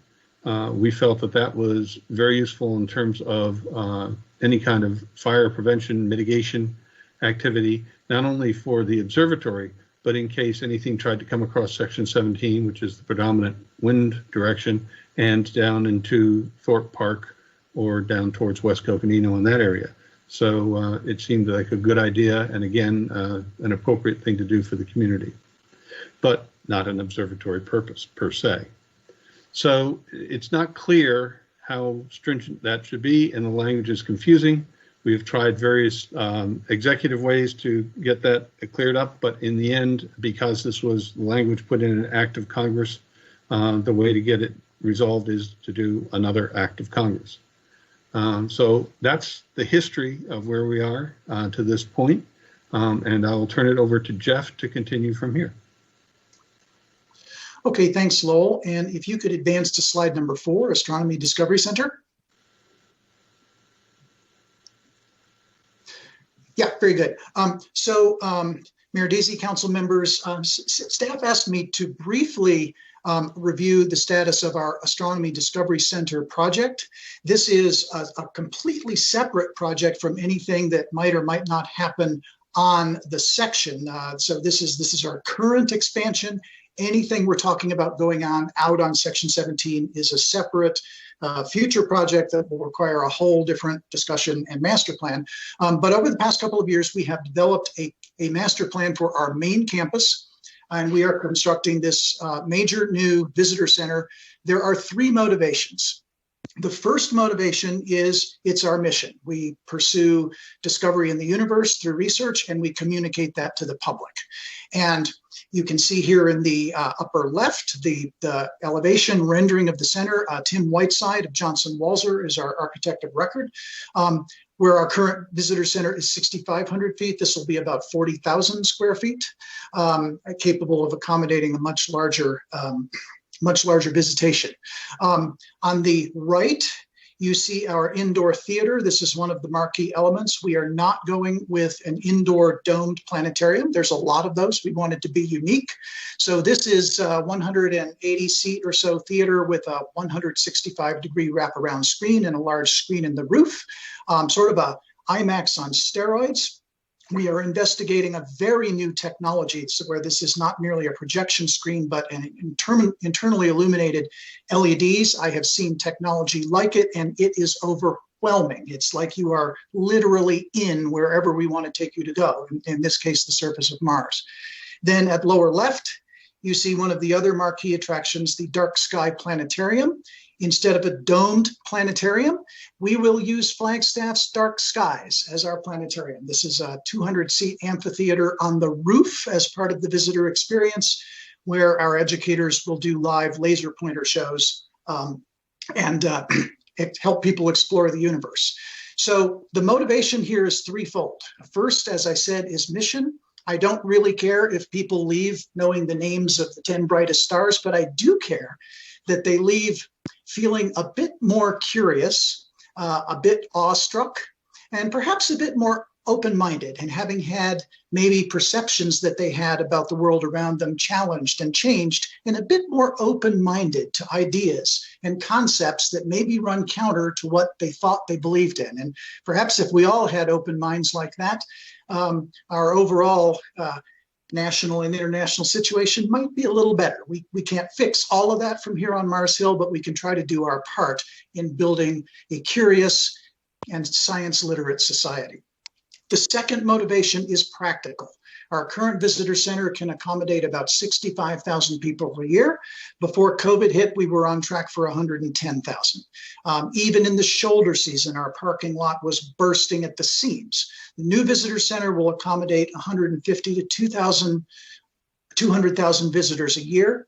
Our vision, our goal in our strategic plan is to be the premier astronomy education destination in the world. So this will allow, we have a lot of people who want our product, and this will allow us to do it. And then finally, there's a business model here that will realize revenue, we hope, not only for the observatory, which we need in support of our science mission, but we want there to be enough to do here that the people who come to this experience have so much to do and want to come back that they then go downtown to one of the local restaurants and maybe spend the night and participate in our economy. So we hope this is good for us, but also good for Flagstaff, for the state, and for the region. So if you could go to slide 5, please. This is just to quickly show you where it will be. On the left side of the left image, you can see our current parking lot in gray there. On the right side of that image, I mean. And then the big round building is the new visitor center with the vastly expanded parking lot. So we're going from 60 to 200 stalls roughly to accommodate the visitation we expect. Then on the right, you see that zoomed out a little bit. One of the requirements from the city is to provide emergency egress, a second emergency egress route from the hill. And this is an important point. There are two separate issues to discuss here, and I know this has come up in community conversation. There is the emergency egress we need on the near term, and then there is the much longer term and much more complicated discussion of a secondary public access. We do not need that to do the Astronomy Discovery Center. Right now, we are only negotiating and working on perhaps a route to the Flagstaff Mesa development to the south of us. You can kind of see that route on the right image. It's not very long. It will accommodate fire trucks and let us get people off the hill. This is a real concern of ours. Just 2 weeks ago, when the storm hit, we indeed had a couple of trucks spun out at the hairpin, and those of us up here on the hill, the only way we could get medical help is airlift if somebody has a medical issue. And even when we are open for regular operations, I would say not every month, but several times a year, we are calling Guardian up here for mostly for altitude sickness. You know, people haven't had enough to drink and walking around our hilly campus. But, you know, being stuck up here is a real concern, especially if there's a real catastrophe coming like the Woody Fire in 2006, when we did, in fact, evacuate. So that is the current ADC status. We hope to open this in late 2023, 2024. The price tag on this is $37 million, which sounds like a high bar, but in about 19 months, we've raised $28 million. So we're doing well, and I've got a call on Friday for another big ask, and hopefully we can get this, what will be a spectacular new amenity up and running for Flagstaff in the near future. And so now I'm going to turn it over on slide 6 briefly to Bob. We're going to broaden the discussion a little bit to section 17. Bob will talk about the specifics of the proposed legislation, and then I will wrap up the presentation with the status of all that and next steps. Bob? Thanks, Jeff, and Mayor and Council. Thanks for having me once again. I want to be clear and transparent. As you do know, I represent the city. Tonight, I'm here representing Lowell Observatory. And I want to quickly discuss, and that was an amazing, I'm intrigued by the new ADC, and I can't wait to visit it when it's completed, Jeff. But I wanted to talk, I think it's important for us to talk in context of what the legislation was, some of our discussions, meaning the trustee and Jeff with some of our community partners. I want to be clear again that there's a misconception out here that this is that section 17 is open space. It's private land owned by Lowell with federal encumbrances, and I want to make that clear. I think the best place to start the discussion is the previous version of the Lowell bill and what it did, and what we have had discussions with the council and with our community partners, F Cubed and Sierra Club, to name just a few. And really, we want to be community partners here, and we want to do what's best for the community, but also ensure that Lowell can do these amazing things like the ADC. Now, as I said before, there were the previous bill was introduced, and it was pretty simple. It got rid of the reversionary interests on the property, section 17. We've heard from the community that they don't want hotels or developments or anything of that sort on this property, and we certainly understand and support that. Having said that, the best way to ensure that for Lowell to be able to build some of these amazing things up there on the hill would be to get rid of this reversionary interest. Having said that, we think there's a pathway forward where we can still do all of these things that we want to do and ensure that this remains as an undeveloped parcel forever. So with that, we've talked to many of our community partners, and the two issues that most folks have raised, Mayor and Council, is the fact that if this land for some reason was never, if Lowell ever closed, that this would not revert back to the federal government. So we have heard that they want to, that community partners and interest groups want to keep the reversionary interest. We think we can do that and still do the projects we can. So I anticipate, and the reason why we're having this discussion here tonight is we want to hear from the mayor and council and community leaders and community members about what they would be comfortable with. And we think that what we've heard is we can retain the reversionary interest and still do some of these things that we want to. And the other one that Jeff and our trustee alluded to was the definition of observatory purposes.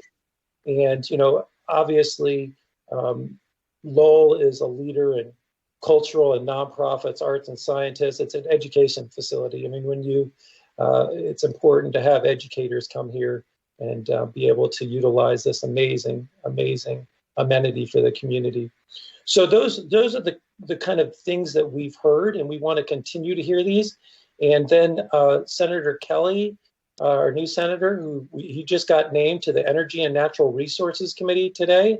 So he'll have jurisdiction over this legislation.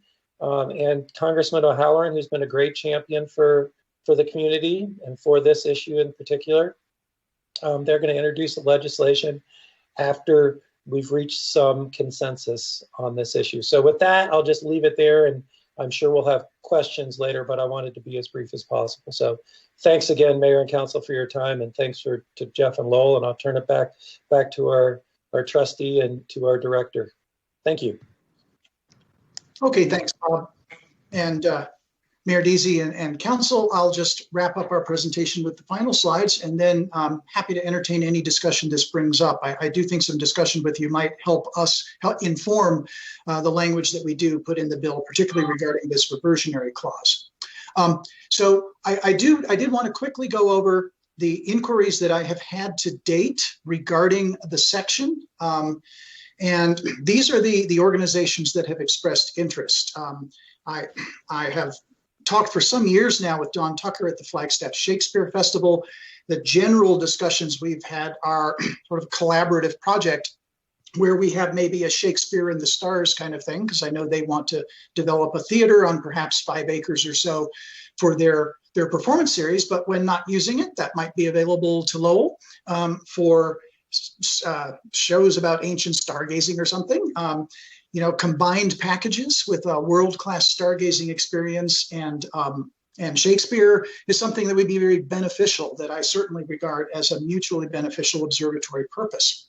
I talked to Don a couple of weeks ago, like so many of us, they're in a bit of a holding pattern, awaiting fundraising, and of course the end of COVID. If it's been tough on Lowell, it's even worse on the performing arts organizations, and my heart kind of goes out to Shakespeare and the symphony and all these folks. I have had conversations with Dave Engelthaler at TGen North. They are out at the airport, but eventually they would like to scratch build a facility. You know, that's a shining nonprofit in Feather and Flagstaff's cap, and a mutually beneficial location up here might be very nice. This wouldn't happen for quite a while yet because of their current lease, but it's certainly something I'd be willing to entertain. The Arboretum expressed interest. This was back when Lynn Namath was still the director. I have touched base with them last year, and they're not in a position to move anywhere right now. I was approached by 2 commercial developers proposing the kinds of assets that I think the community would find extremely distasteful, and that after some thought and yes, talking to them about it, we decided would not be appropriate and properly aligned with our mission. So in general, anything on the commercial front we've informed people that Section 17 is not an option. And finally, the city of Flagstaff itself approached me a couple of years ago regarding a possible foots extension from our current parking lot at the Steele Visitor Center across to the open space, since just to the west of Section 17 is that full section of city open space, and there are other sections on the checkerboard out there, and that's a partnership I would certainly welcome. We already have in the past on the north side, no reason not to do it on the south. Slide 8, please. So what we are trying to do right now to keep the community informed, and this really is in response to some of the concerns that have been raised over the fall, and in the final analysis, it's well that they were. We've set up this portal on the Lowell website, so you can see there, lowell.edu local updates, where we keep all the current information, the status of the bill, as well as our Astronomy Discovery Center, as well as any discussions we're having about Section 17. We do want people to know what we're thinking and who we're talking to. I do want to reiterate, at the moment, everything regarding Section 17 is on hold, and there's no active work moving forward on any front. So no shovels are being turned behind people's backs. I've started sending this bi-weekly update. I know you know about that because staff asked me to put council at Flagstaff on that. So I send this every other Wednesday, not just for Section 17, but we've tried to engage with the community on issues like the last bullet there. We were equally grinding our teeth at the rowdy and loud traffic all summer on Mars Hill Road, and we were really trying to help shut that down. More recently, it's been some snowplay issues, as you've seen. So I'm trying to use this update not only to keep people informed on Section 17, but our reopening plans and our operational plans. When in normal times, if there's a huge astronomical event, we can have 1,200, 1,800 people up here, and that can really create traffic backups at the bottom. And I hope through this update, we'll be able to give people a heads up just so they know what's going on. I've gotten several emails back that people are enjoying getting them, and I can only actually say thank you to the folks who raised the concerns, because it was a good thing to do, and it's been a good way to keep the communications coming. So you can sign up for it at that link there at the top of the slide, and right now, I think there's about 55 people on the list, and if half of Flagstaff ends up on it, as far as I'm concerned, so much the better.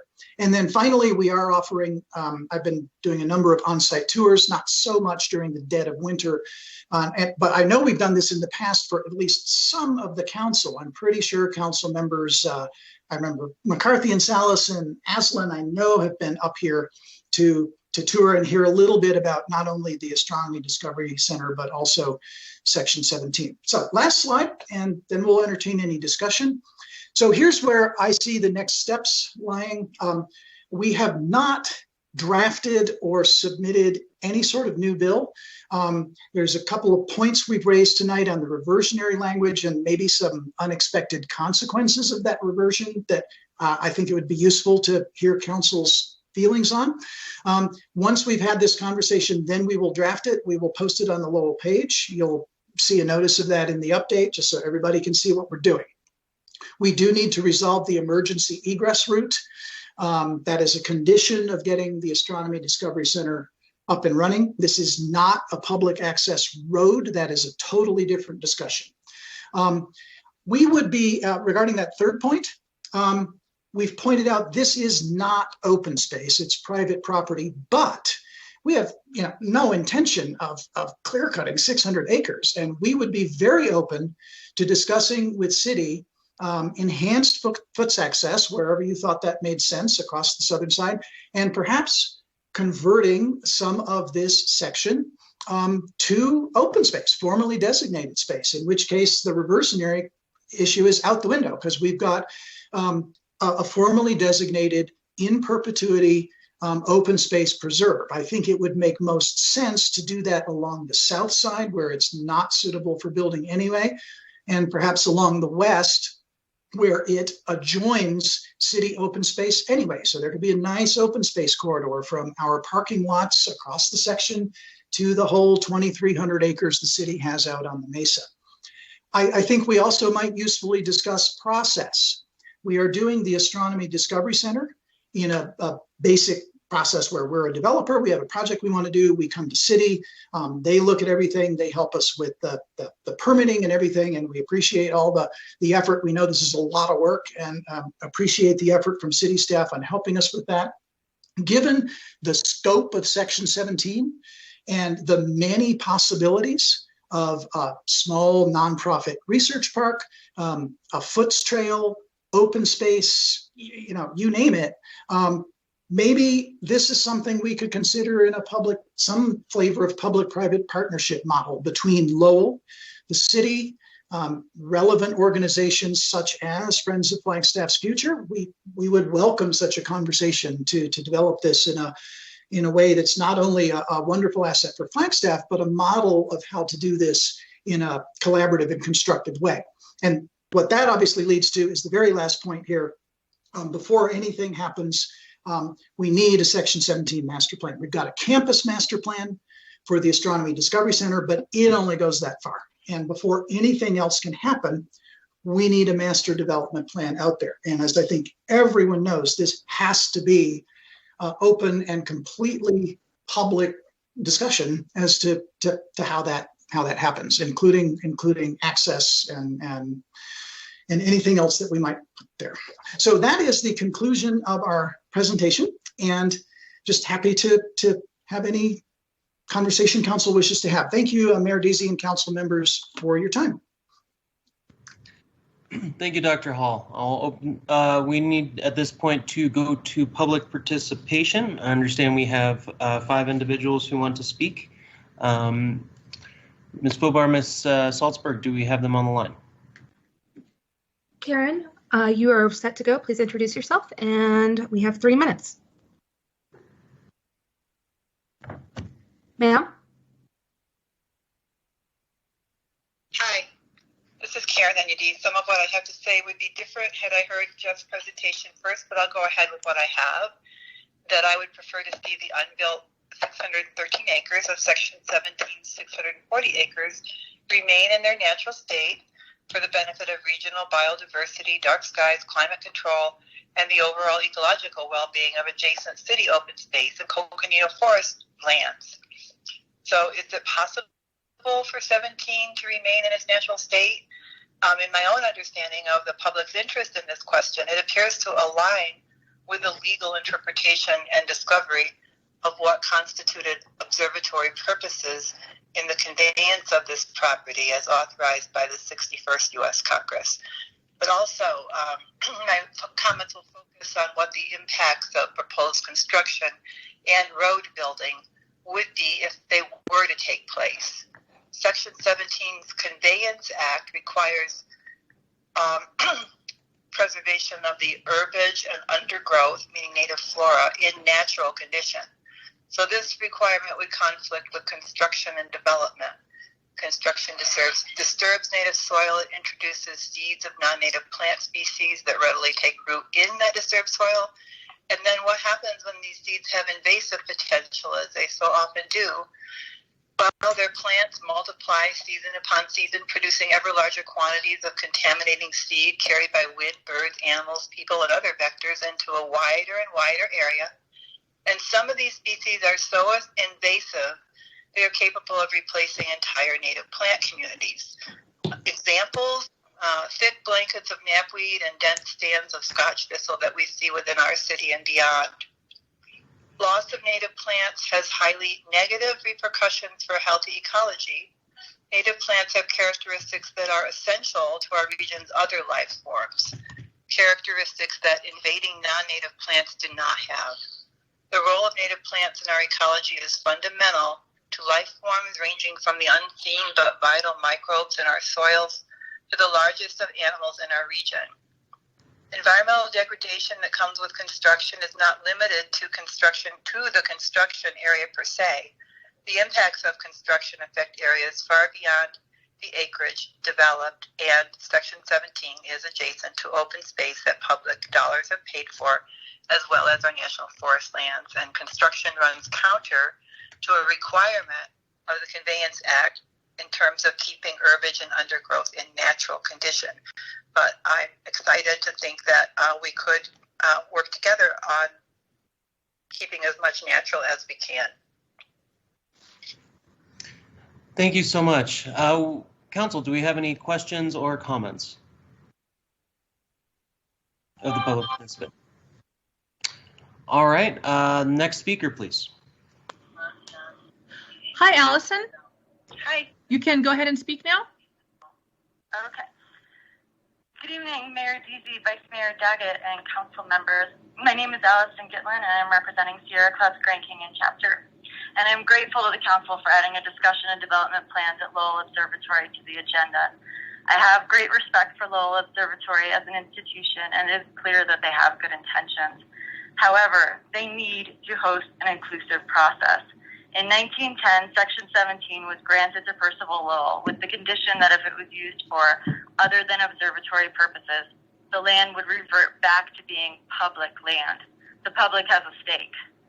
Now the observatory wishes to change what they are required to do with this parcel. We need to recognize that there has never been any city planning to accommodate a greatly expanded development on the mesa.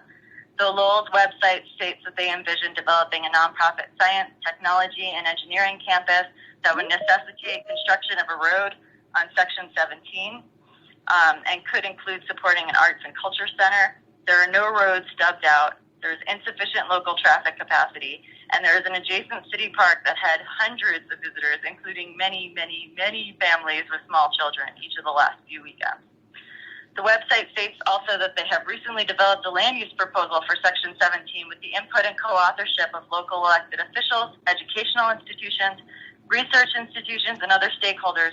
But this bill has been introduced at least twice before, and most of the public still has not even yet been notified of its existence. I addressed council last month and asked council to set aside time on a future agenda to listen to the public prior to deciding whether or how it would support this bill in the future. Today's meeting unfortunately did not come with much effort from Lowell Observatory to notify the public of their plans or invite public input. The public shouldn't just be asked if they think the bill's language is okay. They should also be part of deciding whether a bill is needed at all, and if it is, what it should say. What exactly would we, the people, like to see on this land that was designated for observatory purposes, and how should language be specifically worded to avoid unintended consequences in the future? Right now, the public has a high level of assurance that anything significant that is built on the mesa will have direct and obvious observatory purposes. The public is being asked to give up a lot here. They're being asked to surrender their ability to reclaim this land if they don't agree that the use is appropriate. So I'm asking the council to set aside another time on a future agenda or to create some other forum to listen to the public prior to deciding whether or how it would support this bill in the future. I'm unfortunately just not confident that a just, equitable, and inclusive process is going to happen any other way. Thank you for your time. Mayor and Council, this is Bob Holmes. I'd love to just address this quickly. And Allison, I appreciate your comments. Once again, again, as I stated from the beginning, we want to be community partners with everyone, including the Sierra Club. I want to point this out. I think it's a really important point. Again, Section 17 is not Forest Service land. It is private land with federal encumbrances.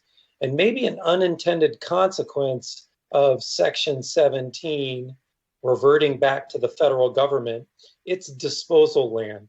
The Forest Service does not want this land in its portfolio. If Section 17 were ever to revert back to the federal government, it may have the unintended consequence of this land being auctioned off. If that land is auctioned off, it will be auctioned off to the highest bidder, and it could be developed. So what Lowell is doing is, first of all, we would love to talk in the community about dark skies. This is preserving dark skies for a long time, and in fact, forever. Number two is it's a community amenity where we are talking about potentially having open space in the corridor on the lower south side of the section and on the west side. So we've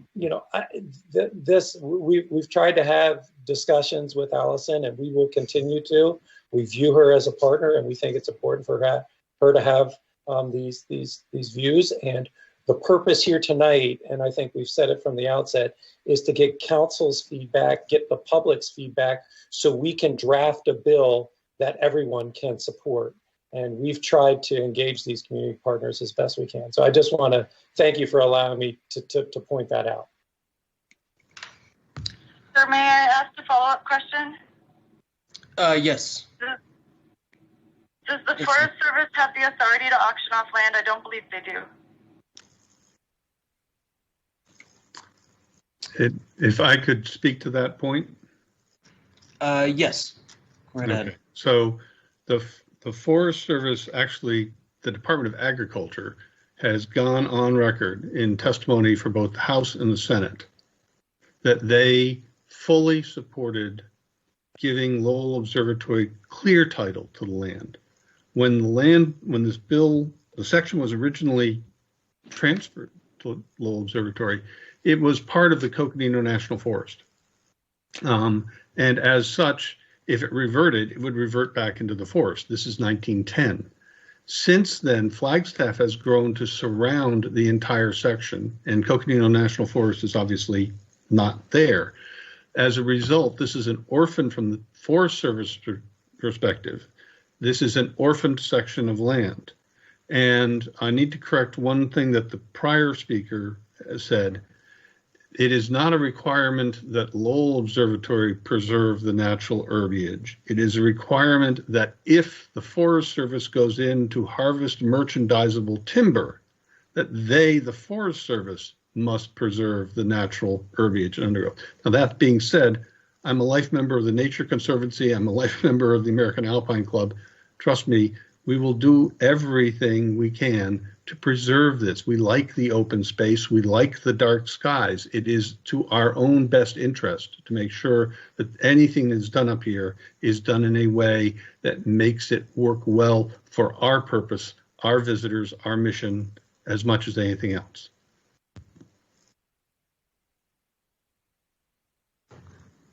Thank you. Council, do we have any questions or comments for Ms. Gitlin? All right. Do we have the next public speaker? Mayor, I have Miss Marilyn Wiseman on the line. Marilyn, you can go ahead. Yeah, I'm waiting. Oh, you can go ahead now. Oh. And if you could mute your computer, then we won't have the reverberation. Perfect. Okay, thank you. My name is Marilyn Weissman, and I'm a Flagstaff resident. Mayor Deasy, Vice Mayor Daggett, and City Councilors. I want to thank Jeff Hull, Lowell Putnam, and Bob Holmes for bringing their presentation to the City Council and sharing with the public over the past 3 months their vision for Section 17. I want to express my concerns regarding Lowell Observatory's request of Congress to redefine observatory purposes to expand the options for development on Section 17. While the federal government may no longer have an interest in what this land is used for, its potential development very much affects our community, and it is in our interest to weigh in on what this land will be used for other than observatory purposes. Section 17 is adjacent on the north and west to Observatory Mesa open space. This is land Flagstaff taxpayers acquired from the state of Arizona for the purpose of preserving it as open space. To the south and east of Section 17 and Lowell's developed areas are established neighborhoods. The potential for development on Lowell will most likely lead to the requirement by the fire department for a second road either across our open space or through established neighborhoods. The pressure on the city to provide access will be great if Lowell is no longer encumbered by the reversionary clause. Lowell may consider this land an asset that they can draw on in these difficult economic times.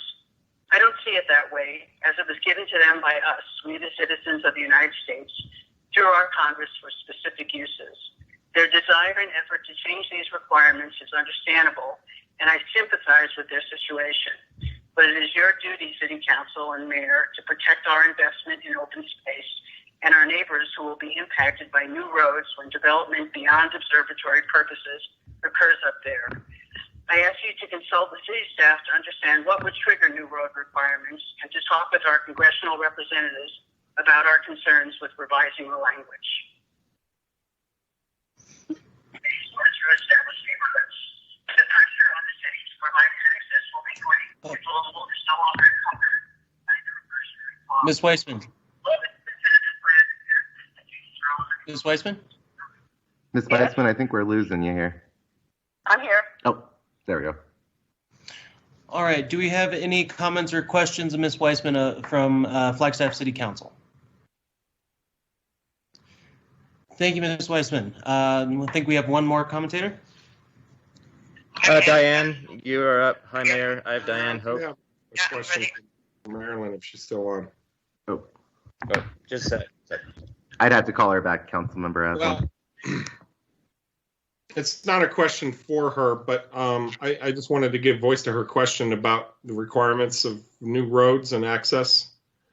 Can somebody from the city speak to that concern that's being expressed from the public?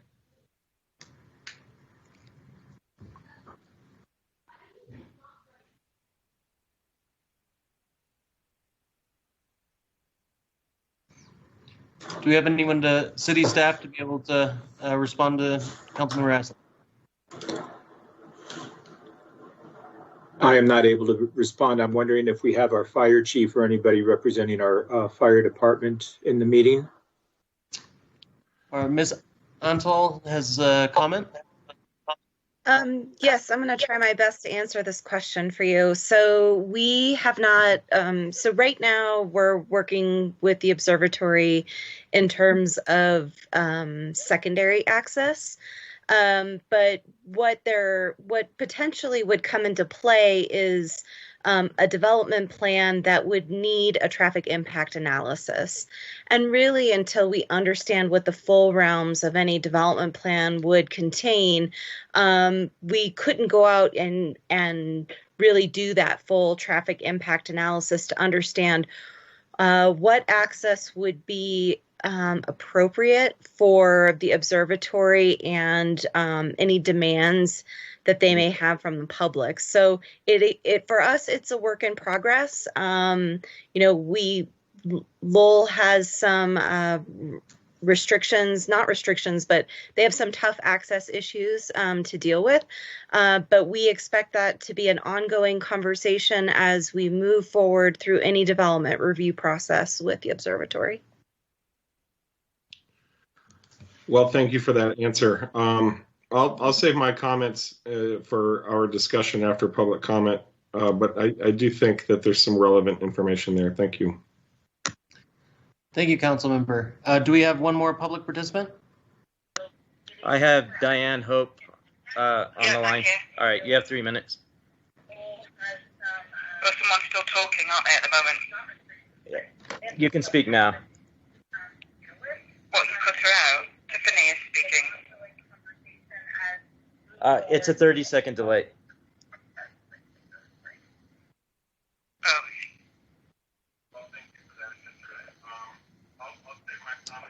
Ms. Hope, if you'd like to just mute your computer, and then you're right welcome to talk. Yeah. Yes.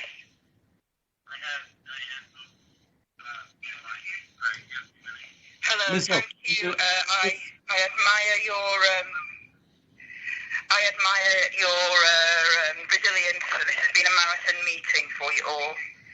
It may not sound like it, but I've been walking out on the trails behind the observatory for 20 years now. Like many people, really enjoying that access to open space.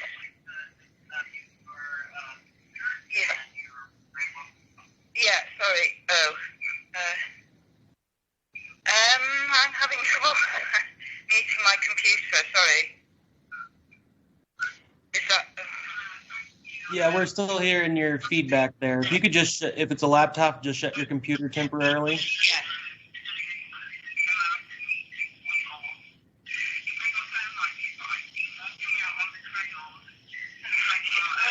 Can you turn off your speaker? Or you can turn off the speakers on your computer.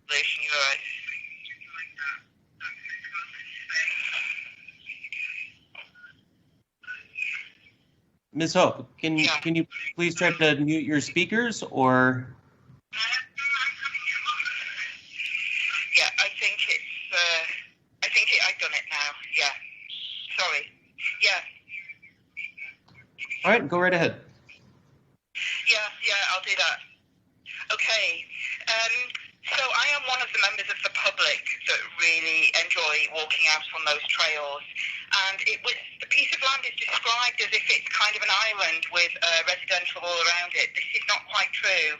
If you head due west, you get to Observatory Mesa open space, and there's a lot of forest land beyond that, heading out west. It's an important migration corridor for wildlife, and you need a buffer zone between the city and that migration corridor and the rest of the national forest. It's an invaluable resource, I would argue, for the community and for visitors to be able to walk from westbound town and get those expansive views from the southern end of the mesa, which you can't really do from anywhere else in town now.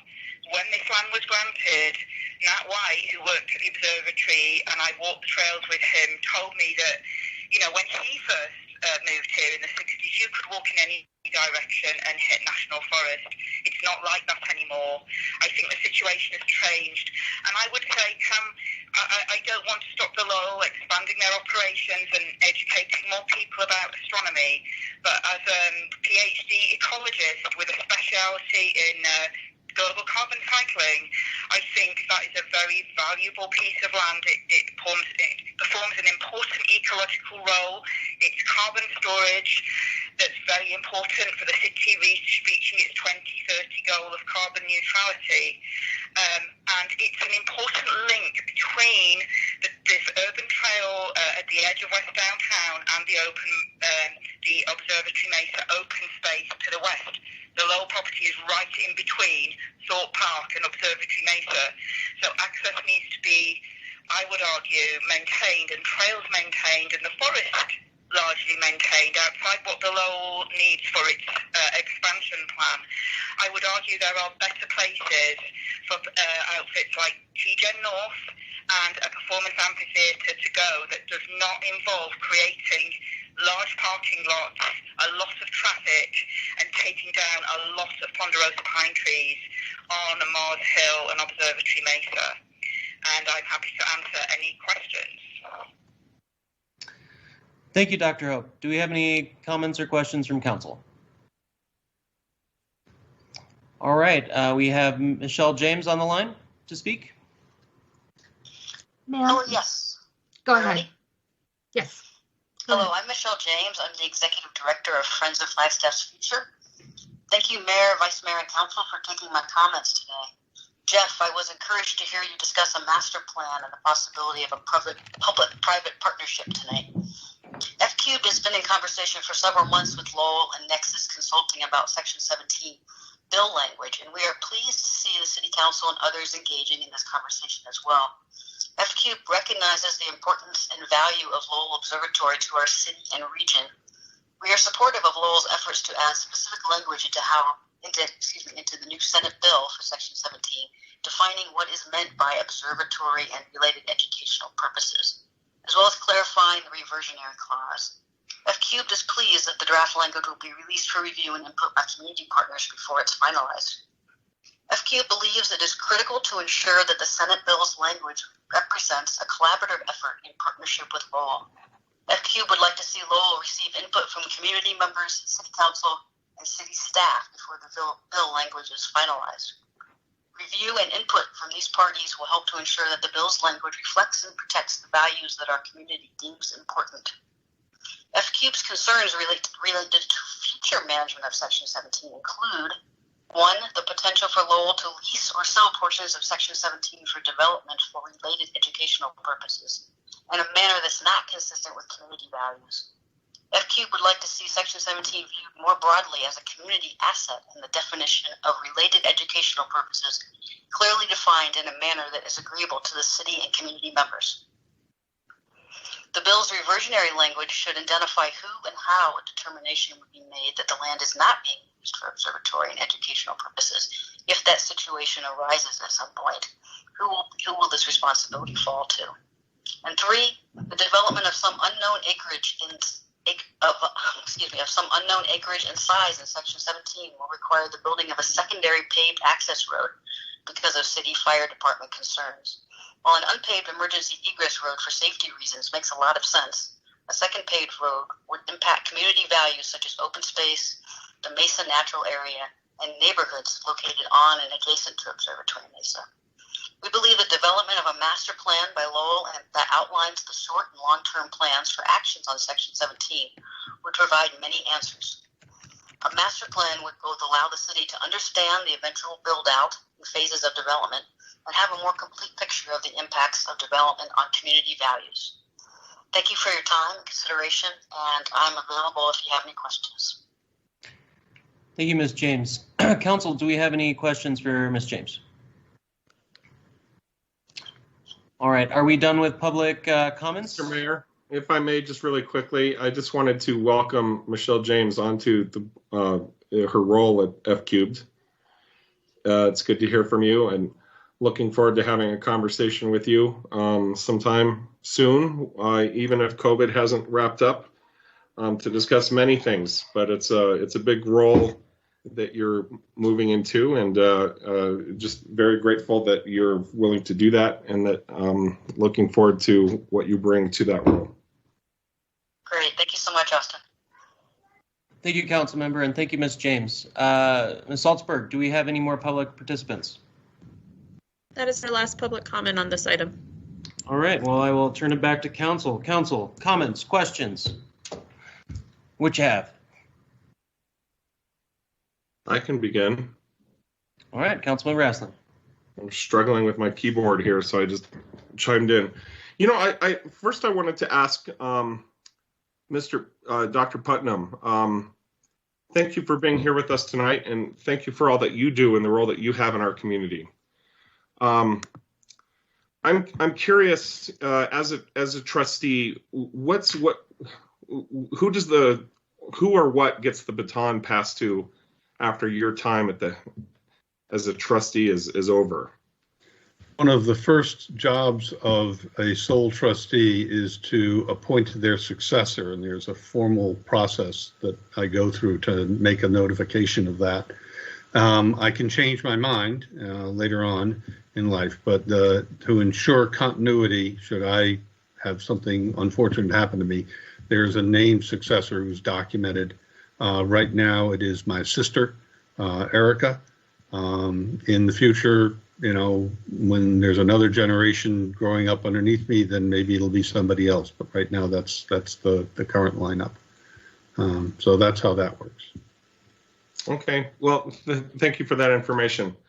You know, I will share. I think, you know, I'm wary of unencumbering this land in some of the ways that our public is voicing concerns.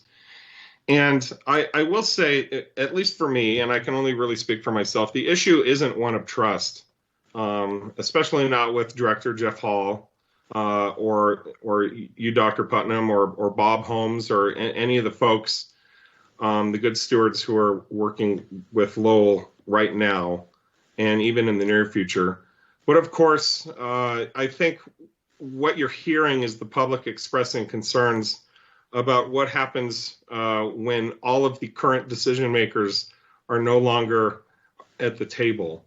And I think there's a solution to this. I will tell you personally, I'm incredibly excited about the direction that Lowell is taking, and the things that you're hoping to develop, and the vision that you're sharing with the community. And really, the solution is just, it's about communication. I think there's more that needs to be done to air some of the concerns that the public has, and to educate the concerned public about the facts on the ground, and to ensure and to reassure and to assure the public that what happens long after you're gone, Lowell, that there's not going to be any drastic changes to what we've all agreed upon. And it's really just a journey of communication and conversation and dialogue. And, you know, you go back to trust but verify. I think there's a way we can find language to support Lowell moving forward with its various forms of expansion, and its educational mission, and its other important missions, protecting dark skies, protecting open spaces, while bringing the public along. And it just might take a little bit of time. So I can leave my comments there. I think there does seem to be a little bit of a chicken and egg thing, or a cart before the horse, in terms of knowing what's going to be done with the land, and then the city apparatus and the fire department being able to ascertain what's needed up there in terms of road access and other development. I do believe that some of those types of development could introduce a slippery slope element to things, and I would hate to see that happen. I'd want to make sure that we're shoring this up as firmly as possible, and that we're bringing the public along for the entirety of that journey. And again, I think there's a solution out there. But Bob, if you're looking for, my thoughts on this, I think there's more conversations that need to happen, and we need to see on the back end what the city is going to have to say about some of those needed developments in order, for public safety and just to maintain. If I could point out something to you, which is please. anything that changing the language, changing the bill in some way, amending it, no matter what, even if it's just totally here, have the land. We couldn't develop the land without coming back to the city anyway. So there's always they're just, if we're going to need building permits, we're going to need whatever. If we're doing something, it's going to have to involve engaging with the community, engaging with the city. And I think we have a track record, not just through my tenure, but through my father's tenure, my uncle's tenure, my grandfather's tenure, all the way back to the beginning of the trust, and indeed with First Lowell, that the observatory is always engaged with the community. We have always worked well with Flagstaff. Flagstaff has always worked well with the observatory. There's this sort of thing, if you don't foul your own nest. We live here. We've been living here for a long time. We're going to be living here for a long time. We're not going to do things that are going to burn bridges. It's just not worth it. The concern we have is that we need to make sure on our own, our growth, if we get to 200 or 250,000 visitors a year, there's a significant issue in terms of safety that bothers us. We already see it, as Jeff alluded, just 2 weeks ago. If there had been a medical emergency on Mars Hill, we couldn't get anybody off of it. And that is a conversation. Anything that this conversation about whether there's a full road built up there, that is a years-long planning process. It is nothing that's going to happen overnight. And as Jeff has said, and I'm committing to it as well, we need to put together a full plan that has community input into it before we do anything going forward. The problem we have is that the language, what is an observatory purpose? And it is not there. Congress put in that word without giving a definition to it. We are looking to get clarity around that so that we know what are the things we can do. And if we could make arrangements, if somebody wanted to, if we could do something with TGen, just as an example, could TGen go to a bank and say, hey, we have this agreement with the Lowell Observatory, and the bank looks and says, well, wait a minute, Congress could rip that out from underneath you. And we're not going to lend you money. We're not going to let you do that. Go somewhere else. Because their definition of observatory purpose is different than what we might have said was an observatory purpose. So that's the problem. It's the lack of clarity that is causing the problem. The other thing, a number of the speakers have said, they enjoy walking across the land. They enjoy the open land. We enjoy it too. But I want everybody to realize they are walking across somebody's private land. The observatory has made that land available to the community and that community access, but it has been as a private citizen that we have done that. It is not open land because that's an observatory purpose. It's been because we're a good neighbor. Well, thank you for all that. I hear the wisdom in everything you're saying, and I would also just add on top of that in terms of a public conversation that needs to continue, I don't think that should be an excuse for dragging our feet on this or taking an overlong time to come to a consensus on how do we start stepping forward together. It's fair and appropriate for you guys to be able to expect that this conversation is going to have some actionable conclusions to it in the near term. And I just wanted to add that to the mix as well. I think the conversation has to happen. Trust continues to need to be built, and the information needs to continue to be put out there. And as we're walking hand in hand, trying to figure out the best way to move forward, and to know that future generations aren't going to be able to change the tune here. We should be able to do this pretty quickly. Thank you, Councilmember Asling. Yeah. Councilmember McCarthy. Right. Thanks. Well, thank you, Mayor. From what I understand, there will be a bill before Congress very shortly. And I also know that a former city manager and a former mayor have written letters on behalf of the city taking positions on that. I don't know that those were ever vetted with council. I don't think they were. So I do think that it would be completely appropriate that we draft a letter to Congress regarding this matter, and that it be vetted by council, and that, you know, it goes through a public process where we vet it and then send it. I do think that the Discovery Center makes a lot of sense. That seems to have a observatory purpose. I don't think there's anything unclear about that.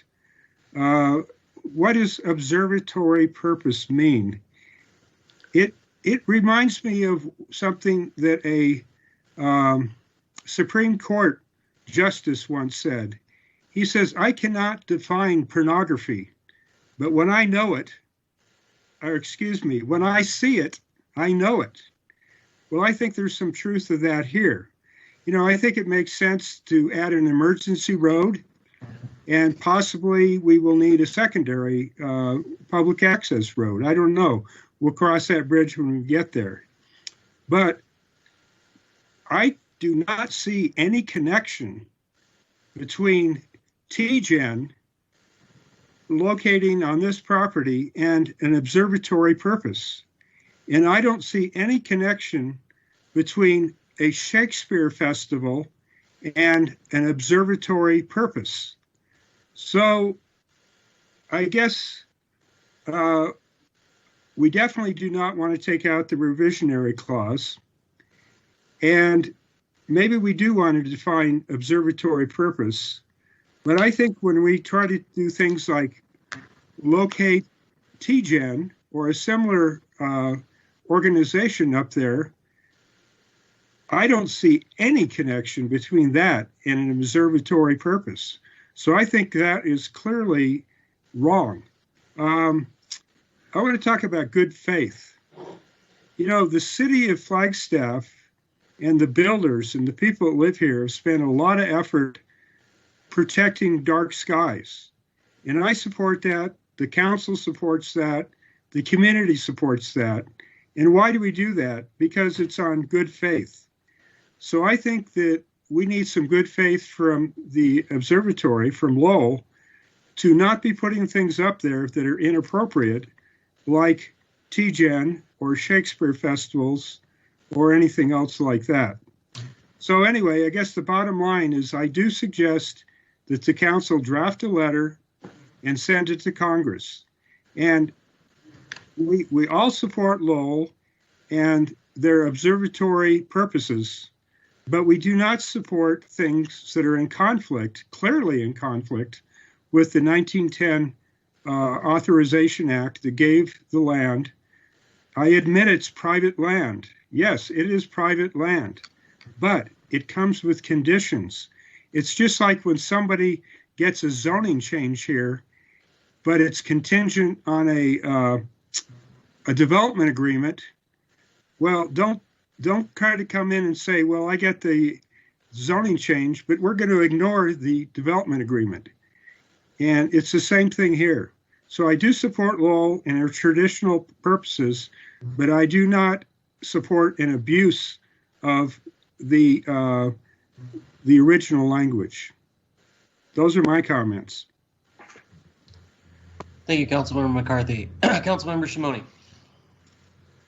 Thank you, Mayor, and thank you, Mr. Lowell, for being here. Thank you, Mr. Hall, Bob. Good to have you with us, the public, and I also want to thank City Manager for putting this on our agenda so quickly. I think that this is a topic that the public wants us to discuss, and I'm glad we're discussing it. So thank you. As a member of the public who also walks those trails on your private land, I am grateful, and I also am thankful to air this topic out in regards to how this is private land. And I think, Mr. Lowell, you mentioned your track record and your communication. You talked about a full plan and a master plan. And I think that you're on the right track with those things. And I think that Lowell is on the right track with those things. I think the community is wrestling with this topic of what is the definition of observatory purpose, right? And the truth is, it's not clear, right? And so I think it's going to come down to trust in the leadership and trust in this partnership, which personally I do have. I've heard from the public things like, well, what happens when we're gone? Well, you could say that about councils. You could say that about the city governments. And I think that that's why these relationships ongoing are so important. And so I support you all in the topic of, building upon that private-public partnership and working with the public on a master plan. I love to see that come before our commissions and then to council. I also don't want to slow down the process, as Councilmember Aslan said. And on the topic of observatory purposes that Councilmember McCarthy alluded to, I'm personally seeing the connection if it allows you all to generate revenue and assist your operations and help your workforce with housing and so much more. I mean, those are creative partnerships that support the community and support you all. And that's a win-win to me if it's not harming dark skies, our environment, and potentially threatening Section 17 to be federally sold off. So obviously, being one of seven, just like Councilmember McCarthy, we're going to have differences of opinions, but that's why we work together. And I also support Councilmember McCarthy's comment about a letter by council. I think that's a really good idea. But I really appreciate you all taking the time to be here with us tonight. And I just wanted to say, I know Councilmember Aslan mentioned trust needing to be built. I would say trust is there, but needs to be maintained, right? And that's an ongoing issue and topic for all of us. So those are my comments. Again, thank you for your partnership and continued relationship with the community. Thank you, Mayor. Thank you, Councilmember. Councilmember McCarthy has a comment to Adam's comment. If you could make it quick, and then we'll get to Ms. Sweet.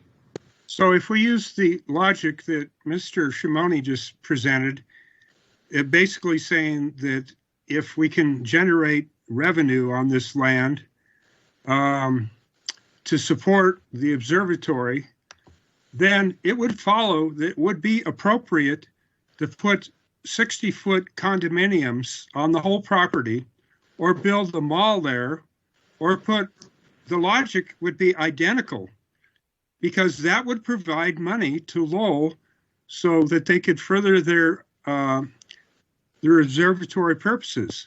So I don't buy that line of logic, Adam. With all due respect to you, my friend, I don't buy that line of logic. It's completely contrary to the original intent. Thank you, Mayor. Councilmember McCarthy. Dr. Putnam would like to make a quick comment. Thank you. By the way, I just have to be clear, because I have a whole bunch of people who have PhDs who work at the observatory. I am not Dr. Putnam. I am Mr. Putnam. If I set foot on the campus at NAU, then I happen to be Dr. Putnam because they gave me an honorary degree. But I, so to speak, I work for a living. I'm not a doctor or something like that. Anyway, while technically you could go all the way down the stream of, yes, 60-foot condominiums, that would be antithetical to Lowell's mission.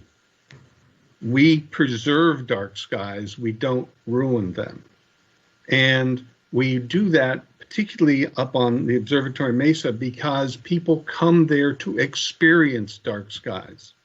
So anything we do would need to preserve that. Otherwise, we destroy our visitor experience, and therefore we're failing in our mission.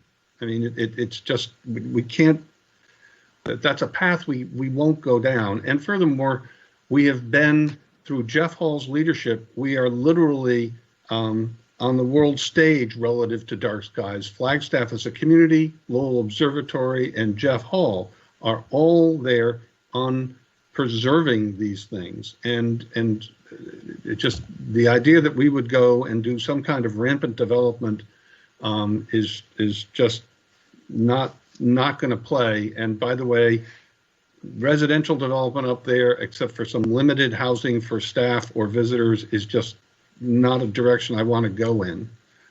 We had a conversation originally when we put together a community group on this, because maybe we could help move the needle on affordable housing, which I know was an earlier conversation. But it's too risky to what it would do to the nature of the Mesa. And just not a place that we could go to without not being ourselves. Thank you, Mr. Putnam. Councilmember Sweet. Thank you. I do walk and run up on the Mesa and enjoy it immensely, so thank you. I think I am kind of agreeing with Aslan in terms of communication, and I'm just wondering if we could do some more public outreach in a quick, swift manner so that our community feels that they are being heard. And I think from what I'm understanding, or the emails I'm receiving, they want to be heard on what types of programs will be going up there. You know, is it TGen? I think our community would like to have input on that versus the Shakespeare Festival versus, and maybe that is just defining, making a better definition for the community. But I do believe some outreach, maybe working with the commissions, a town hall, a public hearing, something like that would go a long way to maybe kind of make amends with how they're feeling and what you're thinking, and coming together and forming a great partnership, which I'm excited about. But I do think the community wants to have some input. Thank you again for being here. I really appreciate your time. Thank you, Councilmember. Vice Mayor Daggett. Thank you, Mayor. And thank you, Mr. Putnam and Mr. Hall, for the presentation. And more broadly, thank you for everything that Lowell Observatory brings to Flagstaff and to the world in terms of the research that you're doing. I have a question. I believe that Ms. Antol might be able to answer this. Since this was given to Dr. Lowell all those years ago, did it ever get included in zoning maps? Does it have a zoning designation? Is it rural residential? Yes, the property does have a zoning designation on it. Parts of the site are rural residential. Alex Pucciarelli, our project manager, is here as well. She could go over the zoning on that site. Alex, are you available? I am. Hello, this is Alexandra Pucciarelli, current planning manager. The east side of the existing campus is public facility, and then this section is rural residential, and it also has the resource protection overlay. And resource protection overlay in terms of tree resources and rock outcroppings and slopes? Correct. It covers steep slopes, it covers floodplains, and it would cover trees. Okay. Okay. Thank you. And I'm going to throw this out here. Mr. Hall and Mr. Putnam, perhaps there's some arrangement that could be made to purchase a chunk of it for open space.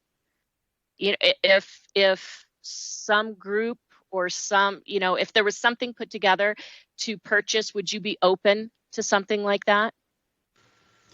The answer is yes, we would be, but there is a concern that right now we could not give you clear title to it because it's got the government reversionary clauses on it and defined use there. So okay, this is part of the chicken and egg issue of we can't do planning, we can't figure out who to bring to the table, we can't negotiate with people because there's this lack of clarity around what's an acceptable observatory purpose.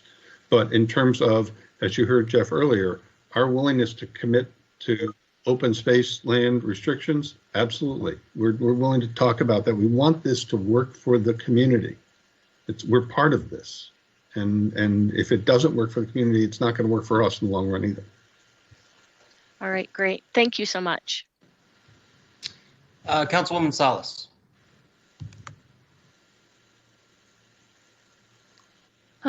Thank you, Mr. Mayor. I appreciate this discussion. I've been listening with great interest. I'm curious.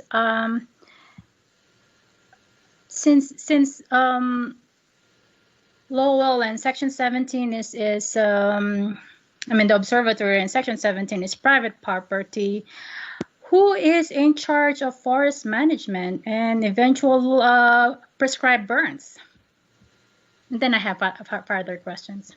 Okay, so the answer to that is it is a combination of us as the property owner, the Forest Service, because it is the point agency to look after the government's interests, and then we've also worked with the City of Flagstaff Fire Department. So between the three groups, we sort of agree and negotiate on how to manage for both fire mitigation, removing ladder fuel, that sort of thing. But it costs, the government has to spend money looking after an interest for the merchandisable timber that doesn't exist. So one of the reasons that the Forest Service doesn't want this is it costs money and gives no benefit from their perspective. Yeah, thank you. First, let me just commend the Lowell Observatory family and the team of scientists and a lot of volunteers. I've just privately witnessed the advancement and development that Lowell has evolved in the since 2014 when Lowell opened the Putnam Collection Center, and I had the chance to bring my son at the grand opening, and he was, with the indulgence of Lowell Observatory stuff, he was allowed to get into Big Red, just for a quick photo op, and my boys and I, they're both grown now, have made a lot of memorable experiences at Lowell Observatory through your offering of free programming to the public occasionally. But up to now, my 27-year-old son remembers when we went there to view Jupiter. So one of those experiences of a lifetime, both as a family and of course for educational purposes. And then of course, over a year ago, you have opened the Jovali Open Deck Observatory, right? GODO. Okay. So, and yet that's another state of the art advancement in terms of astronomy, science, and education. So I look forward to a further discussion on your vision of the Astronomy Discovery Center. And I look at it as this limitless possibilities for partnership with different nonprofits, with different government entities, and partnership with in terms and collaboration in terms of programming. I have some theater background from kinder to college, so I could see the potential interfacing of some outdoor programming that will involve theatrical production, but also enhances the vision of Lowell for stargazing, appreciating the skies.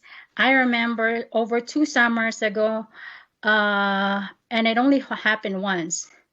Councilor Salas, I'm sorry, I don't mean to cut you off too much, but we have about over 30 public participants and a very large agenda next. If we could give city staff clear direction at this point, I'd really appreciate it. We can wrap up to specifically what the agenda is. Thank you. I know, I'm still on the agenda, Mr. Mayor. Just give me a couple of minutes or less. So I can see the potential of some outdoor programming. It could be theater, it could be yoga, which was done in the past. It could be community events outdoors, but enhancing Lowell's mission to be the premier astronomy destination, international destination for astronomy and education. So with that, I do support continuing learning and listening tours with the community to continue vetting this to the public.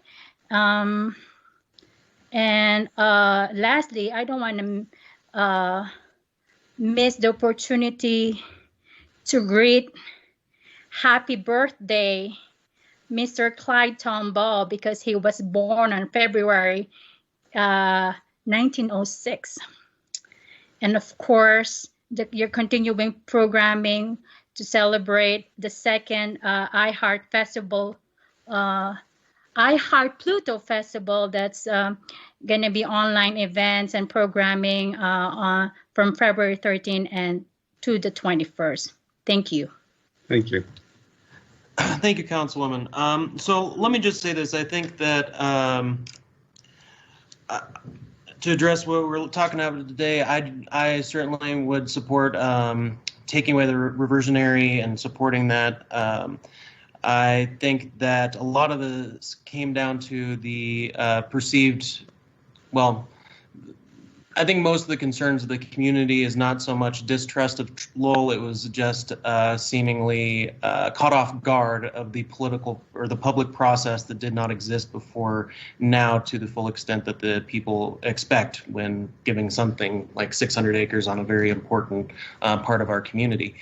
So I will just say that I'm in support of the reversionary. I have to see the language specifically for the bill regarding how to clearly define what observatory means to provide any support behind that aspect. And I would like to suggest, so if we can get this out there, I would suggest to set up some public open houses or virtual open houses, really work on the community outreach. I think people would be very excited to be a part of being with this master plan. And as a lot of these things are going to require rezonings or developments, then we can evaluate that at a later time if we see that if this political public process was not followed like we would like, or would see more of it before we do move forward with the actual buildings or whatever else that might be up there. So with that, I think, do we have clear direction? City staff, city manager.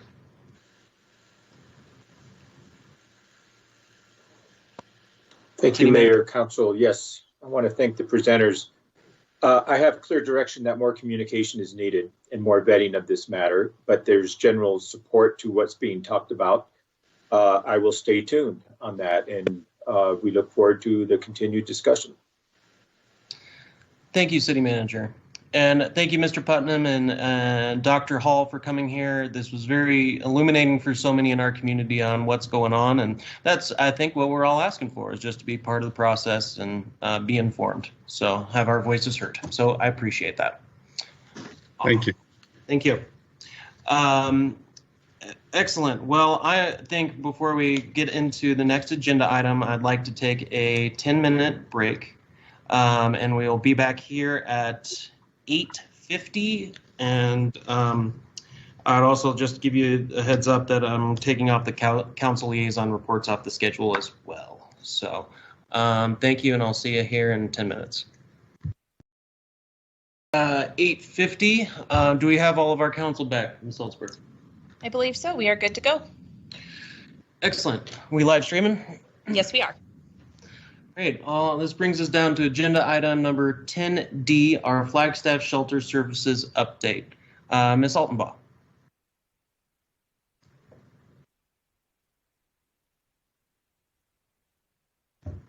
Hi, everyone. Good evening, Mayor DC, Vice Mayor Daggett, and members of council. My name is Ross Schaefer Altenbaugh, and I am the Executive Director of Flagstaff Shelter Services. I am grateful to have the opportunity to share a quarterly update, my first with this council in regards to the shelter operations and our COVID-19 response in Northern Arizona.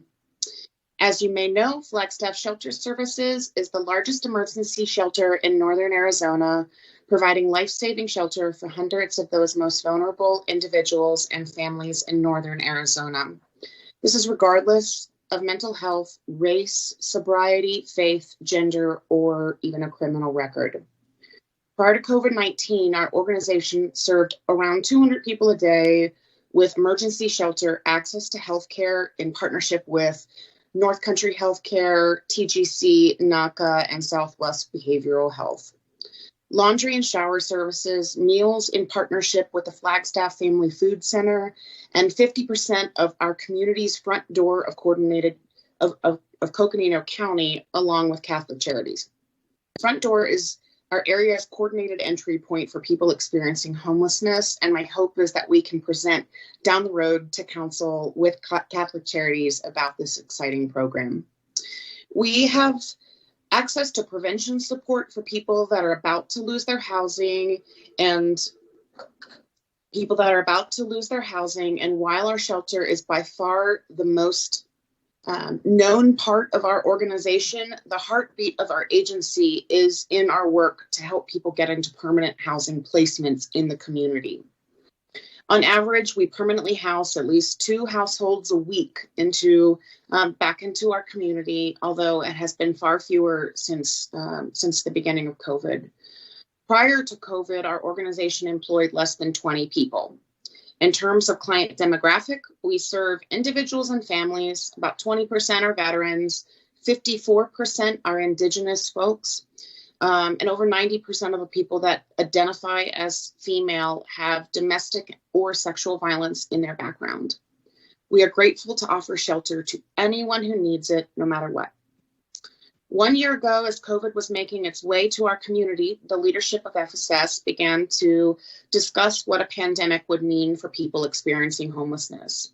This was unprecedented and largely unknown how it would affect the community or how to best respond. By mid-March, our agency was struggling with the same questions each organization, school, and business was struggling with. The most important item: how do we save the lives of those that cannot socially distance if they are sleeping in congregate shelter? Our organization did not turn away. Flagstaff Shelter Services did not close. Instead, we began in April of 2020 moving the most vulnerable, the most public, the sickest, and our elderly that were experiencing homelessness into a hotel. Through our existing partnership with North Country, we began surveillance testing. And what we found was that we had moved quick enough with some individuals. Each person at the first hotel had tested negative. We still had many people at the congregate shelter, though. 2 weeks later, we tested on site at the congregate shelter, and almost 40% of our clients and staff tested positive. We had an emergency board of directors meeting, and the group decided to move literally everyone in the shelter the next day to a hotel room. Not one person was left, regardless of, in the shelter unless they chose to. And I will say about 3 to 5 clients declined hotel optioning at that time and stayed in congregate shelter. But other than that, everyone went overnight. And just like that, our agency was building a plane while we were flying it. Since April, the hotel operation has been full. Most of the same individuals and families that went into the hotel in April are still there. They aren't required to stay, but we strongly encourage it to protect the clients and to reduce community transmission. These numbers are close to 200 people a night.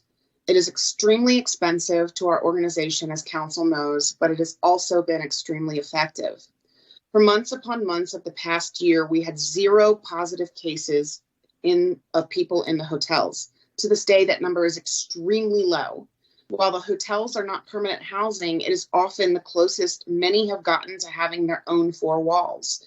And we have seen an increase in positive health outcomes, while reports of decrease in violent and nonviolent crime have been reported by Flagstaff PD. It really is a beautiful lesson in how housing is, in fact, healthcare. Based on the extreme cost of this work, we have not been able to continue to offer rooms to new individuals as they come in for services. We have allowed people to continue to use the Huntington shelter, though, so that we don't have to turn anyone away, and we're not full. So where are we today? FSS is operating the Congregate Emergency Shelter on Huntington, and we see about 100 individuals experiencing homeless there nightly.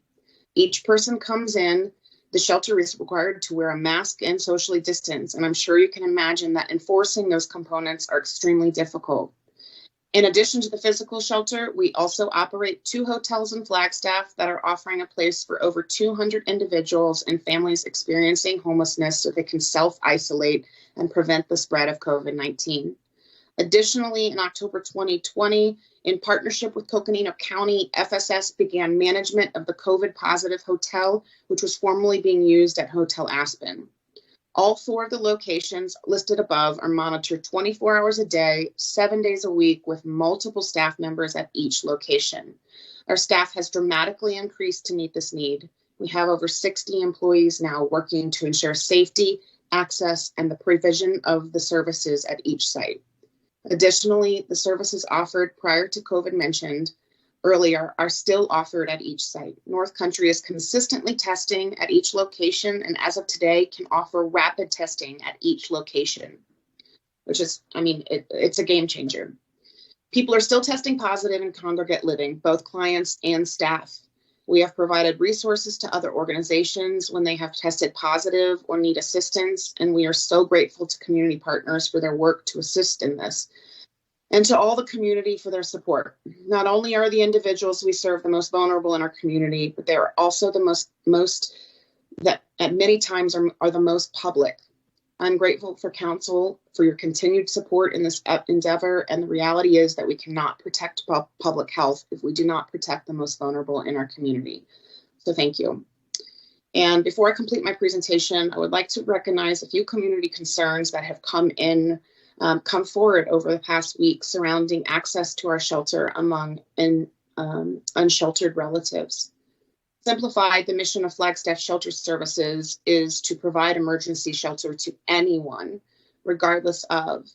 Our organization believes, and to be clear, I believe, the voices of unsheltered relatives when they have shared that they have been denied services at our organization because of their race or culture. I'm here to tell you that we also believe that it's not okay. If people don't come in for shelter because they feel it's not safe for any reason, the consequences are devastating, and we know it all too well. As the largest emergency shelter in northern Arizona and the only low barrier shelter for individuals in Coconino County, I'm here to tell you that these experiences are not in line with our mission. It is not who we are, and we want to do the work to repair this and repair past harms. So first, if you are listening to this and have concerns about unsheltered relatives coming in, please just call us. Contact me. My email is ross@flagshelter.org. Our team is ready. We want to offer you a tour and talk about our programs and talk about where gaps exist. Let's find common ground together on moving the needle forward around this work. And if you meet someone that says they can't come to FSS, please call us. Do something. I want to know. I want to dig in and figure out why and where it happened and how. We're ready. And you can expect meaningful action from our organization, but we can't do it without you. And to be clear, while we are not prepared to work with people who communicate with emotional or physical violence towards our organization, staff, or clients, we are ready to work with people that want to build solutions and have uncomfortable conversations to better serve the community with the stakeholders that want to do the same. The work of providing emergency shelter during a pandemic to people from all walks of life is far from simple. It is complex more than it might appear. It's not simple. And the safety of our clients and staff are at the true forefront of mine and the executive team and our board of directors times at all time. And I believe that working together, we can take steps forward. And I, for one, am looking forward to that. With that, I would be happy to answer questions, whatever is appropriate, Mayor. Thank you. Yeah, thank you, Ms. Altenbaugh. We have quite a few public participants that I'd like to start calling in. Ms. Fobar, Ms. Salzberg, how many do we have? Mayor, we have quite a few, and I think the first couple are geared up and ready to go, and we'll continue to call down the list.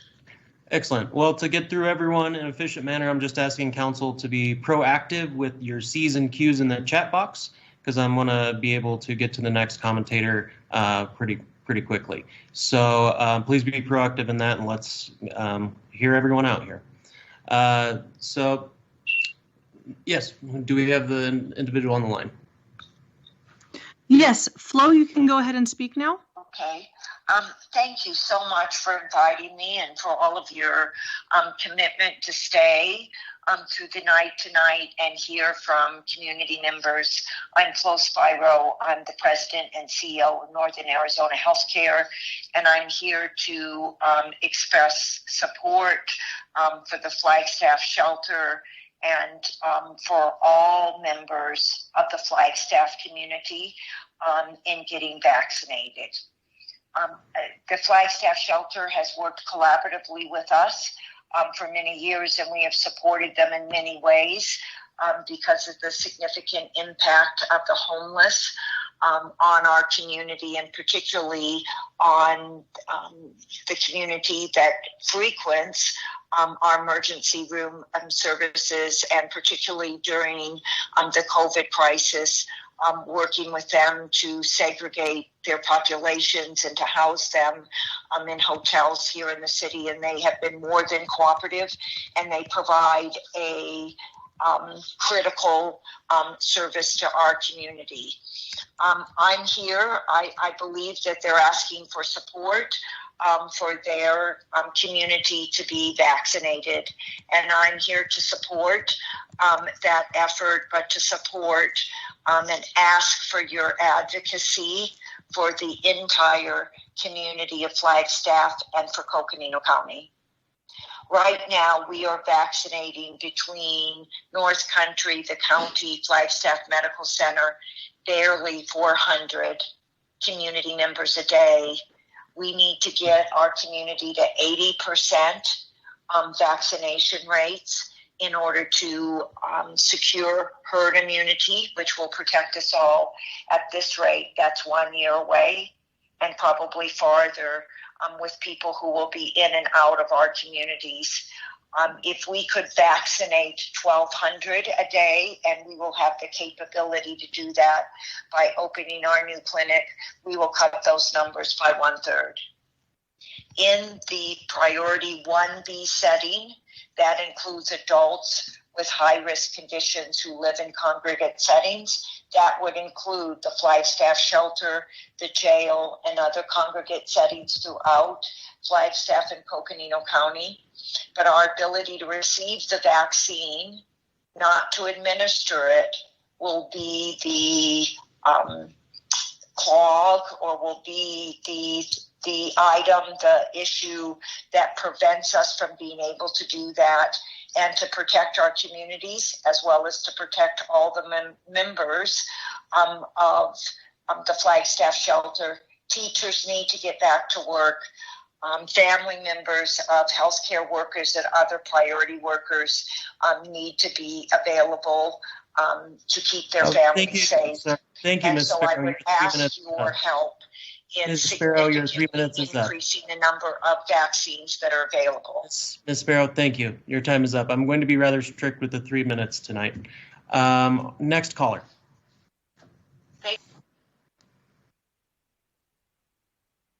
Do we have our next caller? Mr. Johnson, I think that we are on your caller. No problem. Mr. Johnson, go ahead. And Heather, we're all set for you. If you want to mute your computer, perfect. Absolutely. Thank Thank you. you. Good evening, Mayor, Vice Mayor, Council, and staff. Thank you for the opportunity to share my voice. My name is Heather Marcy, and I am the Deputy Director for Northland Family Help Center. Northland Family Help Center has 2 shelter programs in Flagstaff. One is for unaccompanied youth, and the other is for victims of domestic violence, sexual assault, and human trafficking, as well as their families. As such, I have a close professional relationship with Flagstaff Shelter Services. In my opinion, all the local social services have really banded together during this ongoing public health pandemic. But what I would also say is that some have been disproportionately effective, such as Flagstaff Shelter Services. From my vantage point as a longtime social service provider, I absolutely believe that, as FSS says, housing is healthcare, and that many of the communities most vulnerable reside in our local shelters. FSS is the largest shelter for people experiencing homelessness in our region. Every bed night, whether in the shelter or in a hotel, have been potentially life-saving services.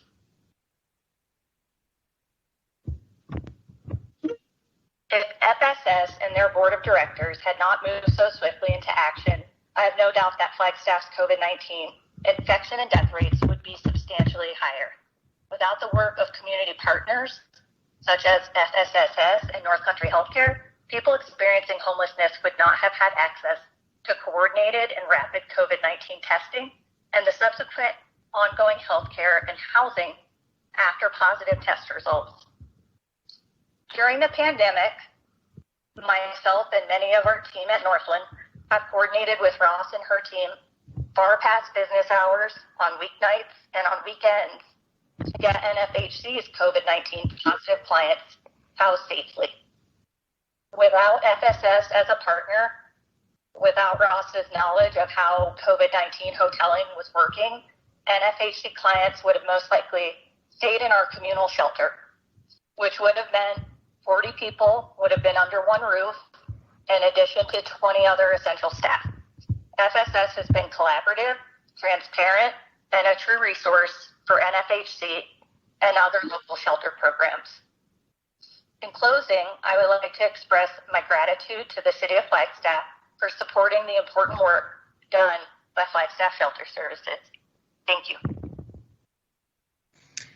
Thank you. Next caller, please.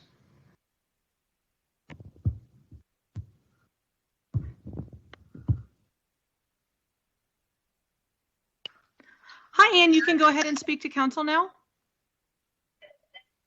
Okay. Good evening, Mayor Deasy and Vice Mayor Daggett and council members. Thank you so much for the opportunity to speak to you all this evening. My name is Ann Newland. I'm the CEO of North Country Healthcare and have been a member of the Flagstaff Shelter Services Board since 2016. I'm a med-peds physician with a master's in minority health policy from Harvard. I have spent my career in the medical safety net, and I want to say that I count working with Ross Altenbaugh and Flagstaff Shelter Services as among my most rewarding personal and professional collaborations. Last spring, I advanced an approach for an accountable community for health with Ross, Greg Clifton, and Kim Musselman. The demands of responding to COVID-19 have slowed our ability to work on this, but for your information and consideration, I'd like to explain that accountable communities for health are collaborative partnerships that span health, public health, and social services. They seek to improve the health of individuals and communities by addressing the social determinants of health, such as housing, food security, employment, and transportation. Accountable communities for health require funding not only for programs and services, but also for core infrastructure functions. I believe that we have an opportunity here in Flagstaff for thoughtful development of a braided funding approach to using federal, state, and health insurance options to create an accountable community for health. As we emerge from the pandemic over the next year or so, we will engage you further in defining accountable community for health infrastructure functions and how to facilitate their coordination across a variety of funding streams. Thank you, and I'd be available for any questions. Thank you. Next caller, please. I have Matt on the line. You have 3 minutes.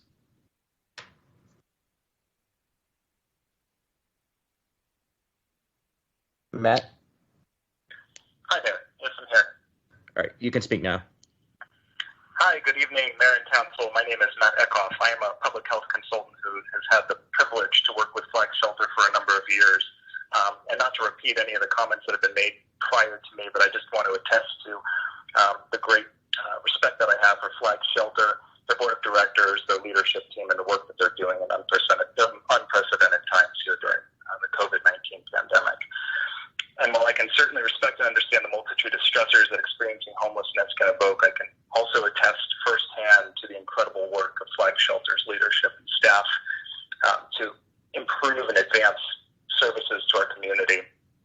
Since Flag Shelter's inception, it has grown from a seasonal emergency shelter to a year-round multi-service professional agency that has drastically increased services well beyond emergency shelter.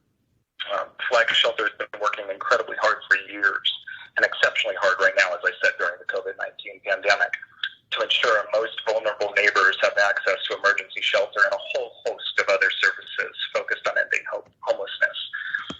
And as Ross had discussed, as a low barrier shelter, Flag Shelter serves as many in our community experiencing homelessness as possible. And that means that Flag Shelter does not create barriers to entering emergency shelter on the basis of sobriety, mental health status, sexuality, race, ethnicity, etc. There would be a great void to serving our communities, individuals and families experiencing homelessness without the work that Flag Shelter does. And I do recall that last year's point-in-time count of individuals experiencing homelessness in Coconino County alone exceeded 700 people. So the number that we're talking about of serving about 300 people a night is significant when we discuss Flag Shelter. And that doesn't even begin to illustrate the tireless work that Flag Shelter does right now to support dozens of clients moving from emergency shelter to permanent housing. That work is incredibly important and effectively ends homeless for so many people in the Flagstaff community. Now, all of this is to say that Flag Shelter deserves the serious and continued attention of each of you, Mayor and Council, to continue growing the ways in which the city supports the tireless and community-centric efforts of Flag Shelter and their team. The leadership of Flag Shelter knows how to do this work really well, and I know for a fact that they will continue to be an active and engaged partner to end homelessness locally. And as a side note, from a public health perspective, when we end homelessness, when we support wraparound services, access to health services, et cetera, Ross mentioned that there are incredible outcomes when we look at health, when we look at community safety statistics, even just since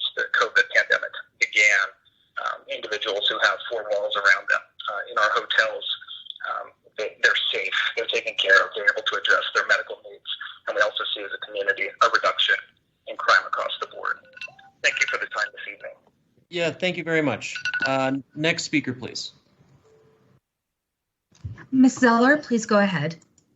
Thank you. Greetings, Mayor, Vice Mayor, and Council. Thank you for the opportunity to share my voice, and thank you so much for staying up late to give the proper amount of time and discussion to all of these issues and not rushing through these conversations. It's important that all voices are heard. My name is Christy Zeller, and today I speak to you as a 21-year resident of Flagstaff, a local educator, activist, and volunteer for Flagstaff Shelter Services. Over the past year, Flagstaff Shelter Services has served thousands of neighbors experiencing homelessness during the COVID-19 pandemic when there was nowhere else to go. FSS has done critical work not only to save lives, but also to reduce community transmission of the COVID-19 virus. Complexities cannot be overstated. The staff have nimbly met these challenges with flexibility and determination. They've worked hard to partner with community agencies when possible. FSS partners with the National Alliance to End Homelessness, the recognized experts in this area. According to their website, the NAEH is a nonpartisan, nonprofit organization whose sole purpose is to end homelessness in the United States. The leadership of FSS is trained in best practices for ending homelessness and utilizes the Housing First model, which is defined as a homeless assistance approach that prioritizes providing permanent housing to people experiencing homelessness, thus ending their homelessness, and serving as a platform from which they can pursue personal goals and improve their quality of life. The Front Door program of Coconino County works tirelessly to coordinate services for individuals experiencing homelessness using this model, led by Flagstaff Shelter Services and Catholic Charities. In spite of the pandemic, these agencies continue to move our neighbors from homelessness to housing. We must not lose sight of the ultimate goal of Flagstaff Shelter Services, to end homelessness in northern Arizona. We need your help and all community stakeholders to work together to accomplish this. Finally, I would like to express my gratitude to the City of Flagstaff staff and City Council for supporting the important work done by FSS. I have admired how many of our current and past council members have taken the time to visit the shelter, talk to the leadership team, do their own research on best practice, and allow that insight and experience to drive decision-making. I would ask that you continue to seek opportunities to learn more, follow the data and best practice, and provide available resources to these life-saving efforts. I would also request that all of our local leaders model civil discourse and collaboration as we move forward. Thank you again for your time. Next caller, please. Hi, Anthony. You can go ahead and speak. Okay, Mayor Deasy, Vice Mayor Dead, Honorable Council, Managers, and staff. I'm Anthony Garcia, 1113 Flowing Springs Drive, Flagstaff, Arizona. I'm here to speak to the importance of the partnership between Coconino County, City of Flagstaff, and Flagstaff Shelter Services during the COVID-19 pandemic and how the partnership has benefited the public health and safety of our community. During our last electoral cycle, myself, along with many of you, interacted heavily within our community. This means speaking to thousands of residents, hundreds of business owners, and many local unsheltered neighbors that did not have a safe place to sleep at night. I personally spent countless hours embracing our unsheltered brothers and sisters. And during those interactions, learned that throughout the COVID crisis, those who utilized Flagstaff Shelter Services felt very safe due to the precautions taken by their staff, led by Ross Altenbaugh, and the program itself. Thanks again to the partnerships with our county and city, Flagstaff Shelter Services was able to temporarily house many unsheltered neighbors in otherwise vacant hotels. I also wanted to share with you a brief story told to me by an employee working as a caregiver at a COVID hotel funded by this program. The employee was adamant to make sure that I fully understood where he was coming from when he shared with me how much this program meant to him in our community. I asked him, "Is the partnership between our local governance and Flagstaff Shelter Services a success in your opinion?" With passion in his voice, tears welling up in his eyes, and the most radiant enthusiasm illuminating from his spirit, he proclaimed with his fist in the air, and I quote, "Flagstaff Shelter Services have saved lives during this pandemic." These were his words. And as if I didn't hear him the first time, he said it again even louder. Without Flagstaff Shelter Services, more folks within our community would be dead today. These are our local heroes, truly fighting for public health and the safety of our community on the front lines. Let's get behind them and support them with a funding stream that doesn't have any breaks in it as we move forward in the future. Thank you for your time. Thank you, Mr. Garcia. Next, public comment. Ms. Pastrick, could you please go ahead? Thank you very much. Mayor DC, Vice Mayor Daggett, City Council members, good evening. I'm Julie Pastrick, President and CEO of the Greater Flagstaff Chamber of Commerce. It's great to be with you tonight. I wish to take an opportunity as a private nonprofit to share our thoughts from the business community on the key role Flagstaff Shelter Service has played over the last year, which we call the year of the COVID-19 virus. It's been tough for everyone, of course, but huge kudos we send to Flagstaff Shelter Services for stepping into uncharted waters during a global pandemic, just head on with an unbelievable commitment, delivering on their mission, which is providing care to those in crisis. No matter sober or not, no matter mentally healthy or not, even serving the working poor with whom I have personal experience through Flagstaff Shelter Services. Russ Altenbaugh, her team, the board of directors, the volunteers, their work is totally selfless. Their outcomes are priceless.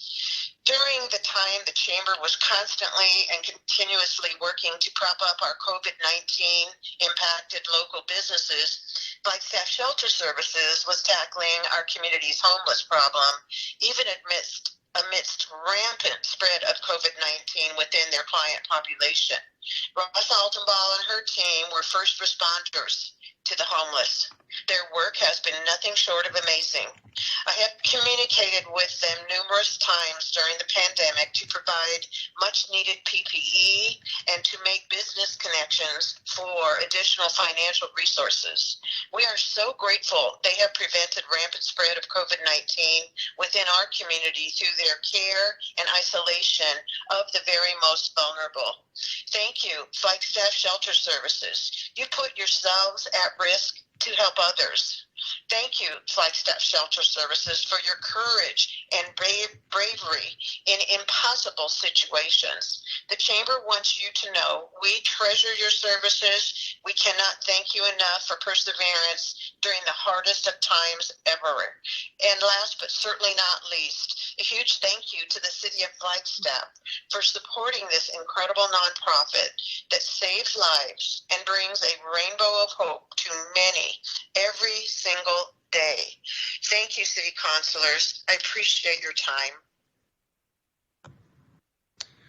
Thank you, Ms. Pastrick. Next caller, please. Hi, Rebecca. You can go ahead and speak now. Hi, my name is Becca. I'm not a CEO of anything. I'm not a board member of anything. I'm just a member of our community that goes out on a weekly basis and actually interacts with our unsheltered relatives, many of whom are afraid to go to our shelter because of COVID risk, because of experiences of racism, and experiences of sexual assault. I'm here to talk about the people who are being left behind, not to pat anyone on the back for the things they've handled well, but to look at where the mission is failing. I find it a little gaslighty that a lot of the comments and a lot of Ms. Altenbaugh's conversation phrases it as if any criticism of the shelter is a call for it to be shut down. There's a lot of things we could be doing a lot better as a community, and that doesn't mean that we don't appreciate the things that have gone well. But a lot of our unsheltered relatives, especially the indigenous ones, are unsheltered as a result of colonization and of the nonprofit industrial complex. And it seems to me absurd that we would leave them behind and be too defensive to even face up to the criticisms that we hear about on a daily, weekly basis. I heard it said earlier that people are still testing positive. I'm glad to hear that there is rapid testing available at the shelter now. But no new rooms are given out for the hotels. It seems obvious that we should be opening more emergency shelter if we're still putting people in congregate shelter with positive COVID tests. I'm not sure the best way to face up to our legacy of racism and colonization that we have here. But I know that the best way isn't to be defensive and shut down conversations. So that's it for me. Thank you. Thank you so much. The next comment, or next public participant. I have Kim Musselman on the line, and I believe she might be our last public speaker. Kim, could you please go ahead? Yes, thank you. Good evening, Mayor, Vice Mayor, and Council. I appreciate the opportunity to speak briefly. My name is Kim Musselman, and I serve as the interim Health and Human Services Director and also the Incident Commander for the COVID-19 response for Coconino County.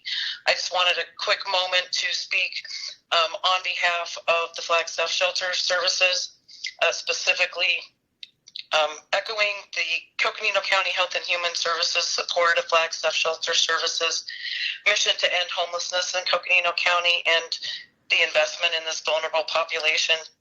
In September of 2020, Flagstaff Shelter Services and Health and Human Services entered a partnership to care for the housing insecure that were identified as COVID-19 positive.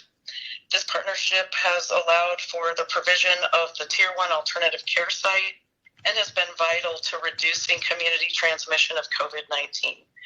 Flagstaff Shelter Services provides hotel staffing to ensure needs and medical care are provided to the guests, including a warm handoff to community resources when the guest quarantine ended. Recently, when Coconino County experienced a large surge in positive COVID-19 cases, Flagstaff Shelter Services found additional locations so the operations could expand to meet the need, ensuring all positive individuals that are housing insecure have a safe place to quarantine and recover from COVID-19 illness. Health and Human Services recognizes that Flagstaff Shelter Services has been a crucial partner in the COVID-19 response efforts to reduce the spread of illness in our community and in providing critical life-saving services to those experiencing homelessness.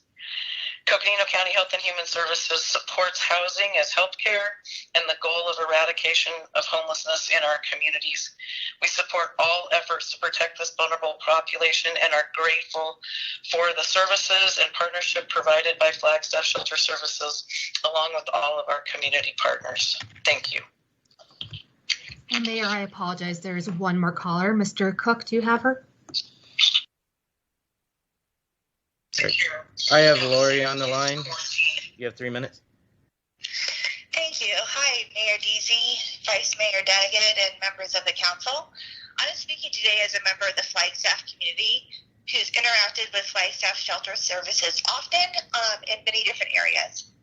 As a donor, I support the work they are doing, and I am more than pleased with the way in which they steward my donation, and they use our donations in the best way possible.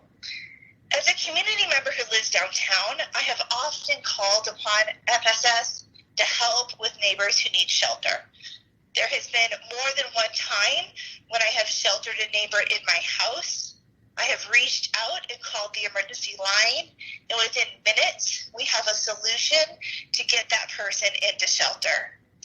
As an academic, I am pleased with the evidence-based approach that Flagstaff Shelter Services uses in their approach to community members experiencing homelessness, and the focus on public housing as a community health issue. Over the last year, I know that Flagstaff Shelter Services has served thousands of neighbors who've experienced homelessness during this COVID-19 pandemic when there was nowhere else for people to turn to.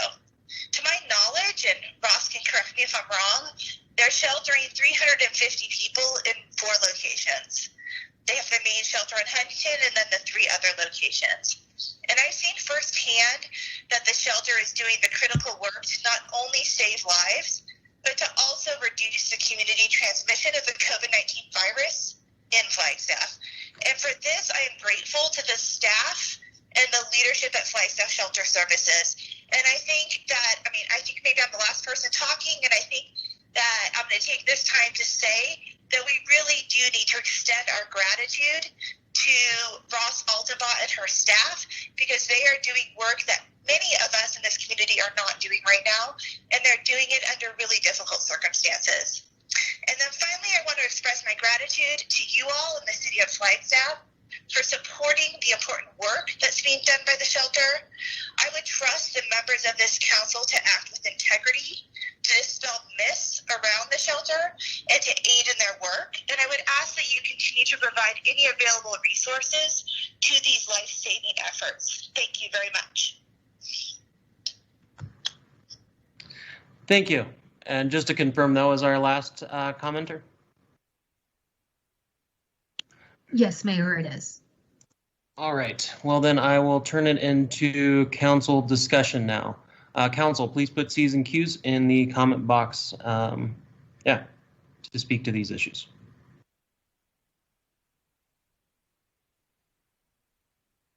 Council, anyone like to comment? Vice Mayor Daggett. Thank you so much. And thank you, Ross, for your presentation. Thank you to everyone who spoke to us, everyone who emailed us. I've read every email, listened to all of your comments, and watched videos, that were sent to me. And I appreciate all the information and personal experiences that people are sharing. And I have more to say about that, but I had a couple of questions. Ross, first of all, is North Country testing every day? No, we have co-located services with North Country through their mobile unit multiple times a week. And if people are showing symptoms, they are testing on site at that moment. But in terms of the preventative testing that they continuously do, that prior to was happening every 10 to 14 days at each site. Thank you. And if someone tests positive, are they still going? Are you taking them to a hotel, or are they staying in congregate shelter? Oh yeah, no, they go immediately. That's a partnership again with the county, where they're referred directly upon the positive result of a test. They go directly to a COVID positive hotel where they are asked to stay quarantined for 14 days until they can get a negative test or are symptom free. And then, in many cases, a lot of the people that are coming to that hotel, again, they're not really coming from the hotels themselves, because we're not having a lot of positive rates there. In many cases, they're coming from other organizations across the community. We have people coming from Tuba City that need that quarantine location. If somebody tests positive in the hospital setting, they are referred to that hotel, and that's all coordinated through Coconino County. And we have staff there to make sure that people have what they need. They have food, they can access mental health services if needed, all that. Okay, thank you. So as I understand it, you are sheltering between 300 and 350 people each night at either the congregate shelter or 3 of the hotels that are being used, correct? Correct. About 250 of them are coming directly. Yes, Vice Mayor, excuse me. About 250 of them are in the hotels. And then we have somewhere between, 75 and 100 people in the congregate shelter each night. Okay, thank you. Thank you.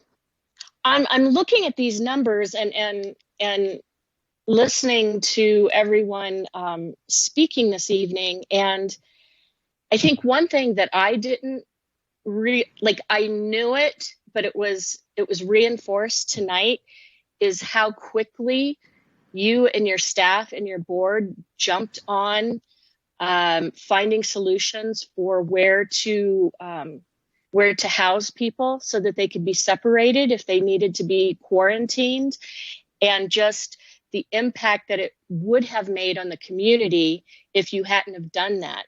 And you, as I understand it, you didn't know that you had the funding in place in the beginning. Is that correct? That's correct, Vice Mayor. Okay. Well, thank you for jumping in and taking charge when there was this first outbreak. So, as I was saying, I have read everything, and I've talked to people in the community that I very much respect, including many people who spoke this evening, and I'm grateful for the work of Flag Shelter Services. And I heard you say that you want to work on solutions with the community, and you're very open to doing that. I've found you to be open. And I heard you also say that you believe the testimony of people who have said that they've had a negative experience at the shelter for whatever reason. And I do too. I've watched videos, and I believe people. I think, and I also want to acknowledge, I think it was Becca, the speaker, who talked about colonialism and racism. And I think that we would all acknowledge that Flagstaff has a lot of work to do around that issue. And I mean, it's a broader issue than that issue. It's a huge issue, and we all have a lot of work to do. And I would just like to urge us all to do our best to find solutions with each other, and not see this issue as it has to be a fight, because I truly believe that everyone on staff, everyone in your staff, I know the council, we all very much care that people in our community are taken care of, and we want to find solutions. So thank you for being here. Thank you to all the speakers who spoke tonight. Thank you to everyone who took the time to write to us. I just want to make sure that you know that you have been heard and you're being taken seriously. And I think that's all that I have to say. Thank you. Thank you, Vice Mayor. We do have another public commentator I would like to, patch in here. So, Ms. Bobar. Mr. Marks, you can go ahead. Thank you. So I appreciate the opportunity to be able to speak tonight, because I think it is important that we continue to remind ourselves that there is not any one solution to the issues that face our community and face our relatives. I, for one, have relatives, family that are unsheltered and that are experiencing these hardships right now. I want to make sure that we're honest that it was conversations within the community that helped encourage and push for the sheltering within our hotels, and that community engagement needs to continue. I also want to make sure that we are continually being responsible to the conversations that are being had, that it is good to have criticisms, that we learn from those critiques, and it is important that we continue to work together in that, but that also that we have to be very mindful that if we continue to only look at things with one perspective or one vision, that it will continue to be detrimental to the relationships of our communities. And I know that I've been in conversation with other folks before about other solutions and other possibilities, such as Native Connections down in the Valley, and how they work to empower our relatives in their situations. And we have to remember that not everybody's unsheltered because they choose to be, or that they're unsheltered and that's their only circumstance. We know that there are some that are struggling with substance abuse. There are some that are self-medicating because of the trauma that are inflicted and continue to be inflicted when we visit them with the same kind of policing and colonization, colonial practices that we've historically seen in the settling of Flagstaff, over centuries ago, and that still continues to perpetuate in this historical trauma that our relatives continue to carry with them. And we need to make sure that we're being mindful of those things. It's important that we remain critical so that we don't get lazy, but we also are being open-minded and listening to the voices that need to be heard. I think that one of the things that I would have loved to have heard tonight was from our unsheltered, those that are staying in the shelter, and those that are being denied the opportunity to go there for whatever their reasoning for saying that they're being denied. I would love to hear from them. Mr. Marks, thank you. Yes. Do we have any comments or questions for Mr. Marks before we continue this inward? I'm not seeing any. Thank you, Mr. Marks. Council, comments, questions?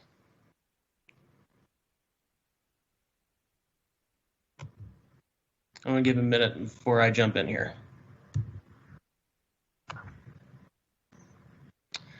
So a couple questions, Ms. Altenbaugh. Right now, how many COVID positive unsheltered do you have? And where are they being designated for their quarantine, or, well, as best it can be done? Yes, thank you. Thank you, Mayor DC. The number it changes because people are in different places, obviously, in their 14 days. Generally speaking, our COVID positive hotel stays pretty close to full these days. That's about 18 rooms, give or take. Again, everybody's in their different place. So I would say realistically somewhere between 15 and 20. We do have some spillover rooms available when that's needed, and that's coordinated with the county. And we've been really fortunate to have a couple of hotel owners that have been a little bit fluid about how we kind of move people around to accommodate those needs.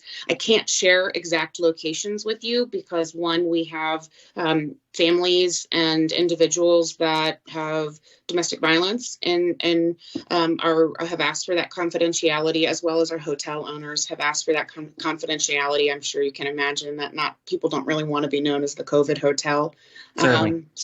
Yeah, it is. It's definitely the folks that need to know where it is, and we transport people and do all those things. Thank you. And then I just wanted to mention to you that we spoke a week after I was elected, so I could get a little bit better idea on several things. And I just wanted you to be aware that previously you stated you didn't need it, but our COVID wastewater testing. That is a standing option if you so desire, if you see it as meaningful to help with COVID mitigation. I know the NAU researchers would be happy to help as they see fit. So I just want to make sure that you know that is an open invitation. Thank you, Mayor D. Yeah, I appreciate it. Yeah, and then I would like to ask, a lot of ways this is, we continue to see this PR issues popping up regularly. It continues to escalate, and recently, absolutely in the last couple weeks. I just would like to ask, what are you going to do differently to de-escalate the current situation and reduce this conflict that isn't the same as you've done over and over again with communication strategies? Oh, that's a great question. I think that the first thing I would say is that, Mayor, first of all, the escalation of this past week is not something that we've experienced before. Having honest conversation about our policies and procedures is absolutely something that I would say over the last 18 months, our organization has been working extremely hard and trying to figure out how we contribute and perpetuate pieces of harm to people, and that is an introspection that is happening across homeless services nationally, and there are a lot of really great tools around that. I can say that we are working directly with community partners to figure it out, but it's not enough. I mean, if there's one person who feels like they are being denied emergency shelter because of their race or their culture, that's not okay. And I would say that, we are here to listen. The board of directors is committed to working on ways to, find it, bring it to light, and repair it. The board of directors did not read their letter here tonight. But I know that one was submitted, and I know that each of them contributed meaningfully to that letter in a number of ways. So I would say I'd like to be clear, though, as I said in my presentation, we will not tolerate emotional or physical abusive tactics towards the organization. I think that is different than having this conversation of meaningful co-conspirator work of how to move this forward. And so I want to be clear with City Council that that is not going to get it done, and we're not going to be able to find solid ground when there are acts of violence happening towards or in regards to the agency. So I'd like to be clear about that, because I think my staff has earned the right to hear that they don't have to come to work and feel like they were only hired to do their job because of the color of their skin. And I think they need to hear that there is support for our work, and that yes, we don't get it right every time, but that doesn't mean we're not doing good work. And I appreciated what Becca, the commenter, one of the public comments, said in terms of I don't believe that this equals shutting us down. I'm certain that people feel value in the 350 people we provide shelter for each night. But if there's one person out there tonight that doesn't feel comfortable coming in, that's not okay, and we have to do more. So I hope that answers your question, Mayor. Well, in part, the communication strategies isn't the ones like we are doing right now. I mean, when you're speaking policies and procedures, that might sell to middle class, upper class individuals. That is not the communication strategies that is needed to help reduce this level of civil conflict. And we keep talking one or two people or a case by case this happens. Well, this has escalated a little out of hand, to be honest. Last week, we had 35 emails and 23 phone calls specifically concerning the feelings of mistreatment and discrimination against our homeless population. Those on the call right now, the individuals who spoke up was not the same ratio of what we received with emails even. In particular, there is a lot of concern. We've received, I don't know what the count is, but at this point, probably close to 200. The 35 emails and 23 phone calls that we received last week were solely really negative towards the shelter services. And I just want to say that these feelings are real. I mean, we can talk about facts and this incident and that, but the fact is people feel discriminated against. And I would like you to be aware that, upon that last week, after we had received the 35 emails and 23 phone calls, my chief of staff received a death threat regarding crimes against humanity. The individual was trying to get a hold of me. And about 36 hours later, a brick was thrown at my home. at my children's playroom window. So honestly, if you can't think of a way to change the communication tactics you're using, well, this is a very serious issue. And in light of what is happening at the federal and state level, this is in terms of the level of civil conflict we're seeing in this society, this is something that we need to be very, very, very mindful of. And in fact, with those incidents that occurred to me, I don't actually blame as much and my chief, I don't actually blame as much the individuals who acted against me and my chief of staff. It's clear these individuals feel powerless. They feel unheard. People are desperate if they're going to go to these levels. And honestly, I'm more concerned with the powerful who are given voices and power to change the system that caused it and don't. And that's my takeaway from these incidents. Now, I have more to say, but I did want others to jump in here, other council members. Respond to that, Mayor? Yes, Ms. Alma. Okay, thank you. I just want to be clear because I need to say that, Mayor, hearing you say that we're trying to sell people on this is I think an unfortunate way that you're the perception of what this conversation has been so far. I want to be clear that a communication strategy is not what I am after. That is not what the board of directors or organization is after. We're after authentic work that solves problems and is not about solving what other people think is happening. I'm after solving problems for the people that use our services. And I feel very strongly that death threats to the chief of your chief of staff and a brick being thrown at your home is not in a direct correlation with what we are doing wrong. I believe that kind of behavior is the same as the behavior of the people that showed up on the Capitol steps. Violence has no place in this conversation. I'm not going to bring violence to the table, and I would ask that the people that are trying to do this work not bring violence to the table. I am here. I am not here to sell anyone, and I can tell you that with the 350 people we serve each night, with the hundreds of thousands of dollars in debt our organization is to serve these people, we are after serving the people that need it most. I'm not after selling you, Mayor. So thank you. Yeah, well, the communication strategies, again, are the lack thereof and the difficulty in being able to control the narrative and public relations is directly related to your job. You said people who don't feel welcome there won't go.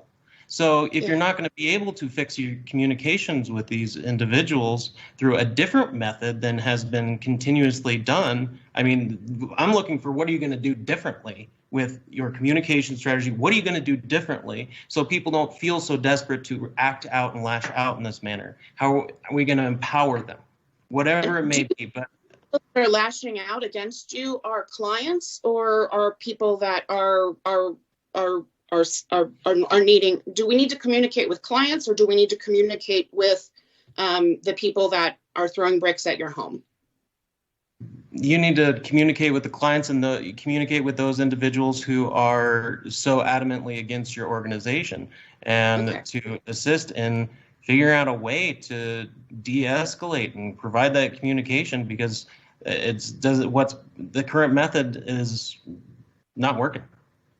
Okay, I would like to love it if you would send me the 200 emails you received because I only received 2. And I think it's important that we talk about facts when we talk about who we're hearing from, because I want to hear the truth about the people that are not being served. I want to hear the truth. If there is a person out on the street tonight, I want a phone call so I can go fix it. I don't want to talk about communication strategy or selling you or counsel or anybody on this. I believe these people. I believe them. That's the message. That's the communication strategy I'd like to leave here tonight with. And that I believe them and I would like to know firsthand. You getting 200 emails about what we're not doing doesn't help us fix it. I hope that, with all due respect, we need that information to be able to repair harm. And I hope that we can work together on that, Mayor. Yeah, when I mentioned 200, I meant a total from supporters of FSS to those who are doing discrimination. The specific numbers I gave previously from last week were specifically a negative, and those were the ones that I had city staff count those numbers of 35 emails and 23 phone calls. So know that this is not me trying to make up something. No, I'm not making it up. I do think it's important to know what that information is. So I appreciate that. I'm going to turn it over to the council members. Councilmember Shimoni, followed by Vice Mayor. Thank you, Mayor, and good evening, Ross. Ross, and I'd like to just start off by saying thank you. From the bottom of my heart, you are doing some incredible work. Your board works tirelessly. Your employees work so hard, and your volunteers, I mean, wow. You all are doing the most amazing work that we could ever ask for. We are so grateful for you in our city as a partner in this region. I appreciate all the public comments that we received last week and this week. I don't know if it amounts to 200, but we did receive a decent amount of feedback. But you all, FSS is providing the only low barrier shelter in the county. And Mayor, that's not a small task. And we all know this. That's not to say that they're perfect, but that's a huge, ambitious goal and undertaking. And I just want to say to FSS, thank you. That is amazing. And the fact that your employees and staff show up every day during COVID, trying to save lives and protect lives with the most vulnerable population, regardless of how folks show up at your doors, is just, I mean, what else can I say? It's just beautiful work. And yes, it needs ongoing relationships. Yes, we need to repair past harms. But oh my God, during a pandemic, you all are doing incredible work, and I am so grateful. The Front Door program gets people into housing and is a coalition of organizations in town. And again, so grateful for your work. Thank you for your quick, swift efforts to protect our most vulnerable during this pandemic, partnering with the city and the county. I think that at times people underappreciate the high risk of the role that you and your staff show up to work every day with. And that these folks that work for you have some of the hardest jobs in Flagstaff. I don't envy the work. But I do really appreciate it. Regardless of the population we're serving, there's going to be unconscious bias. And I like to say that, let's take a step back, City Council, and acknowledge the tensions that exist amongst us. Let's widen the lens and look through a systems lens. These issues run deep and are way bigger than any of us here tonight, like has been mentioned. People feel discriminated against at the city every day. And Mayor, we have a lot of work to do. This whole community has a lot of work to do. And I'm up for that work. I know you are, and I look forward to doing that. But this is not an FSS issue. This is a bigger issue, in my opinion. And yes, it's time to face it. And yes, this pandemic has brought light to it.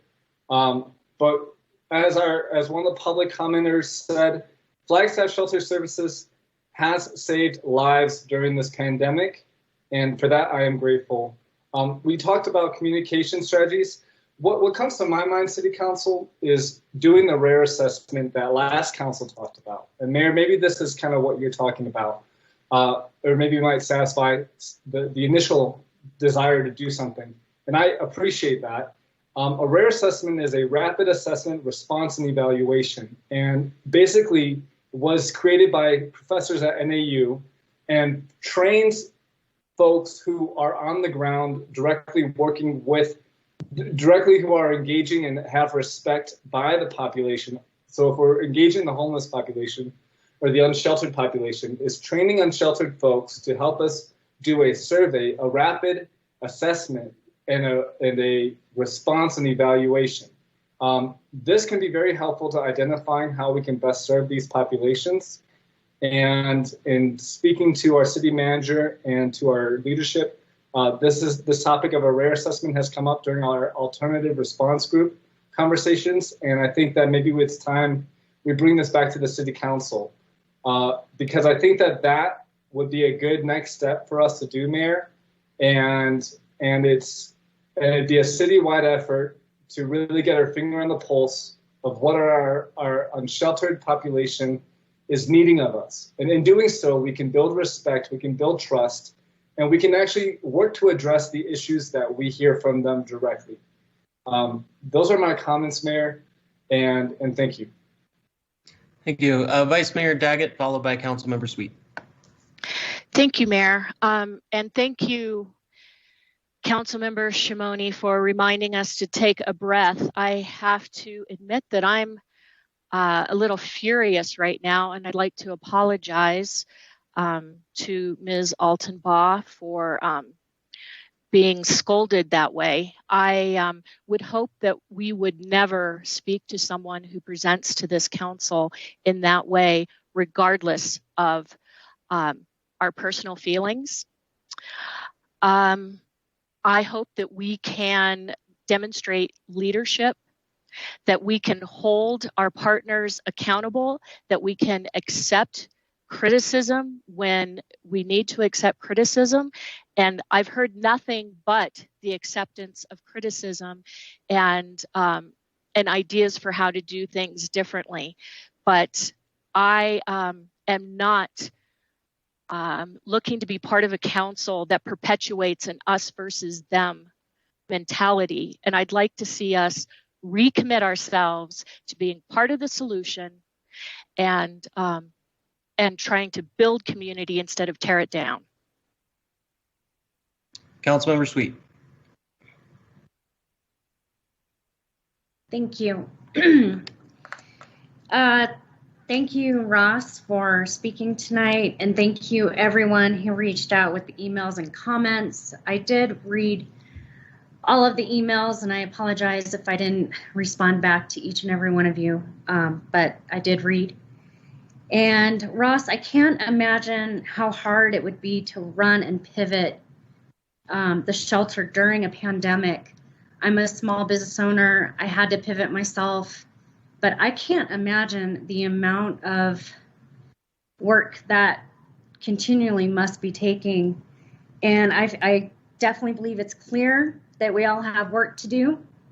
And I think tonight is the first step in opening up honest communication. Thank you.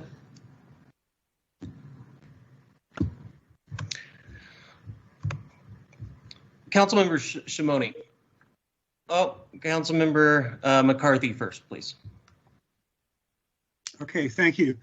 Ross, I just want to say I appreciate the work you've been doing. I think you know that things are not perfect, but I sense that you are trying to make them perfect. And in a very difficult situation, and your great work is heartfelt. Thank you so much, and keep up the good work. And always try for perfection, but you'll never quite get there. But keep trying. Thank you. All right. Well, I just wanted to speak to one thing because we keep hearing this transparency and we're listening to people and so forth. Councilmember Shimoni, you did an interview with Ms. Altenbaugh in your official capacity as a council member last Thursday, correct? Correct. That video was subsequently deleted from Facebook, correct? That is correct. Councilmember, please explain why you deleted the video. Yeah, thank you, Mayor. I know this has caused some conversation in the community. I will tell you right now, it's not because what was shared was exposing or information that I was afraid of getting out into the community. I know some folks have sent me emails saying, Adam, are you afraid of something that was said? and leaking the truth. That is not the case at all, and I've responded to all those emails. Mayor, I wasn't expecting that response. I got 270 comments on that 45-minute live stream, and those comments came in hot right off the get-go. And I should have been very prepared. Honestly, I made a mistake. I wasn't prepared. And honestly, I should have had someone else helping me. Not to blame it on my learning disability, but being someone who's dyslexic, I did struggle to read the comments in real time. And I was only able to read about a fourth of the comments in real time. And so I carried on with the agenda because I wanted to communicate with the public information about the shelter. When it was all said and done and I rewatched that video and actually took the time to read the comments, I realized I made a big mistake in allowing that conversation to continue. That was a inappropriate conversation that occurred and on the comment thread, and I should have stopped the meeting right then and addressed the comments and put a stop to it. It was abusive.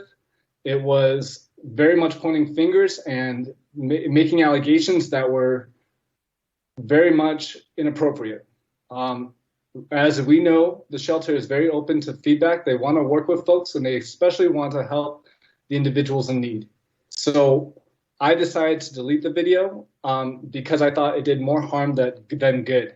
And my understanding is that I am allowed to do that. Well, maybe we could get clarification on that. City Attorney, can you please explain in general what you advise council members regarding deleting social media posts, particularly on their big page? Mayor, that would involve legal advice, and I wouldn't be comfortable. Well, maybe not in this particular open. Any question that's going to involve legal advice, I would ask the council to go into executive session. That wouldn't be appropriate for the open meeting. Okay, well, to my understanding, this is public record. Councilmember Shimoni, did you properly take screenshots of the comments or have a tracking system in place to provide the video again? Because I was actually looking to watch it on Friday night. So. Yeah, my understanding, Mayor, is that Archive Social has copies of everything we do on social media. And there has, I believe, been a public request for it. And I think that's being processed. And I believe it's archived. Yep.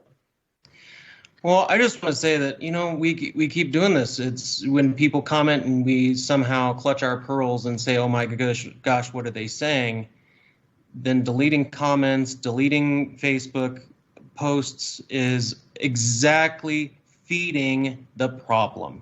People feel unheard. People feel that there's a lack of transparency. And this kind of stuff is, honestly, it's exactly a reason why I felt I had to run. We can't just shut down people's voices just because we don't like them, just because they are upset with us and being mean. I find this behavior rather disturbing, and it does not help shelter services or anyone in this community to be acting like that and deleting comments and videos. And I'm urging you in the future, please don't do that, because we already got multiple emails on that. You know, this is kind of important for communications transparency. I appreciate those comments, and I agree with you. I've never blocked anyone. I've never banned anyone. I've never deleted a comment unless it was, overstepping a boundary of which is not appropriate. But even then, it's extremely rare. Obviously, you and I share those same values. And this is the first time I deleted a post like this. And I just felt that it was over the top. It was, at times, there was defamation, borderline defamation in the comments, and it was inappropriate. And I honestly am embarrassed. I really am. And I take full blame for that. I've reached out to FSS and their team and apologized for my lack of leadership and facilitation. And I quickly realized that doing a conversation like the one I attempted to do through social media was not, we're not there yet. The community, there's a lot of emotional, a lot of emotions right now in the community, and we need, I made a mistake, in hosting that video, that conversation the way I did, and I take full ownership. So thank you for your comments. I appreciate you saying that. City Attorney, did you have a comment? Yes, thank you, Mayor and Council. If this conversation is going to continue on this topic, I would suggest we go into executive session. Okay, yeah, well, I'm done. I'm done with that portion, and I'll unless we have other. Oh, Councilmember Aslan does have a comment.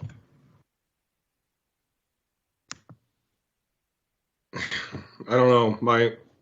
My mother taught me that if I don't have anything nice to say, I shouldn't speak at all.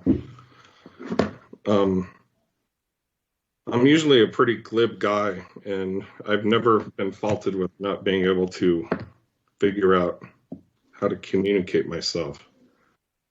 But I'm having a pretty hard time with it right now. I'm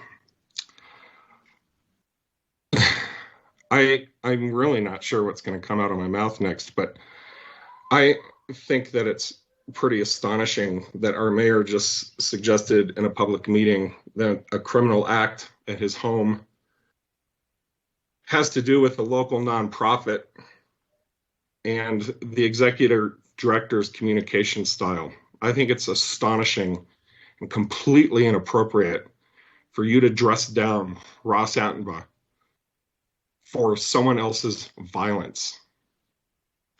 I'm going to leave it there. I don't trust myself to say anything else right now. Councilmember Aslan, I felt that this communication issue was a problem well before now. The violence that occurred or threats thereof were, they not the BRIC, but they specifically cited crimes against humanity with that flood of emails. It is, logically, it seems that maybe that's what they were talking about. So I appreciate your opinion in stating that. But yeah, if you have something else to say, that's fine. You can go right ahead. No, I don't trust myself to say anything. Okay, thank you, council member. Well, I guess I'll just wrap this up. I think we continue to play by the same playbook over. Actually, I would like to ask that we go into executive session. I'll second that. Thank you, Ms. Salas. All right, we have a first by Councilmember Aslan and a second by Councilmember Salas. All those in favor? Aye. Aye. Aye. Aye. Aye. All right, thank you, Mayor and Council. Stacy, Ms. Salzberg, City Clerk, would you like to contact us each individually? How would you like to work this? Yes, Sterling, I will contact each council member directly and bring you into executive session. So please stand by your computers. You'll receive a call through Teams from me. As far as other members that need to be in that executive session, Mr. Clifton, I would assume you and the DCMs. Is that sufficient?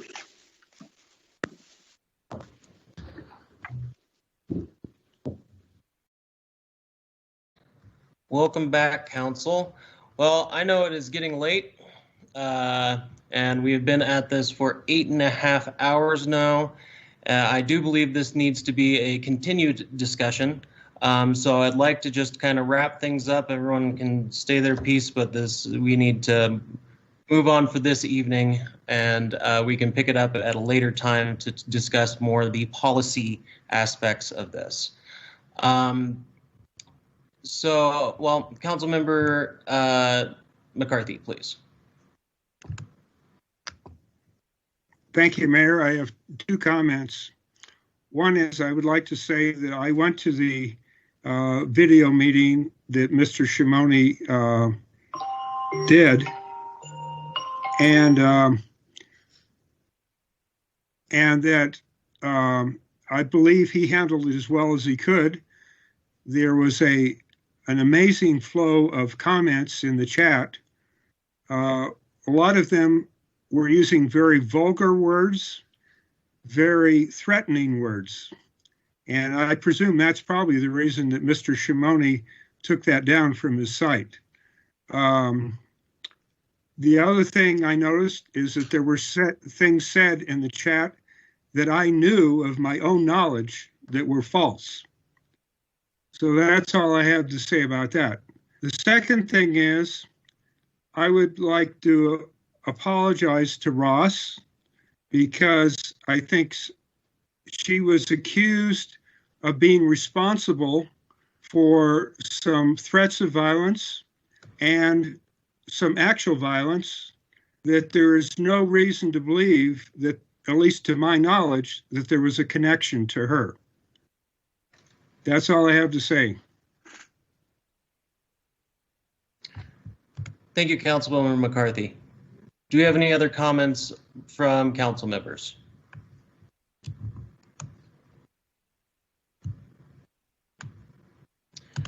All right. Well, I would just like to say publicly apologize to many of the people who feel so unheard in official forums such as this, who feel so powerless that have to go to desperate measures to feel heard. And with that, I just want to say, one thing I used to do pre-pandemic that people don't realize is when I went downtown, I regularly would buy an unsheltered meal and sit down with them for a half an hour listening to their stories. Let's just say I hear some contrasting things when I talk to people that are experienced in this. We haven't had anyone tonight speaking who is currently homeless, and I would like to be able to have a candid discussion in the future regarding policy options that may be able to address certain issues in our community, particularly looking at our service delivery for the unsheltered. And I want to dedicate more funding to help our unsheltered, to give them a roof. To honestly, I would love if the city could buy the motels and run this operation. But I am very uncomfortable with increasing the levels of which I would like to see putting towards the sheltered services with the perceived, the issues that we've really been discussing here today. So I would like that to be a part of the discussion in the future, invite a broader audience to be having a platform to speak as opposed to just one individual, and that can tell a lot more of the contrasting stories here. So anyways, those are my thoughts. I think this needs to be a continued discussion. It's getting late, and this is extremely important to our community to work out. So Councilmember Shimoni on that note has a comment. Yeah, I'll be quick. Mayor, I too engage a lot with our unsheltered population, and I'll just share that when I hear experiences that aren't the most positive with the shelter or one's feelings of being banned, I pick up my phone and I call Ross, and I'm sure she would welcome me to do the same.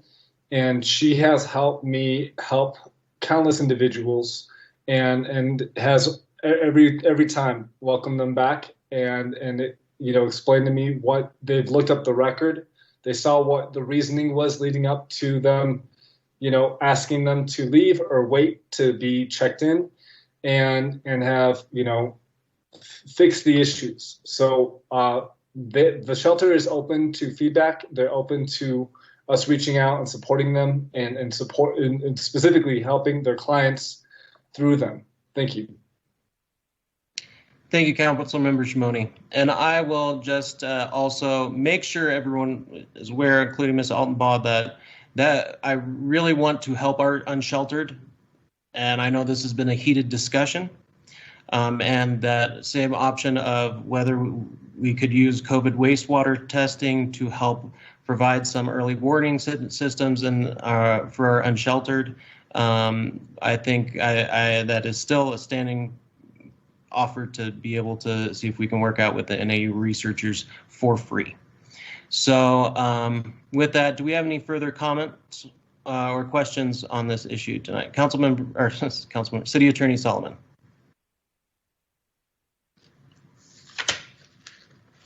City Attorney? My apologies, struggling with the mute button there, Mayor.